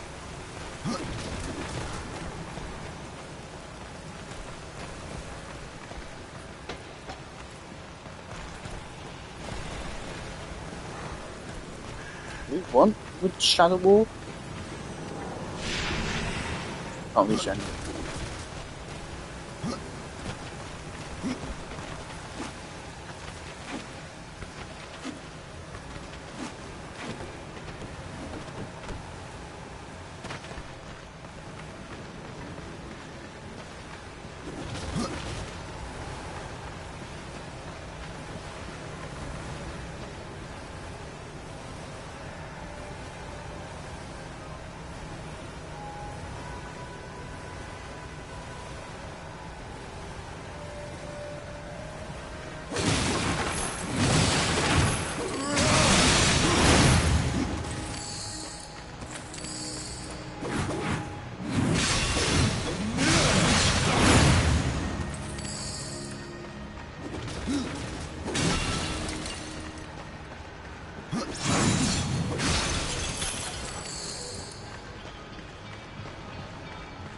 Where now there being another hidden chest if you just destroy everything. Finally, second try.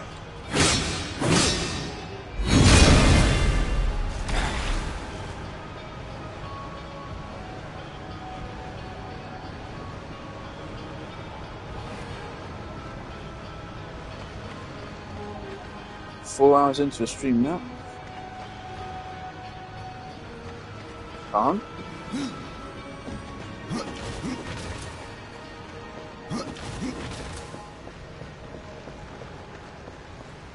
can't. Are you fucking serious?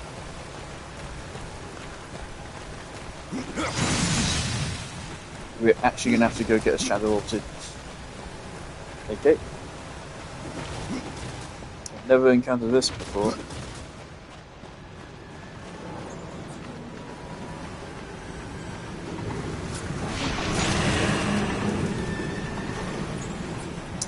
You fucking trip.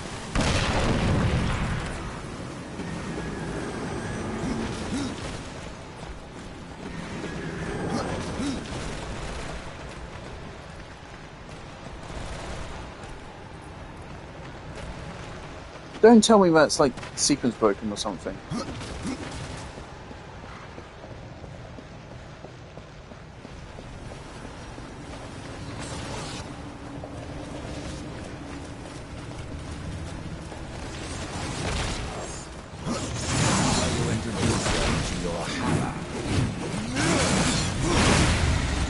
I'm a little bit scared. Is that sequence broken of the game?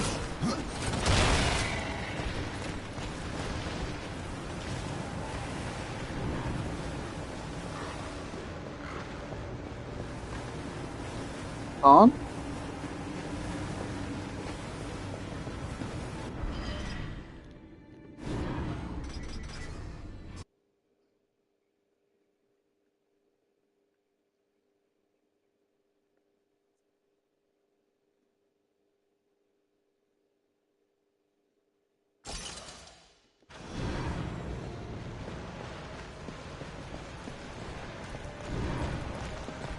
Right, how far back are we?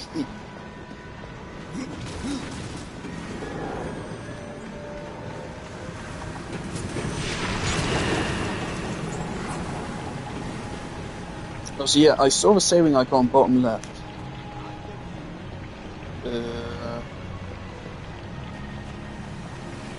Yet we didn't save clearly there, so yeah, I think I know what it was, but something there was going wrong. I'm very glad that I fixed it.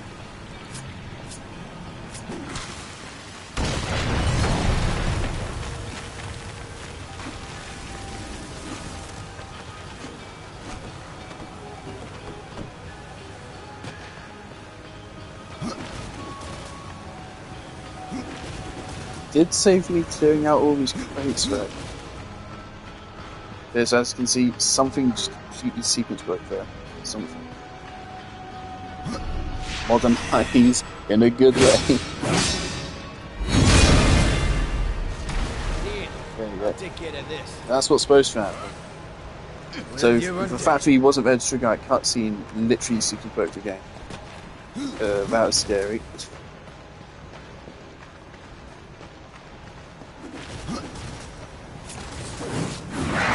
Like you again.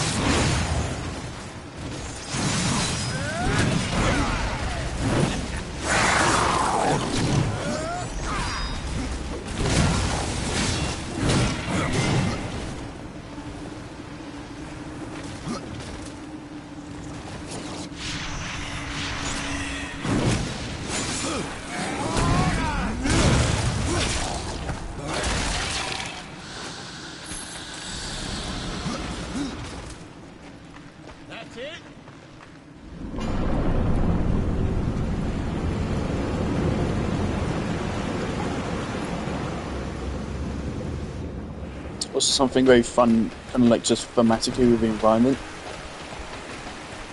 Foundry is almost like a sequel to both Cauldron and Drenched Fort combined. This uses both lava and water. On.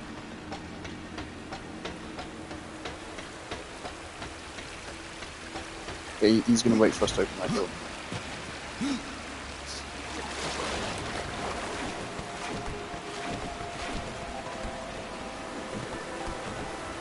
That's never happened before, though. I've never had that situation.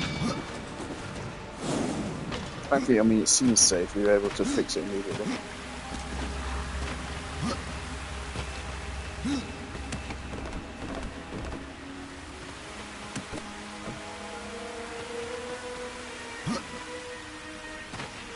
My life just flashed before my eyes. I was like, if I had to restart the game from scratch, I would. No. I would give up.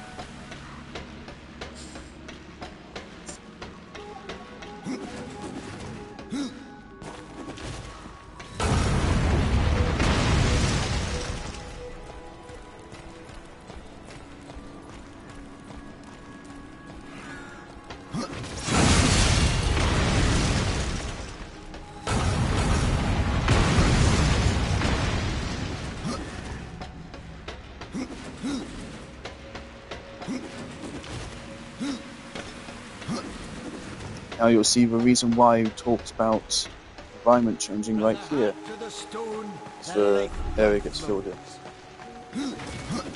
Stone number 2. Stone number 3 is quicker, I think. Looks like we're not about done the yet. end. Not much fun. This is a very long dungeon, though.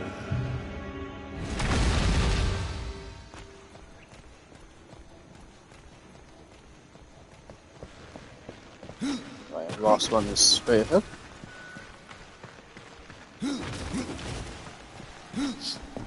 Over there.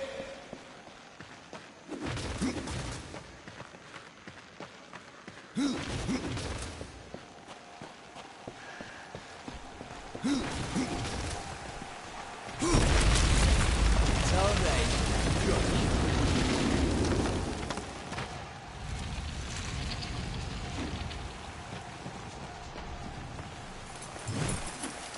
After you.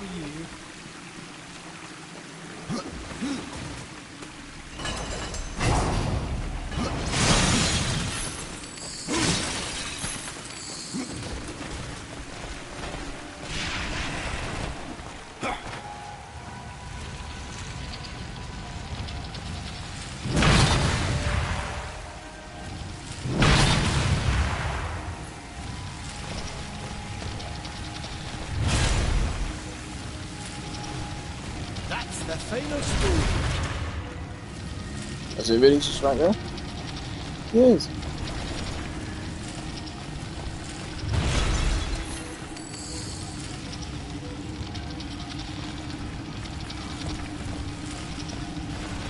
Alright, brace yourselves, this is actually going to be difficult.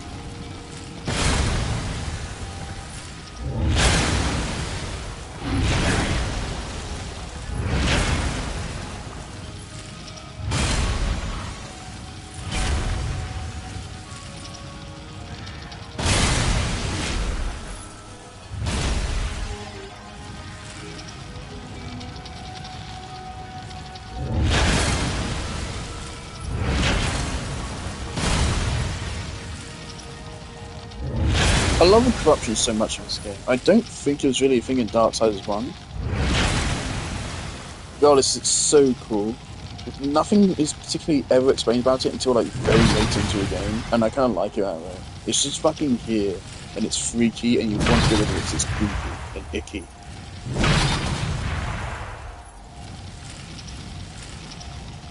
But I often imagine, what if Terraria took this aesthetic for corruption and combined it with what it already has with its purple. Like that aesthetic, man, that would have been crazy good.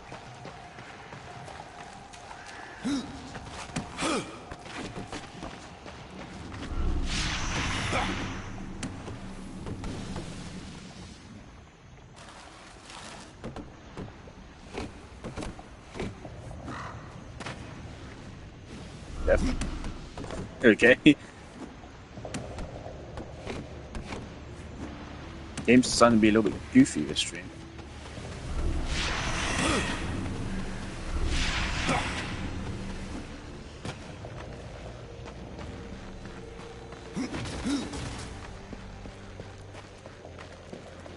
Right, here we are. This boss might kick our ass.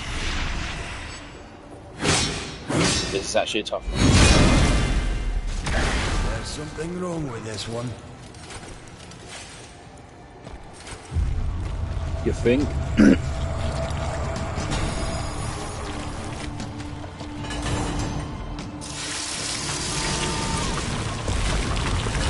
Didn't ask them, why did you fucking do it? Up to Custodian. This guy is one of the last guys you fight in Crucible. he will kick your ass. He will one-shot you. If I remember correctly, he is dangerous. Ouch. We're handling him just fine right now, at least. You're about to do a special reminder, right? Okay, with me. He hit us anyway.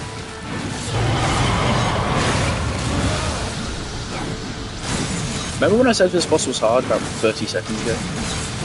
I know what the fuck I was on about. Oh. Fuck me. He hasn't done his, like, signature move. He never did his signature move. He just killed him too fast. He's supposed to, like, turn into a tornado or something, isn't he? Alright.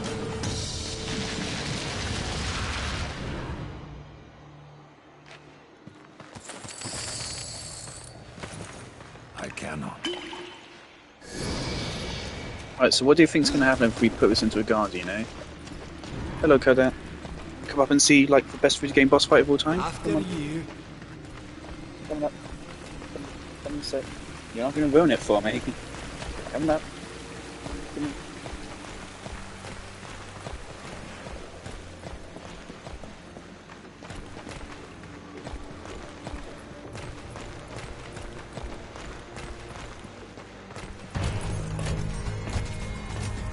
We must place the stone into the Guardian. We've seen its work, Horseman. Corruption fair weeps from it. The other two Heartstones were pure. I'm wagering that their radiance will cleanse the third. Perhaps. Khan, the greater risk is to do nothing. Aye.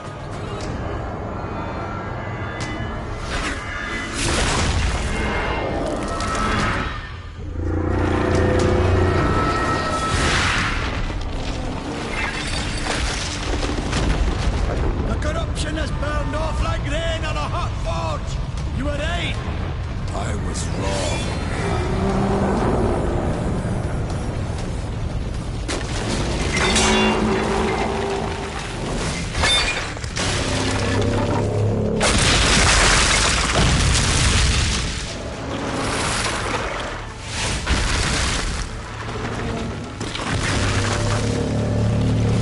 So this is a problem, isn't it, lads?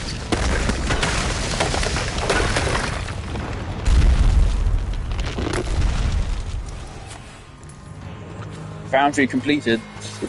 It's time to fucking go. If you try to fast travel, I believe the game tells you to fuck off. Yep. Time to run. How do we get in it? Right, yeah. It's just time to run. We fucked up. I really like that they have Death just make a mistake. But I mean, ultimately, if Death said is right, the bigger risk is to do nothing. Of course, everything does work out here, but I guess Khan wants to stay behind. That's good. I do not remember Khan's AI being this buggy. It's something that would.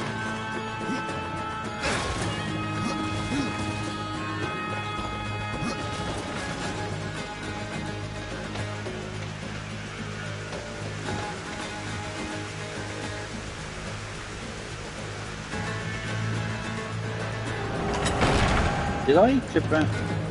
No, I didn't. No, I am. I'm clipping the whole thing film usually. Yeah, this fight that we're about to have has always been one of my favourites ever since I first played it. All the way back when I was 8 years old. This is a badass fight. Now, again, it does maybe need a little bit of good modernisation. It has aged a little bit, but mechanically and visually and everything, stylistically, it's still incredible. I think this fight beats out all of the fights in Shadow of the Colossus easily. Again, Shadow of the Colossus is still the most miserable experience I've ever had with a game. You can also... is that damage that's inflicted? Hey. Fucked up. Wake up, little one. There is work to do.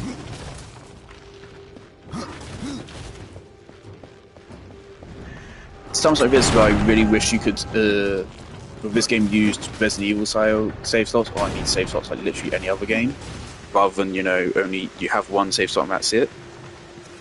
No time to talk. Fairly well, Ryder.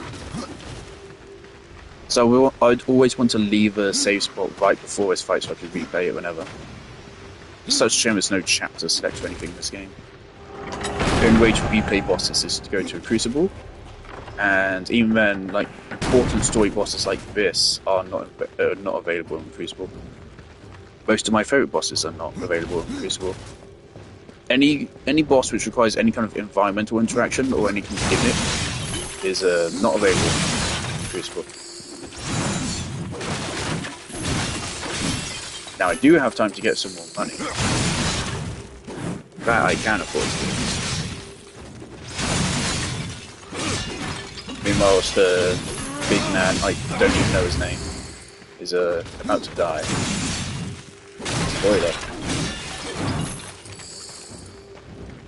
Obviously shit has gone down here. I'm pretty sure there's now a boatman coin right there, somewhere, that we can now pick up. But we'll ignore that for now.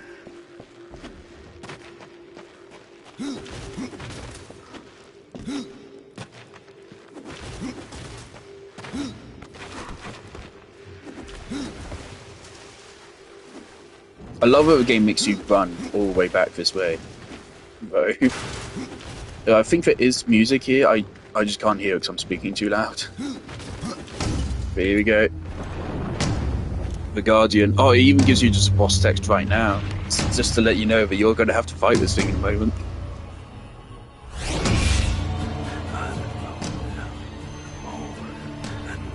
No!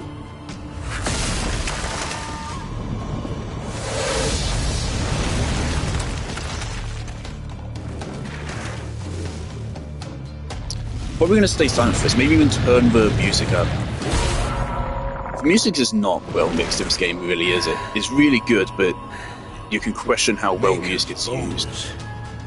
That hurt. Look how fucked up his face is, man. Ugh. 8-year-old me did not like looking at that.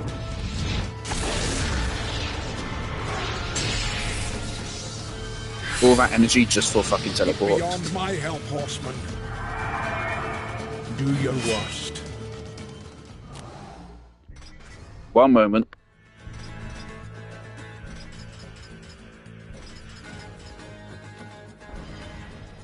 And same with game volume up as well.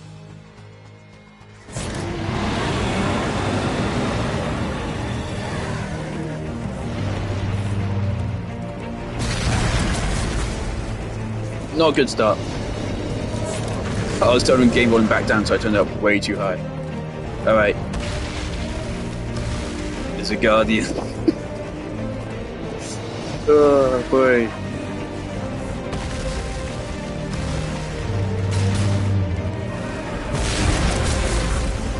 Not going great so far.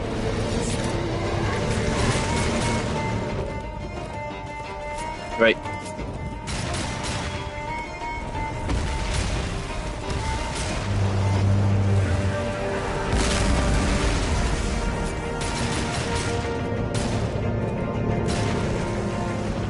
Game, I was actually aiming at them before you did the thing.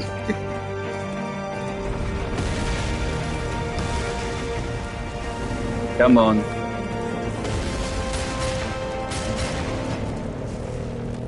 I don't have enough range for that, come on. Hit me.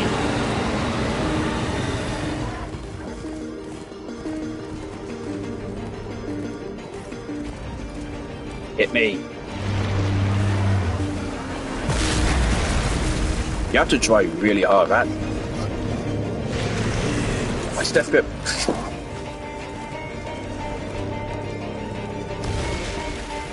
Okay, we want to be going to his right. Left beam.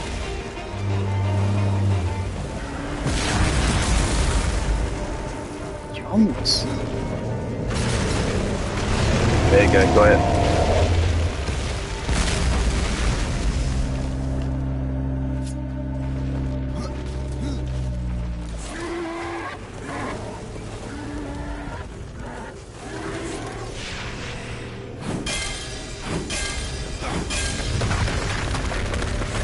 Oh, we have to do it again. Oh boy. Okay. Maybe if we try to go through his legs. Yeah. Yeah, don't try to dodge by going to his side. Go for his legs. Then there's no hammer to stop you.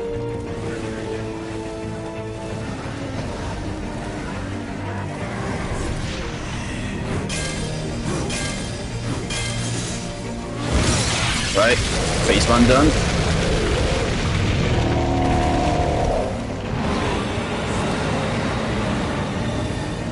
Right, buddy. Phase 2.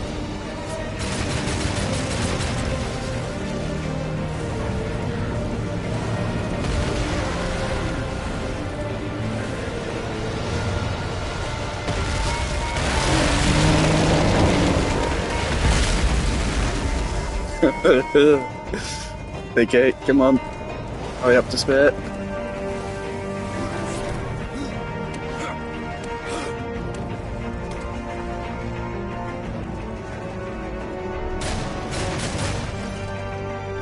Fuck me. Maybe I should have switched. You still got it. I think you go out again.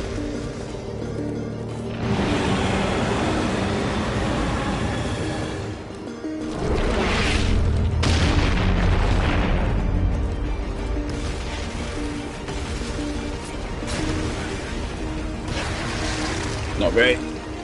One more hit and we die.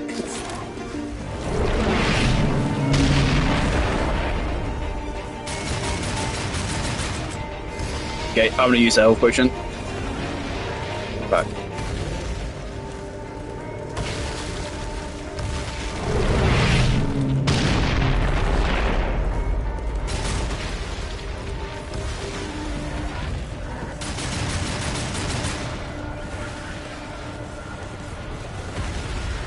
We want to wait a little bit before we go through his legs. That's not ways he does that. Alright. Let's go.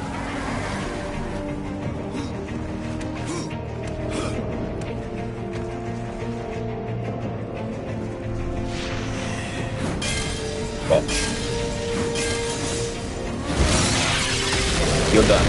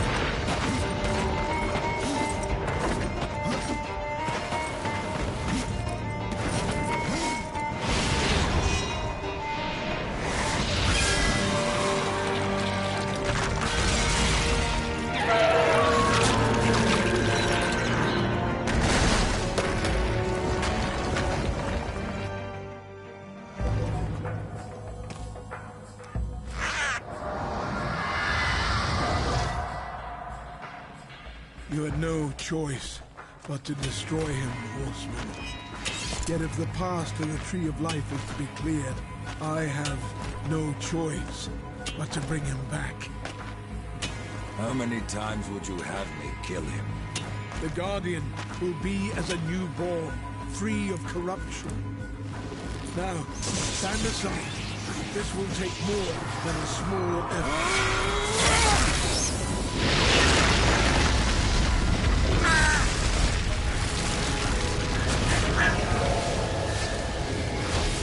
You won't survive this! I am a maker! That task defines my very purpose! And the reaping of souls defines your own! There is no escaping it!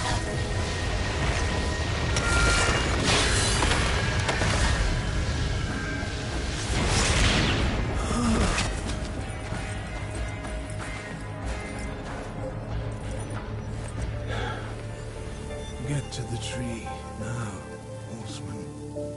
Your journey is far from over.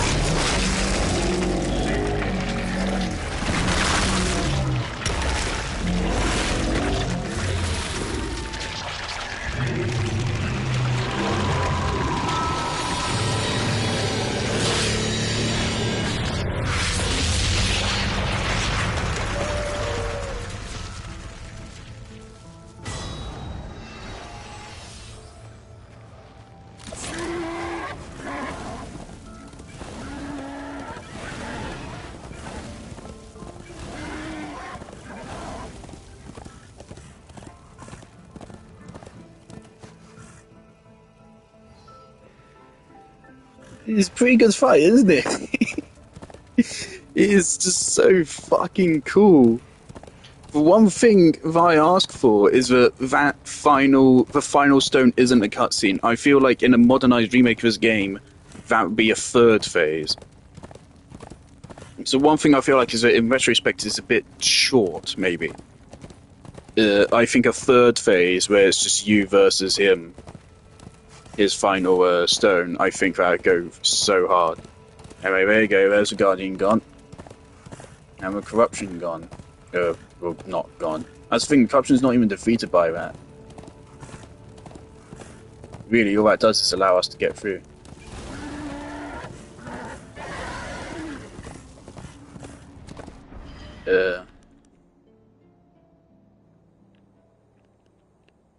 Is this the level at which the thingy's unlocked? Just so that means I can only get this at level 16, which we are not close to.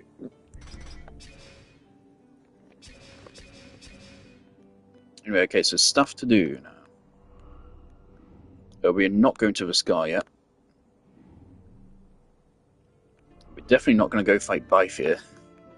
No way.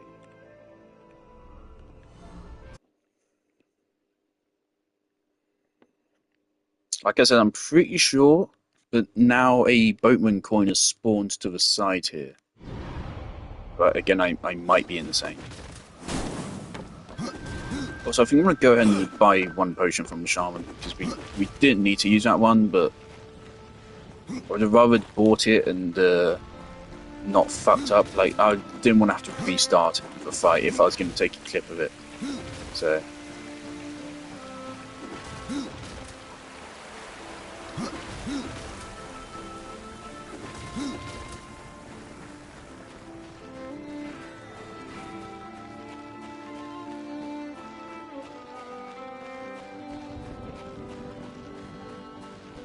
I don't know why I'm coming back here.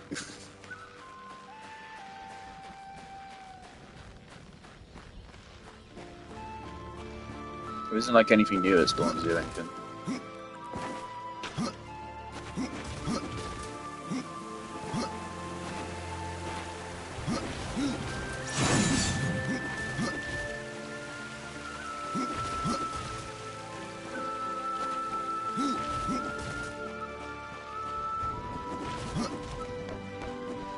The unfortunate thing about Foundry, though, is that because you have to just run at the end there, you don't get any loot. And the Guardian himself also doesn't drop any loot, or he dropped out weapon. The Dark Talons.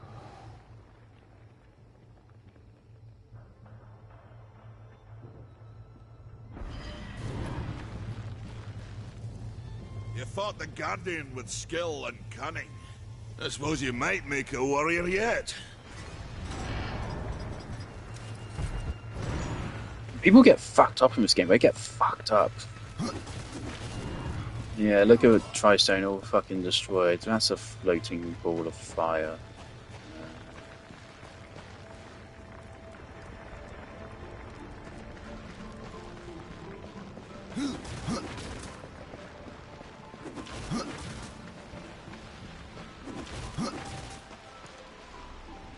You saved our realm, Rider, but only time will tell, or if it leads out. You're back. So little faith, Shaman.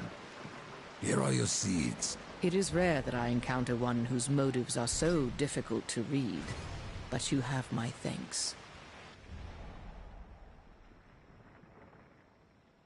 There are new talismans for you to browse.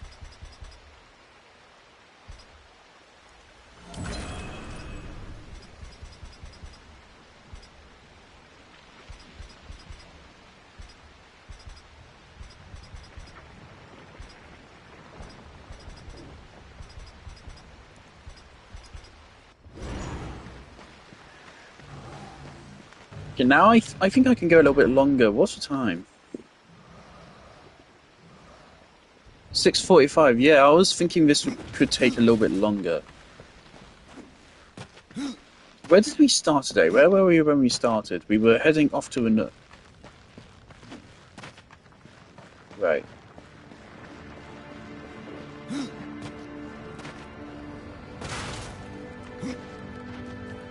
Yeah, from now on, the Foundry is now basically going to be the standard length of a dungeon for the rest of the game. The last, I'll just spoil it, right? There's 4 regions, right? There's the Forge Lands, there's the, I forget what it's called, the Realm of the Dead. I can't believe Idar's gone. I never thanked him for all he did. That's a lighting glitch. Darksiders 2 Definitive Edition.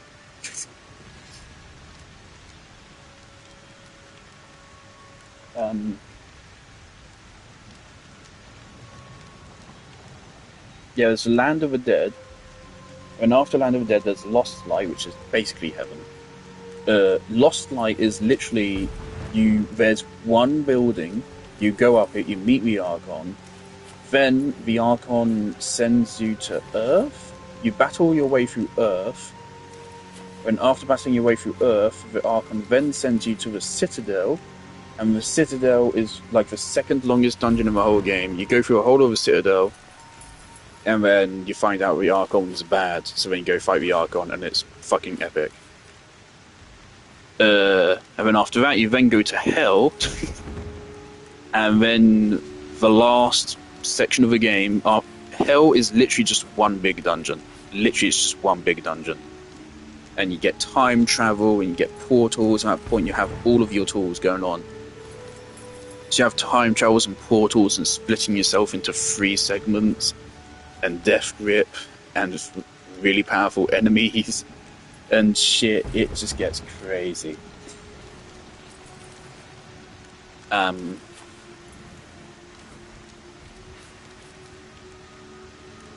yeah, then at the end of that dungeon you fight Samael, who is basically literally the devil, and the game gives like strong setup for him to come back as a villain later. Basically implies he's going to be a big villain of a series or something, which of course then just never happens. Which is really sad, because he seems fucking cool.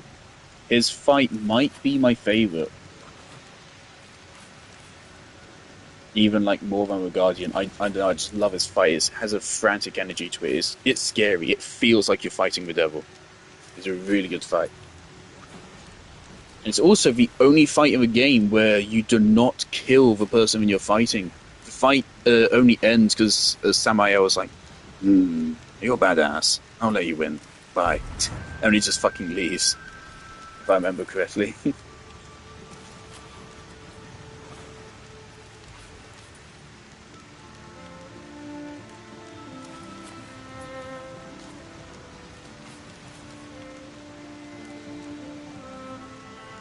There's an end. We have new items.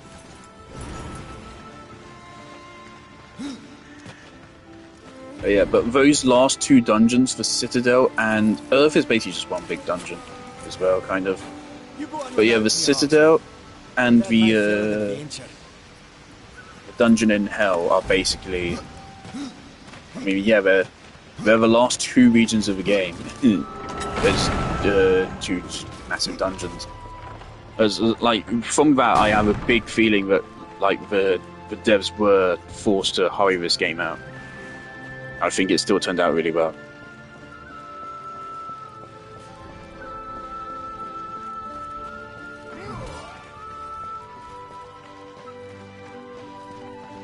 There are some new things we can access now with Death Grip, which are actually worth doing right now.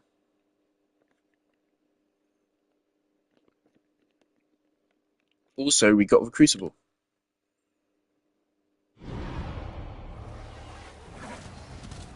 I've unlocked the Crucible now. Don't know if I'll bother doing the run though.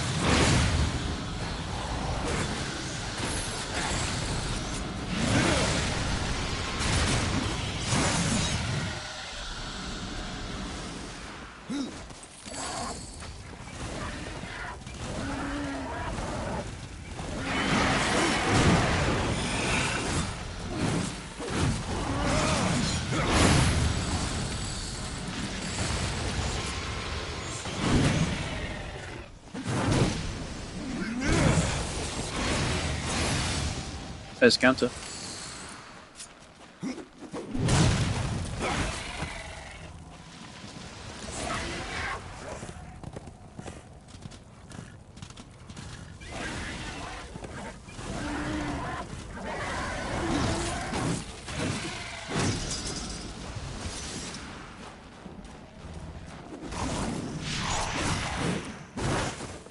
Also now with Death Grip we can actually pull enemies up into the air for some aerial combat.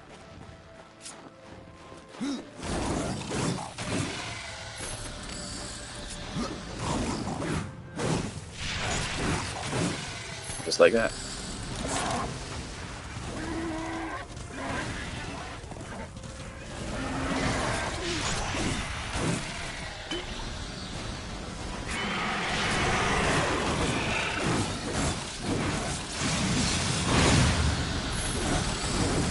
So because of that, I might go ahead and buy the air combo moves.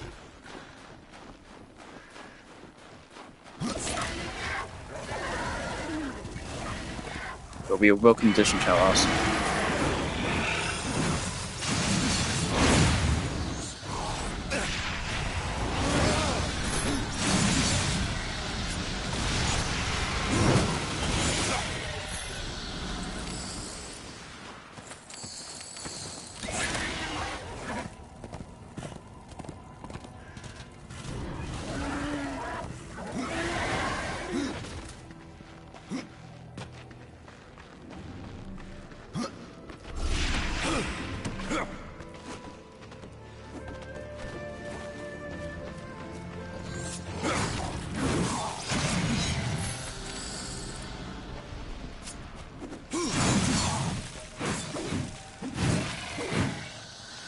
Yeah, the unfortunate thing is like when you get through a Land of the Dead, you think that you have two.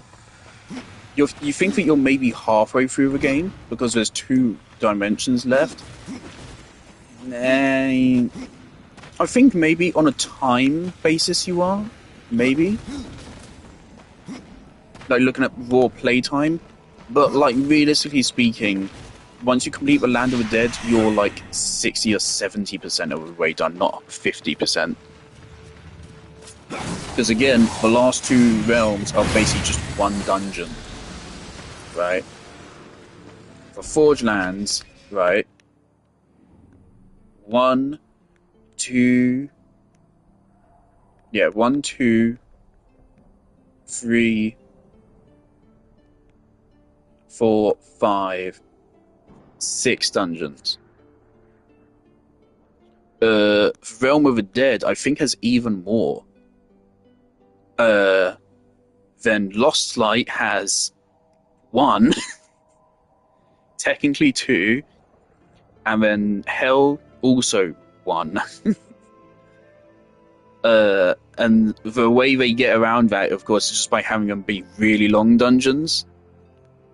but still, it does feel noticeably rushed, which is a shame. But they are still very cool. Also, we have a lot of money.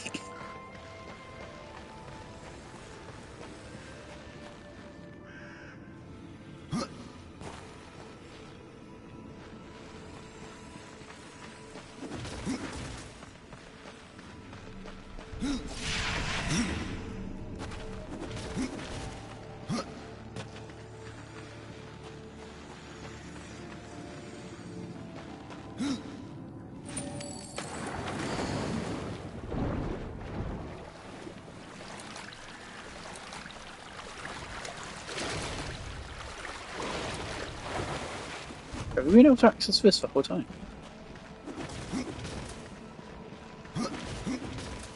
Oh shit. They're late whenever. Just scale with your current level, so this is still viable to us, yep.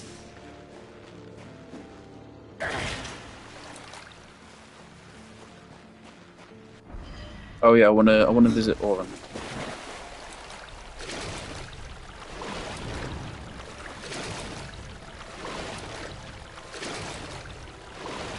Trying to think of where we can now check out with Death Grip.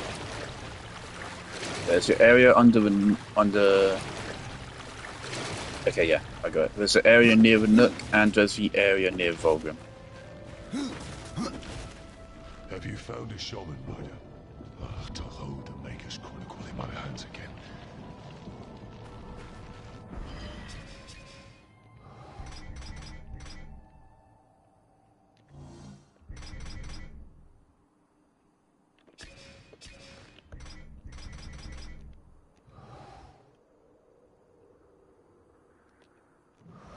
Yeah, I don't know what to do with a lodestone. I don't remember how this quest works.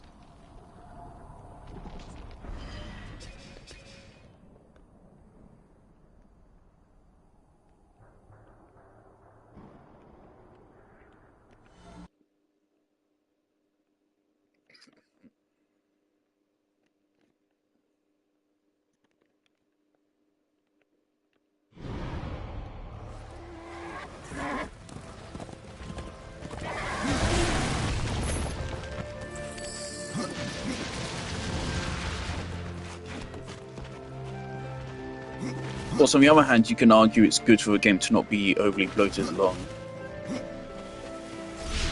Well, the problem is that, of course, Earth is a big part of what remains of the game at that point. And I have some mixed opinions on Earth. I think most people who play the game do. It's certainly unique. That's undeniable.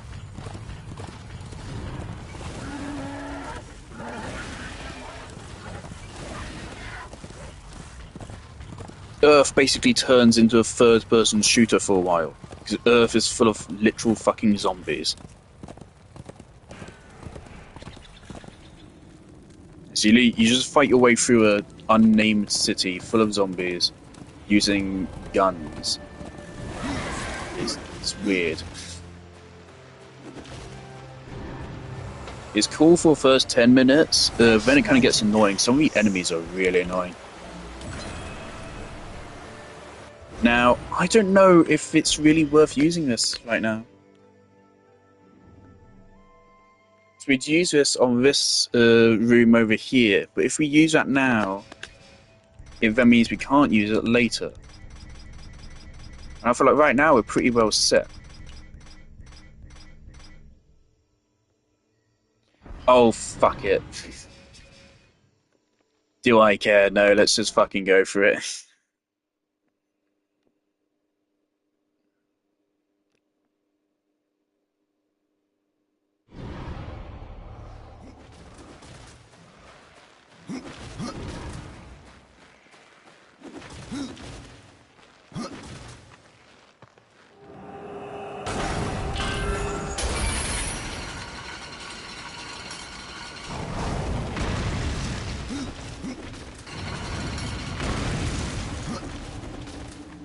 Death Doom. 4 chests, and there's a bunch of things on the side as well. Also money.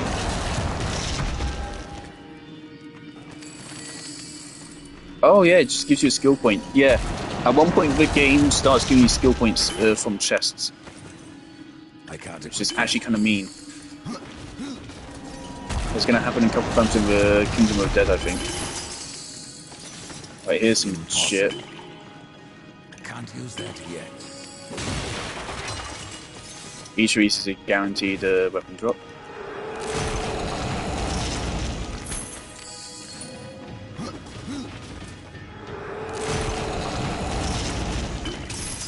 It's a literal loot cave.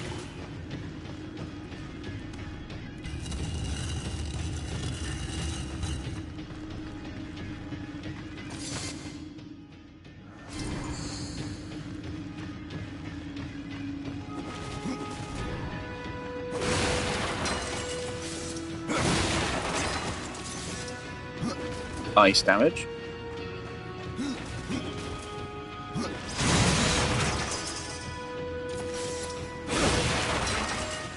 And another set of possessed scythes.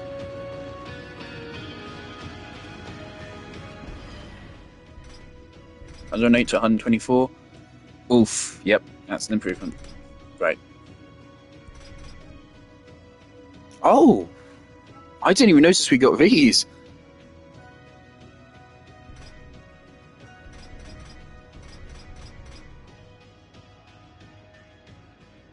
Okay.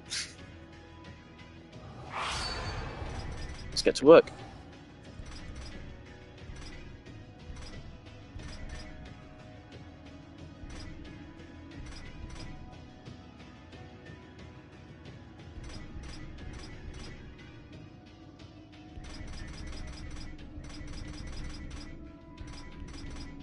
So, ice damage, piercing damage.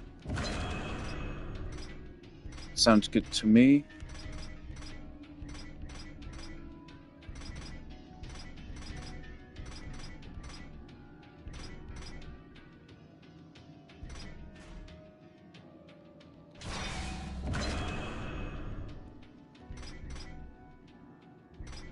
Ice damage.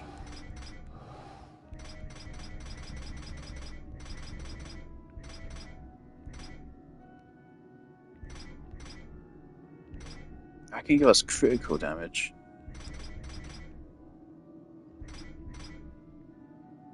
I really do want that piercing damage.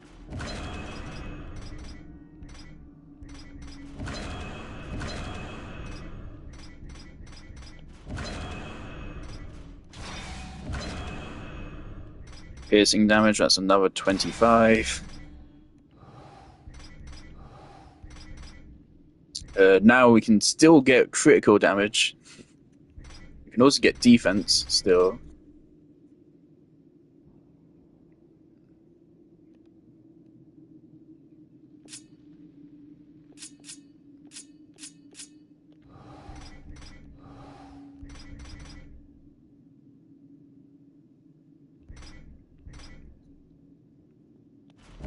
Critical damage. It's really good.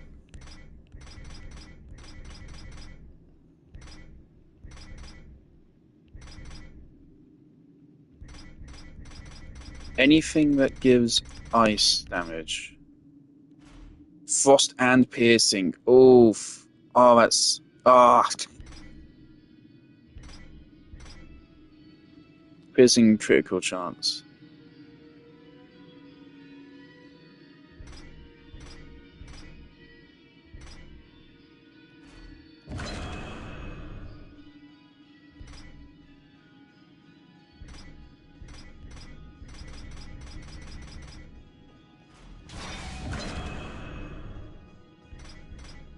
Critical chance or critical damage?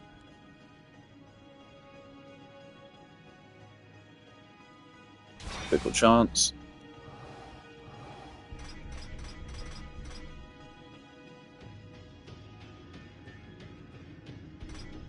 Okay, we can still get critical damage.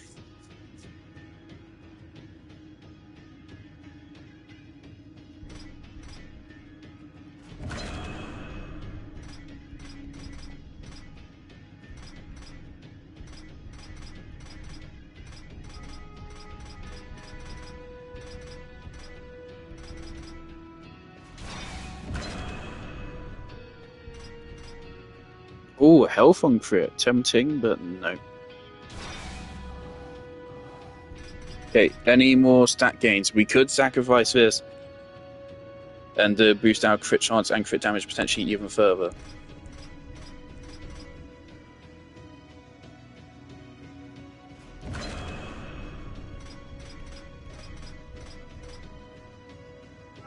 Inferno damage. Inferno damage is like an alternative to fire.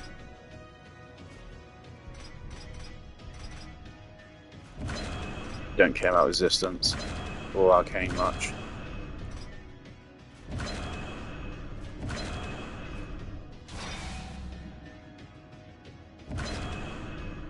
Critical damage increase of 3% or ice damage increase of 4. Ice damage increase of 4. There we go. Now, how's that for damage increase? We have more crit rate than ever, and a solid. Wow, okay. That's a lot of damage we just gained. That's a big upgrade. Come on, Koda. That was worth it.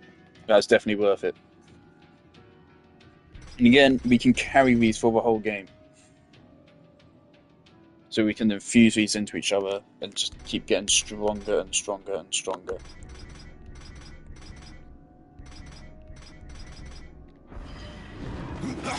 Now he looks so cool as well.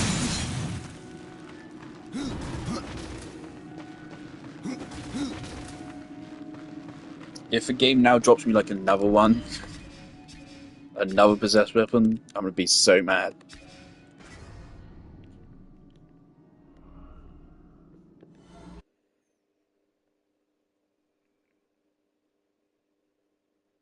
And the funny thing is, at the start of the Realm of the Dead, it's actually easier.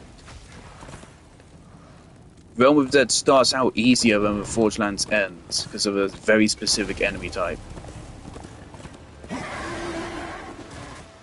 which is just so non-threatening. It's hilarious.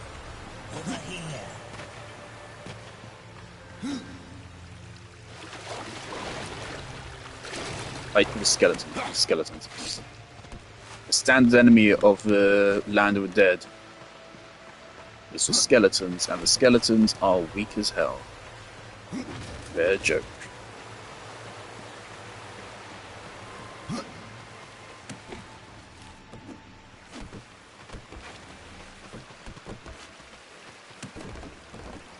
If I get hit by a skeleton, I will kill myself in real life. Seriously. Now, don't worry, Koda, I won't. I know, mister, it's okay.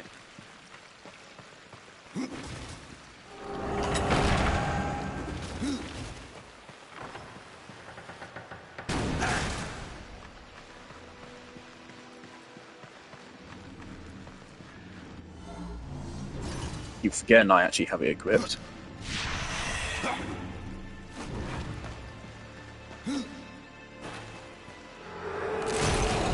Please, just give me a possessed secondary, man. I mean, quite frankly, actually, no, don't, because I don't need it yet. I'm doing good so far. Secondaries.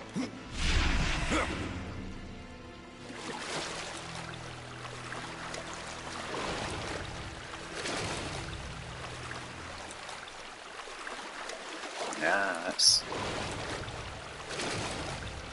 that's a tricky one.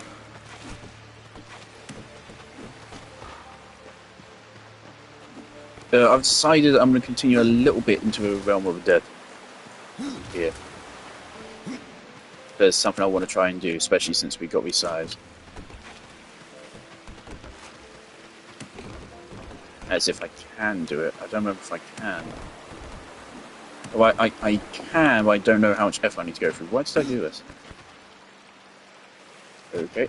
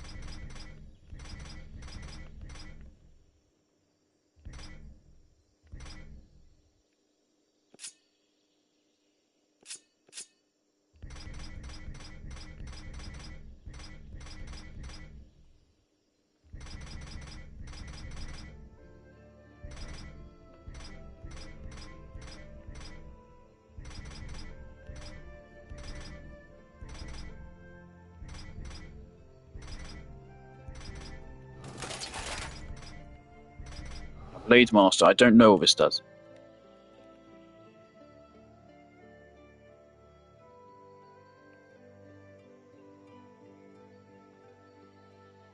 Oh, it's Wicked K. Yeah, that's a that's a character. I don't know if he's from Darksiders 1 or something. Wicked K, man. What the fuck is he?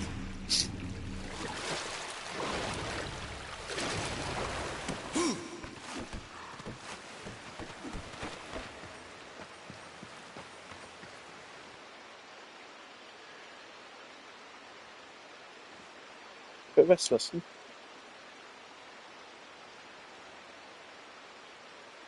Don't worry about me. Go on, if you want to lie down to sleep, go lie down to sleep. Silly boy.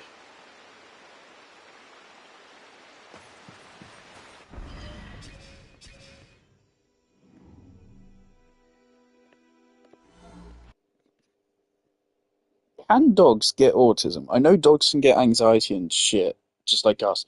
Can we get autism? Are autistic dogs real? Because if so, I think I have one.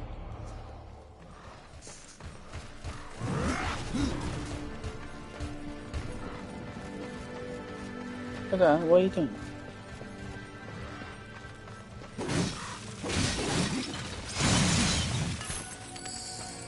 Go on, a minute ago, I wanted to lie down and go to sleep because I moved a little bit. Now you're getting antsy.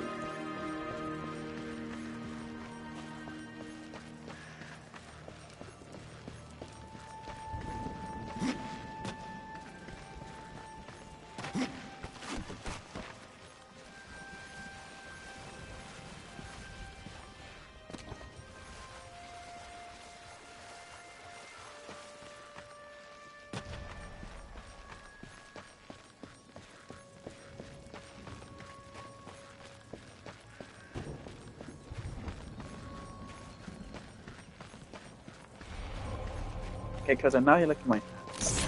Don't leave you to dinner. Thanks, yo.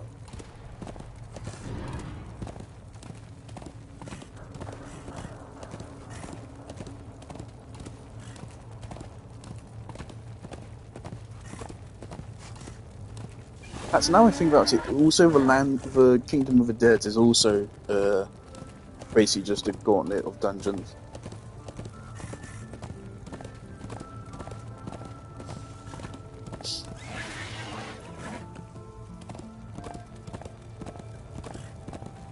But do you think I'm talking to you?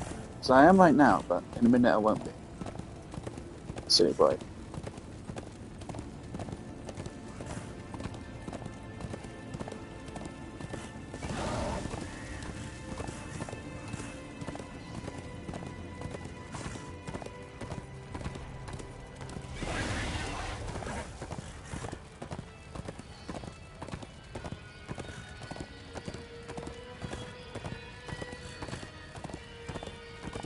I mean, pretty much, yeah, the whole game is just go to a dungeon, fight the boss, go to another dungeon, fight the boss. Events and repeat. It's good. Feel alive.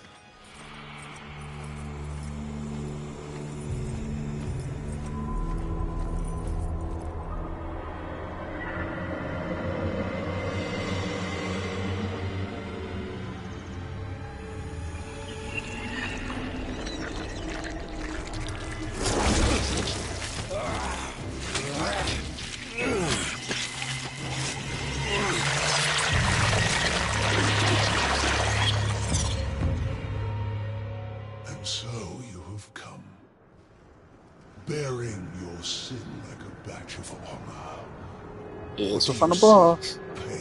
Absalom. Return of mankind. To a barren planet shorn of life. Oh, humans are weak and simple. They would not survive this resurrection, nor do they deserve it. That is not ours to judge. I do this to spare war from the Council's punishment. And what of the Nephilim?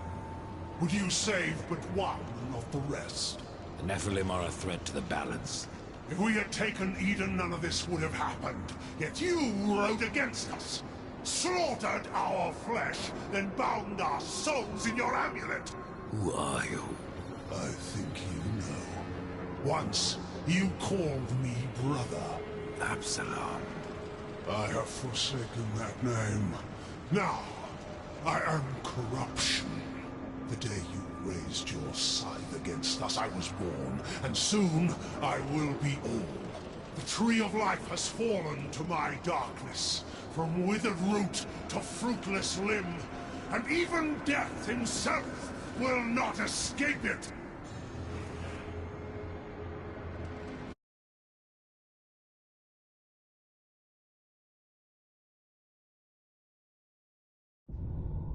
What defines a soul? Some call it the spark within that fights the darkness, that burns for life itself. But what of Death, who became the Reaper on the day he slaughtered the Nephilim? He killed his brother, his comrades, and Absalom.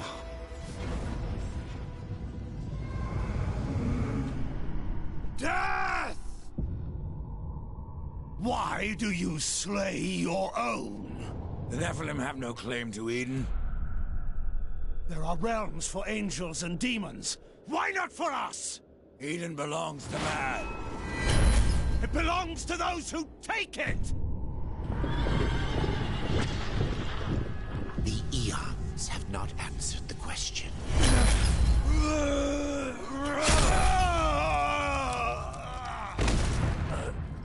Was it worth it? Brother. That one moment.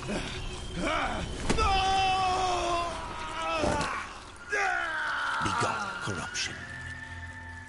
And crowned him Kinslayer.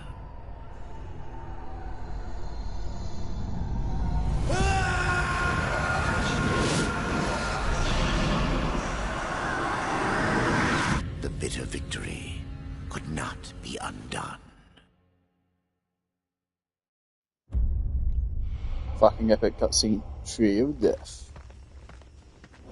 Now, Ayo and me had not been paying attention, so I didn't realise that they said the Tree of Life will transport you to other worlds. So I was perplexed by this.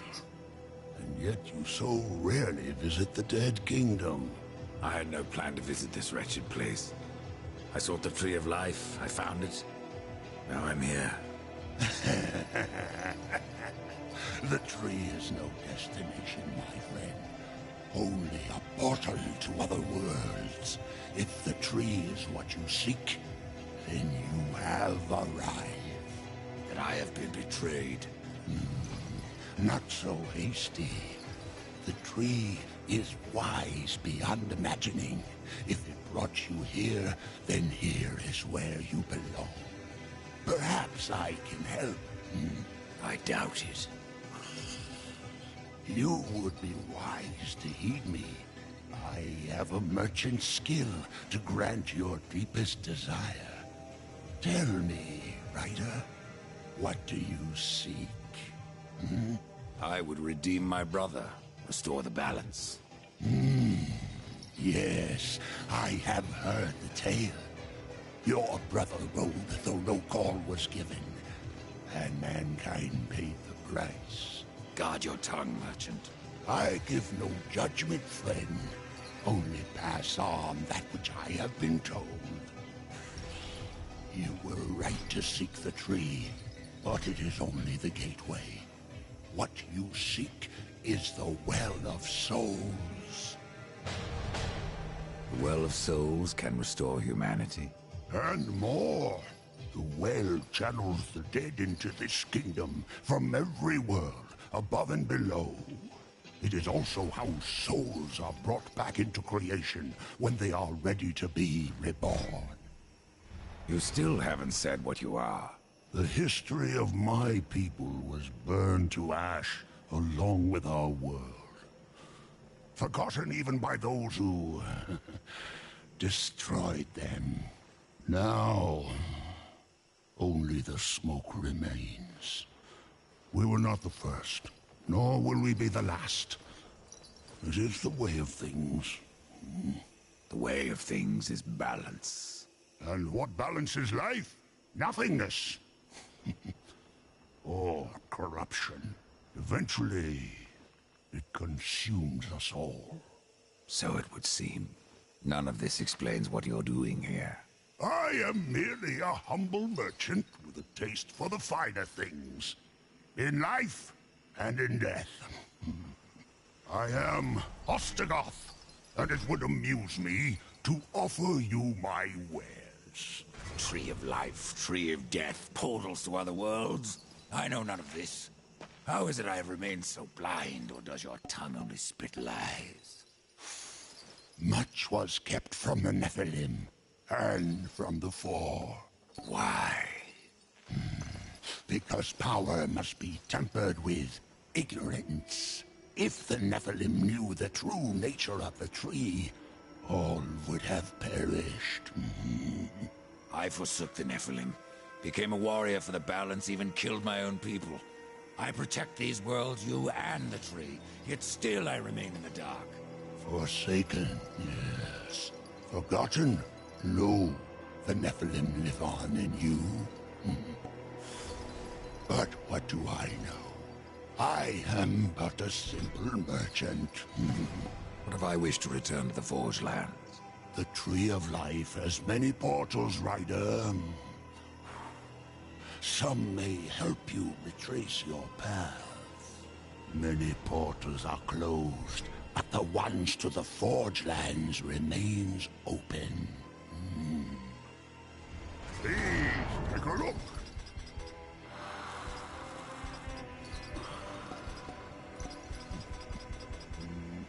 Cutting you a coffee for us, right? Good one.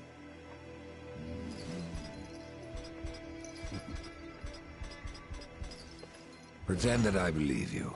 Where should my search begin? You must scale the Serpent's Peak and summon the Eternal Throne. There the Lord of Bones slumbers. He will guide you to the well, or he will have your soul. Before you go, horseman, consider this. My people may be lost, but their relics yet remain. You may come across them in your travels. They are worthless to most, but valuable to me. Return them, and I will trade relic for coin. I just looked at some clips here just because this voice actor goes hard. He's so fucking good. There's our new set of collectibles. So every collectible from previous regions will carry on into this one. And then there's more on top of that. There's still stone bites. Of course, there's still Book of Dead pages.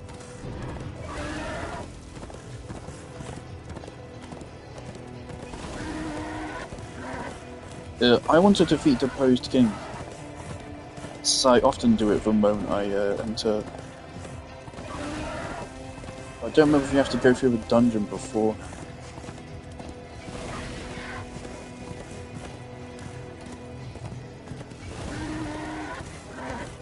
Also, I was considering maybe playing through the Crucible. Nah, I don't feel like it. Not anymore. Not right now. Backing music to Kingdom of the Dead is so cool as well. The skeletons, they're just so much of a non-threat.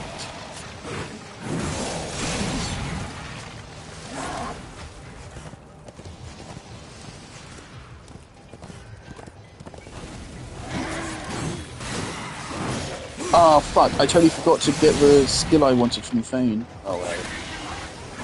Doesn't matter much. I just wanted the aerial skill. Why does Despair keep losing all his power? I don't think that should be happening.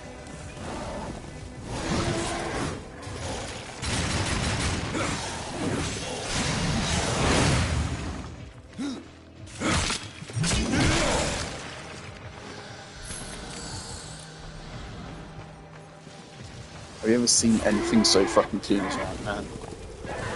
See why I fucking love this game?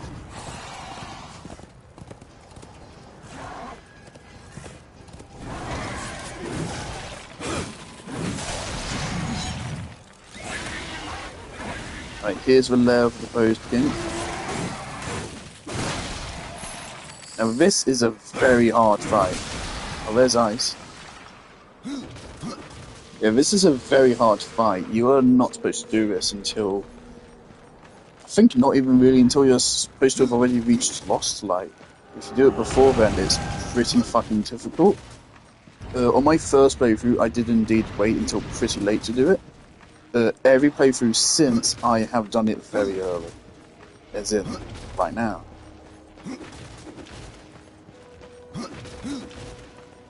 I just don't remember how to reach it.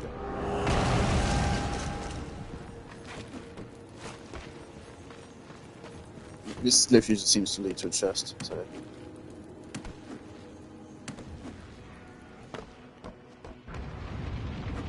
Oh, this is a key or a map, isn't it? This is not an actual loot chest.